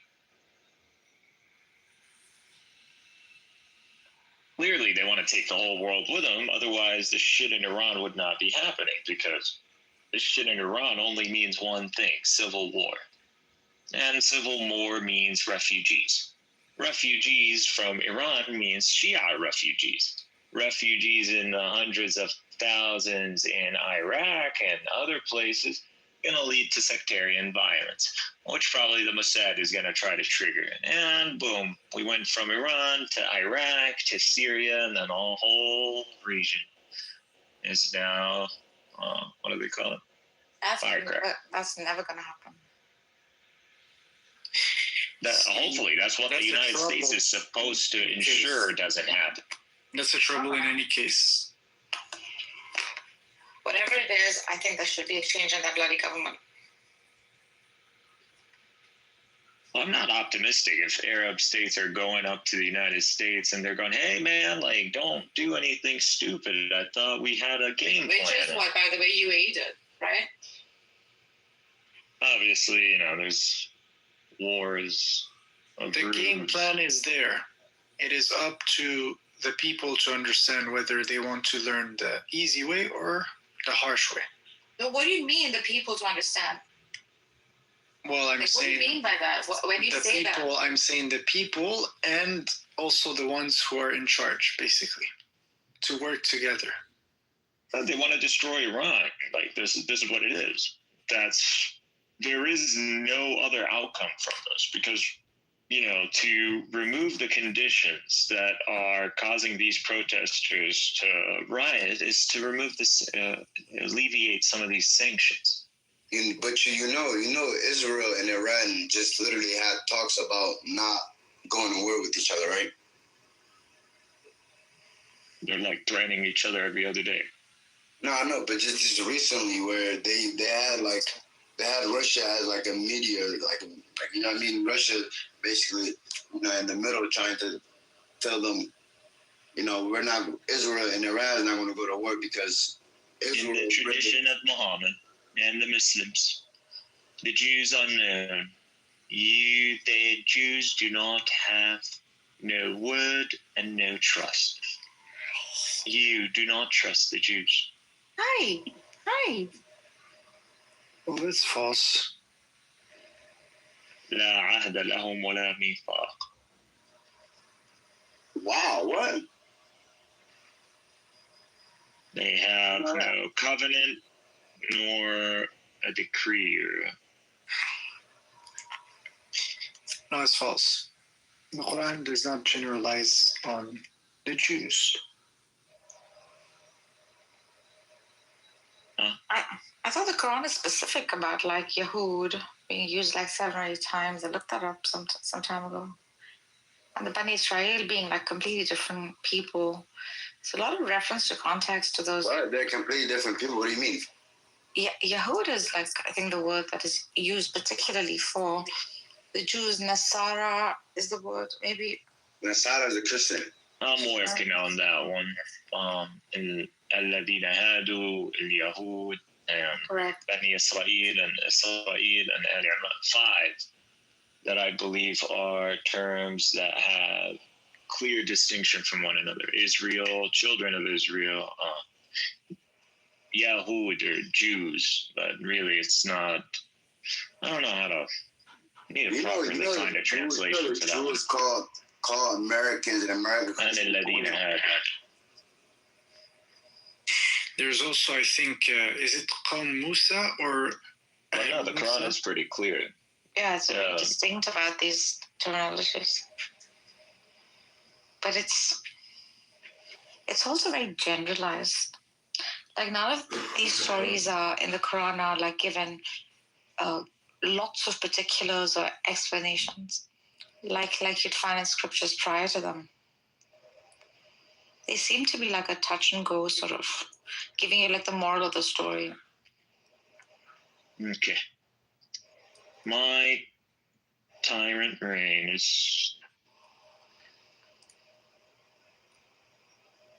intentionally being brought to an end on my own volition. Oh, you got it, Cora. That's nice. Oh, yay! The Trinity. Willingly or unwillingly?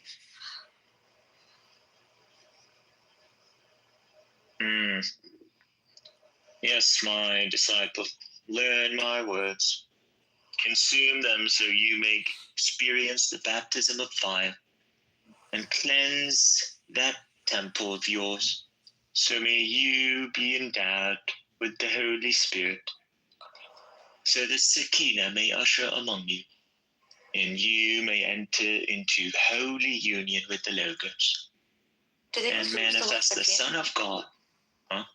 Do they also use the word Shekinah? Yeah. Oh, wow. Yeah, no. Shekinah's a big deal, yeah. Shekinah's a big deal. What does Shekinah mean? You know? Like peace or something. Like tranquility. Tranquility. Yeah. Or the holy presence. It also means like one who brings like peace to her father or something. Like with root words. No, tranquil. And that's tranquility means. Shekinah means that. Shekinah means tranquility. What a beautiful name. Should have named my daughter that. Views on people with a suicidal ideology. Well, I'm pretty sure they do have suicide. Actually, that's the MO. That's the rabbinic Jews. Yeah. Why do you say it's suicidal? I mean, suicide. Because someone wrote a comment about how Jews don't have like a suicide theology. Yes, that's literally been the history of the Pharisaic or the rabbinic Jews. Yep, exactly.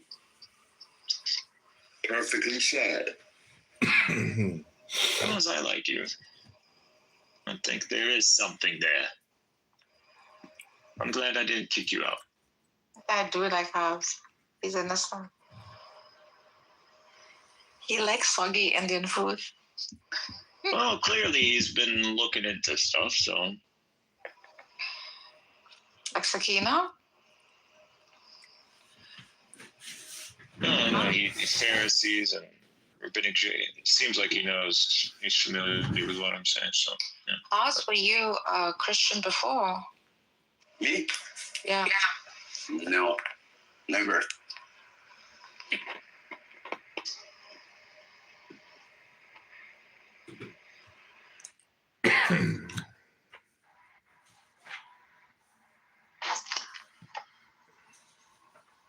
I'm not hearing any updates. Honestly, I didn't turn on Al Jazeera yet. If I really want to know what's going on. Let's see. Do you want to know about the Shekhinah? From one of these million Iranians that never been to Iran on this app, maybe they could update us with some of the latest news. Nope. Point of order, moderator. We can't call out freaking families. That's why. Point of order, moderator. Moderator, point of order. I'm about to go to bed, but I want to share with you a vision I've had of the Shekhinah. She sits on a cubic stone, a symbol of salt, which crystallizes in perfect cubes, and a reminder of the saltness of that mystical sea, which is associated with the Virgin Mary. Since the time of Pythagoras, moreover, it has been taught openly that the cube is the regular solid representing earth or actual material manifestation. Thus, the high priestess sits on a cube because the basis of all subconscious mental activity is what has actually occurred, what actually exists. This underlying reality is what is designated in Hebrew by the name IHVH, Jehovah. Seriously, she should be sitting on a hypercube. That makes way more sense. And to this word, the figures required to define the proportions of a cube have special reference. Every cube has 6 sides, 8 points or corners, and 12 edges or boundary lines. The numbers required to express a cube's peculiar limitations being 6, 8, and 12, the sum is 26. And this is the sum of the values of the Hebrew letters Yad He Vav He, or IHVH.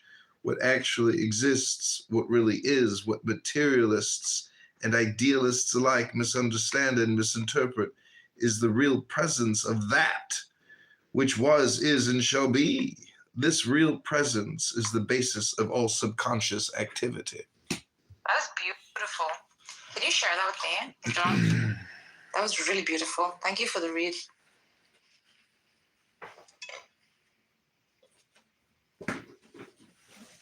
I still think it would be better if it were a hypercube. A salt cube. What visuals? Don't believe that. She just trolling you, bro. What's that? Or there's an outro. She only suffocates. Yeah, come. Think of how much more fun a hypercube would be to sit on. A salty one. Too. See, I literally Googled it because of that comment you made about sitting on them, and I was like, no, you can't sit on that shit. And I'm surprised these things in 4 dimensions. Come on. And another point, these things actually go up to $19,000, $20,000. That's fucking crazy. I want to see it. Can you? What is it called? Hypercube. I'm talking about an actual tesseract, like a hypercube. Yeah, you can buy one. There's like $20,000, $15,000. What are they made of, though? A mother box. What is this? Some sort of mechanical. High tech. Do you know what the Solar Logos is? This is beautiful. I want it. Illumi, do you know what the Solar Logos is? Yeah, my friend John, tell us what the solar logo. So it's an ancient Babylonian iconography or logo of a chicken head man. And it's basically a chicken body with a head projecting out of the chest of the chicken. So it represents, I think it represents like the conscious and subconscious mind, meaning that, you know, a lot of our existence is done automatically by our brain without any thought or direction or conscious awareness of what's happening, you know, like in the recesses of the brain for action, meaning like our brains are, you know, icebergs, and below the horizon of the sea, you know, there's just so much inner working that's going on there. And so it becomes a question of self-mastery. Are you a solar logos controlled by the chicken head? Or is the chicken head controlled by the man's head out of the chest of the chicken? Look at him. Look at him. There's something truly horrifying when you look into the eye of chicken. Okay, so I'm seeing The depth of the stupidity.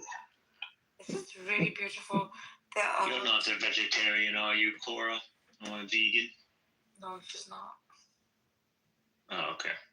No, Backwards, it smells evil. So Hey, I mean, I was gonna ask you, bro. Do you go to sleep? I see you on here 24/7. He's policing you.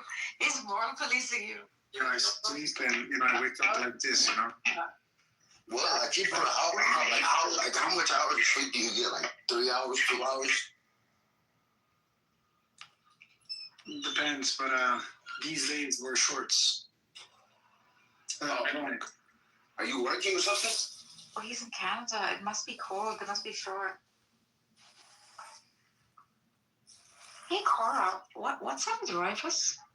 Why does he become like that sometimes? All I said was don't be cruel to, I mean, I think he's trying to hype himself up to go fuck his girlfriend. That's all. yeah, that's what I thought. So wait, are you saying he's got to hype himself up because otherwise he wouldn't be able to get it up? Probably. I think Yeah, that could be the case. I mean, he intentionally crashes out on the app so she could hear it. Yeah. no, it's like method acting. It is acting. I don't say anything to him. It's just certain predilections that he's able to accommodate, but is it necessarily his preference? Yes, but If he pushes it to get a reaction. Yeah. And when you don't, he gets so upset. He has to get in a sort of humiliation headspace because that's what she did. Yeah, actually, when you guys were talking, who was talking about the Kaaba? Was it Black? The cube, the hypercube. Yeah, bro, I swear, when I was like closing my eyes, I kind of like imagine, like I had this thought, imagine meditating inside the Kaaba. It would be cool. Ali was born in the Kaaba. It's kind of boring and plain. It's like a white room with pillars and like a mop closet. It's an interesting thing to entertain. Like it's imagine just sleeping. Imagine how many people direct some kind of freaking intention. I wouldn't like it. It's around the clock to this central like I can't even stand going to there's like a Catholic sort of like Stations of the Cross place with a grotto, and I can't even stand going up there. Like, I'm talking about like every like second, perhaps I know. Of the day, people are directing attention to this It's like, central yeah. point. Can you That's way too imagine? much. Yeah, I would have to That's like. high level. I'd have to go Yeah. full psychopath you- to like deal with that. I have to turn up all empathy. Like If you so see psycho. like humans as, you know, broad, deep universe in a sense, we're kind of Think like about universes it. of our own, and there's a place where like bunch of humans are just interested in that place, and they just, you know, go around and pray. Hell yeah. Every freaking second of the day, someone's praying in that direction and intending gratitude. Like, it's so positive. If there is such a thing as, like that midpoint of the perfect cube. Yeah, you know, it's not a coincidence. I think that, you know, I would be interested in knowing when was the Isra and the Mi'raj, because actually today, according to the Islamic Today's what, Shaban? Yes, exactly. So it's Yes, it's today. It's tomorrow. Tomorrow so night. when we commemorate the Isra, right? Yeah, of the Prophet, Mi'raj is and the Mi'raj. the So 4th or the 5th of Shaban, right? I think it was today for us. I don't know about. 3rd of Shaban. Yeah, correct.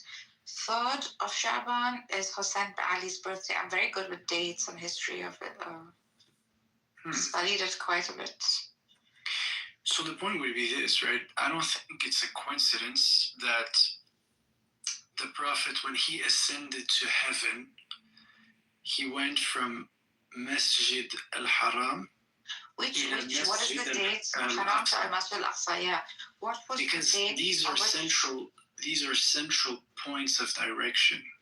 Like, if you want to go upward, that's the location. I don't know, man. It's just, it makes sense. Using what? No, using what? Backwards it smells. I don't know. It just makes sense to me. Like, what I'm saying is that, how can I say this? Like, how are you playing that direction? feeling when you're lying awake? Like, what's the metric you're using? Is it literal or physical? Like, but I'm just saying, like, if you would have to visualize the whole process, like, of people having a direction, and if you would have to kind of like visualize an impact or a consequence metaphysically or physically of that, what imagery would you have? I've personally, the way that I kind of see it is like, you know, like, how do you see like something that just turns around upward? I don't know what you're saying, bro. Bro, I don't know how to say this word in English. Like something that turns around upward. It's pointing up. That's my man. That's I forgot the word. That's my man.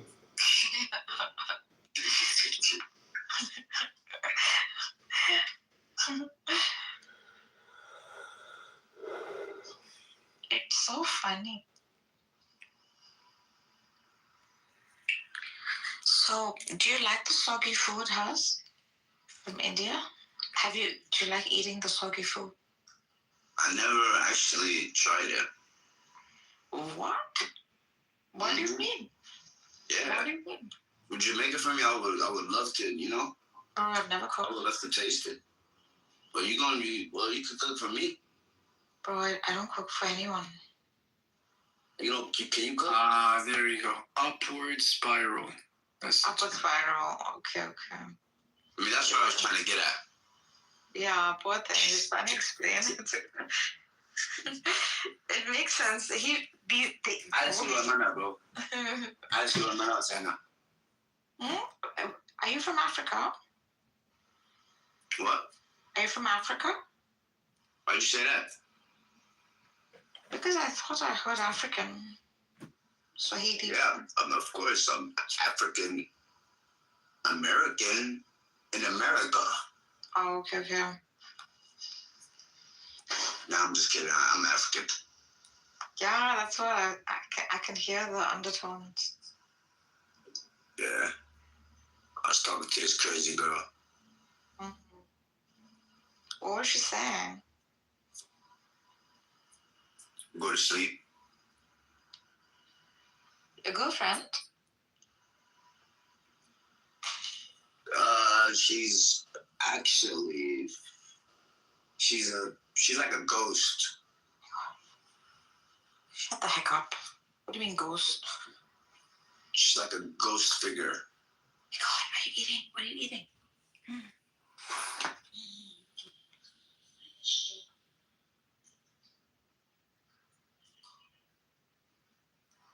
Why does it sound like you're trying to steal somebody's cat?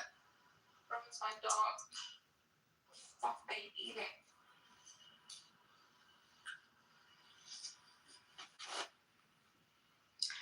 No, I don't have a cat.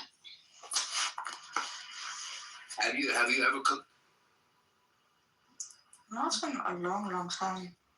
So what do you just go to fast food restaurants? No. I just... There's a lady who cooks, and sometimes, like, she delivers. She's very good. But I also don't eat meat, so... So how do you eat? Then there's other foods, like vegetables. Oh, I forgot you are plant-based. Yeah. So you can't even eat chicken. Bro, no. How about eggs? Yeah, I eat eggs. Oh my God, you're literally eating Shut up and stop. life. Are you serious? It's not life yet.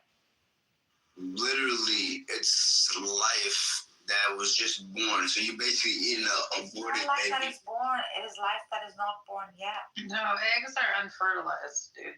Like, chill. They're aborted animal. Now just No, they're not, because the hens aren't fertilized. Oh my God! Why do you chill? We get joking like that. You sound like why you sound like a teacher? Like what? Because she is. Dude, I got 4 chickens in my yard. Oh, back, bro. Every egg that comes out of their ass is not alive. It's just She's mommy. Literally like she's mommy. You have chicken in your backyard? Oh, she's a mom. Yeah, I have 4 chickens. Yeah. Shut up. I do. I used to have 7, but yeah, they're getting old now, so they're kind of. So are you plant-based too? No, I eat everything. As long as it's like Oh my not God! nasty. You have no feelings. You have no heart. I don't like grubs. Grubs are gross. You do not have a heart. What are you talking about? You like shrimp, right? You do not have a heart. You said you eat living beings. Yeah. You eat shrimp, right? I'll go pet the animal and tell it it's a great animal, and then I'll cut its throat and eat it. Yeah. I'm a butcher my own chickens. You eat shrimp. The nicest murderer Yes, ever. I eat shrimp. I also eat pork.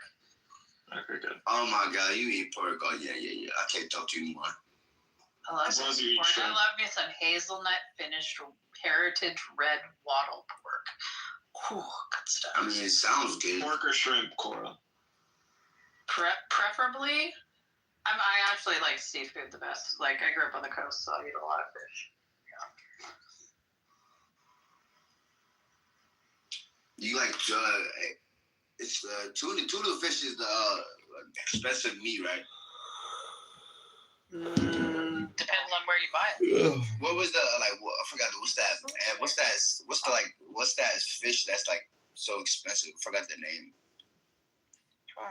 There's lots of expensive A fish. lot.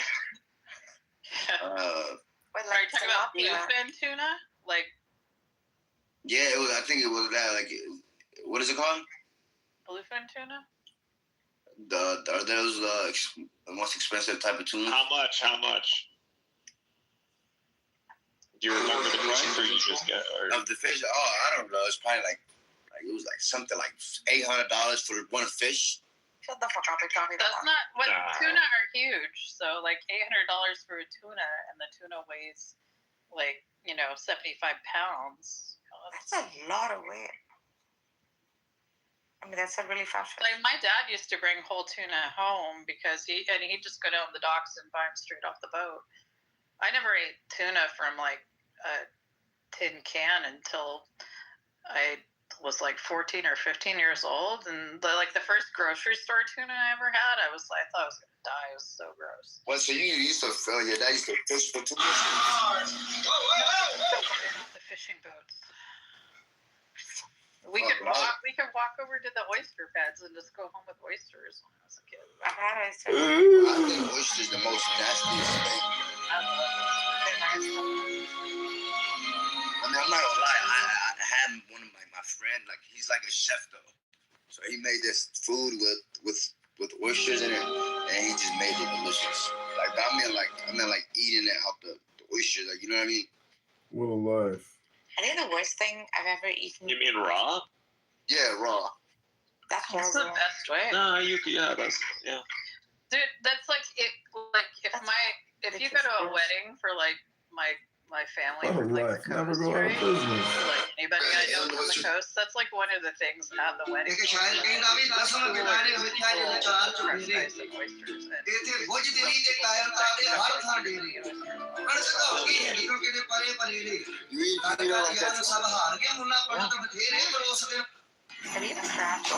Salt, lemon, vinegar, whatever. Yeah.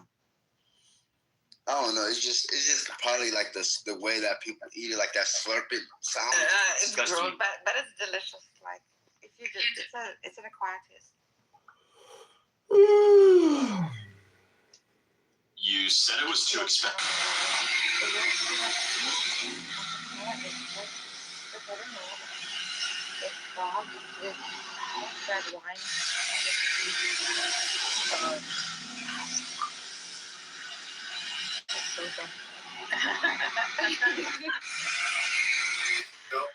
Hey, there was like a day where it was like probably like 95 degrees outside. It was hot as fuck. I was in Bucharest, and we're like going through that. There's like a pretty famous like little narrow atrium in the old part of Bucharest. It's really beautiful, but a little lane that you walk down, and they have just like people like selling food out of like windows and doors. Yeah. And like there's just like it was kind of like, you know how when you go to Japan and there's like all the tough guy businessmen like trying to slurp down the hottest fucking ramen, you know. Anyway, there was a window like that. She's all like window. And my friend Beth was like, "Oh, come!" And he goes up there and he fucking comes back with this fucking like hand pie. So This hand pie and a fucking glass of right? And it was like what is kefir? Kefir's like a fermented type of milk beverage. Anyway, you ever know those yogurt drinks that you're gonna find like at Target or something? It's like that. But it's yogurt. Yeah, but probiotic. It generates a lot of butyrate. Anyway, it's kind of like intriguing if you're not used to it. Anyway, it was like this, and the flavored ones are good. This was absolutely good. Yeah, I like it. Yeah. And like because head and his hello. The stinkiest fucking that hand pie was just full of like the most smelling goat cheese I've ever smelled in my entire life. Like I like goat cheese. Yeah. I like goat cheese too. It was quite the experience. Yeah. It was like just getting a big like whiff of goat ass and then trying to wash it down with butyric acid, stomach acid. Like it was like, oh god, fuck. It's like even as a woman, I can't. Yeah, that's a little for me. And I will say to the people of Iran, President Trump has made this clear. I want to make this clear. The people of America stand with you. We are saying my CDOT is Anyway Bikes. My name is Jeremiah Franklin, and I'm the program director for the Bike Chicago program. Bike Chicago is an initiative that was launched in 2022. The goal was to distribute 5,000 bike and safety equipment by year-end 2026. One, we do want to make cycling a safe and affordable option for all Chicagoans. And two, this helps us reach our goal for the Chicago Climate Action Plan of reducing our carbon emissions. The Bike Chicago program is funded through the Chicago Recovery Plan. These are funds basically from You're probably It's like For a country that has, flanked by oceans. How did you know I was from Somalia? I knew it. I'm not from Somalia, actually. Cuisine, like a vibrant It was close. seafood cuisine. Nigeria. I'll give you another guess.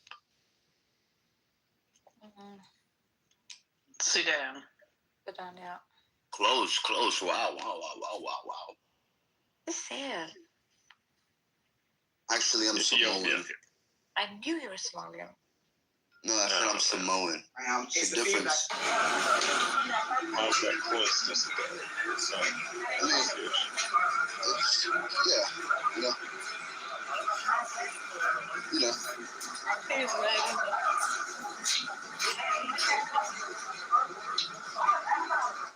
like free entity. Actually, he does kind of sound like,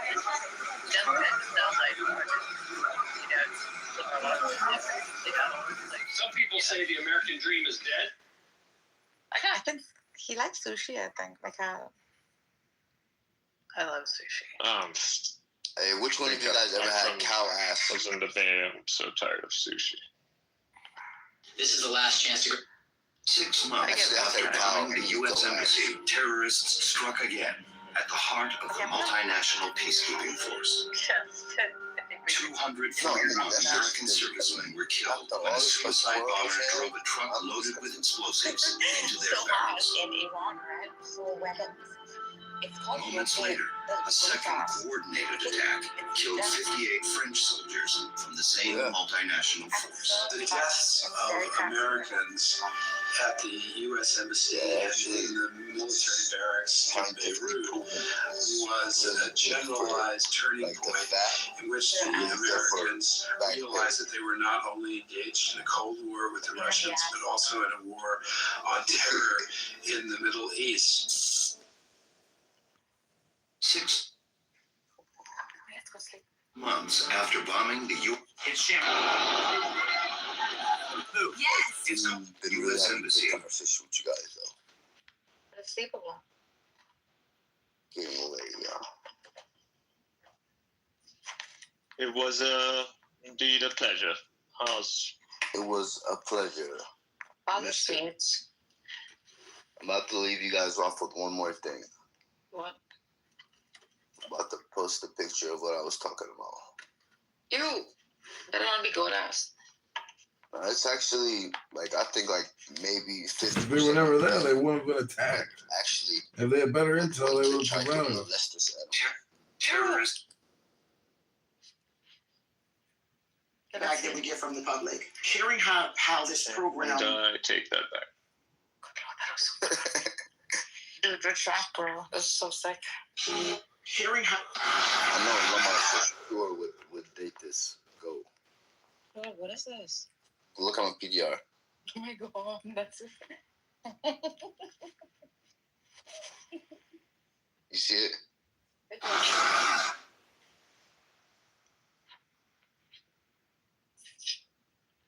You guys see it? I saw it. Mikhail, did you see?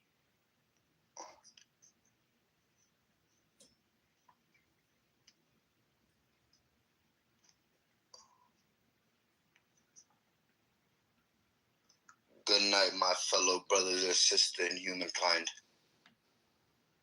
Good night. Sleep well. Thank you.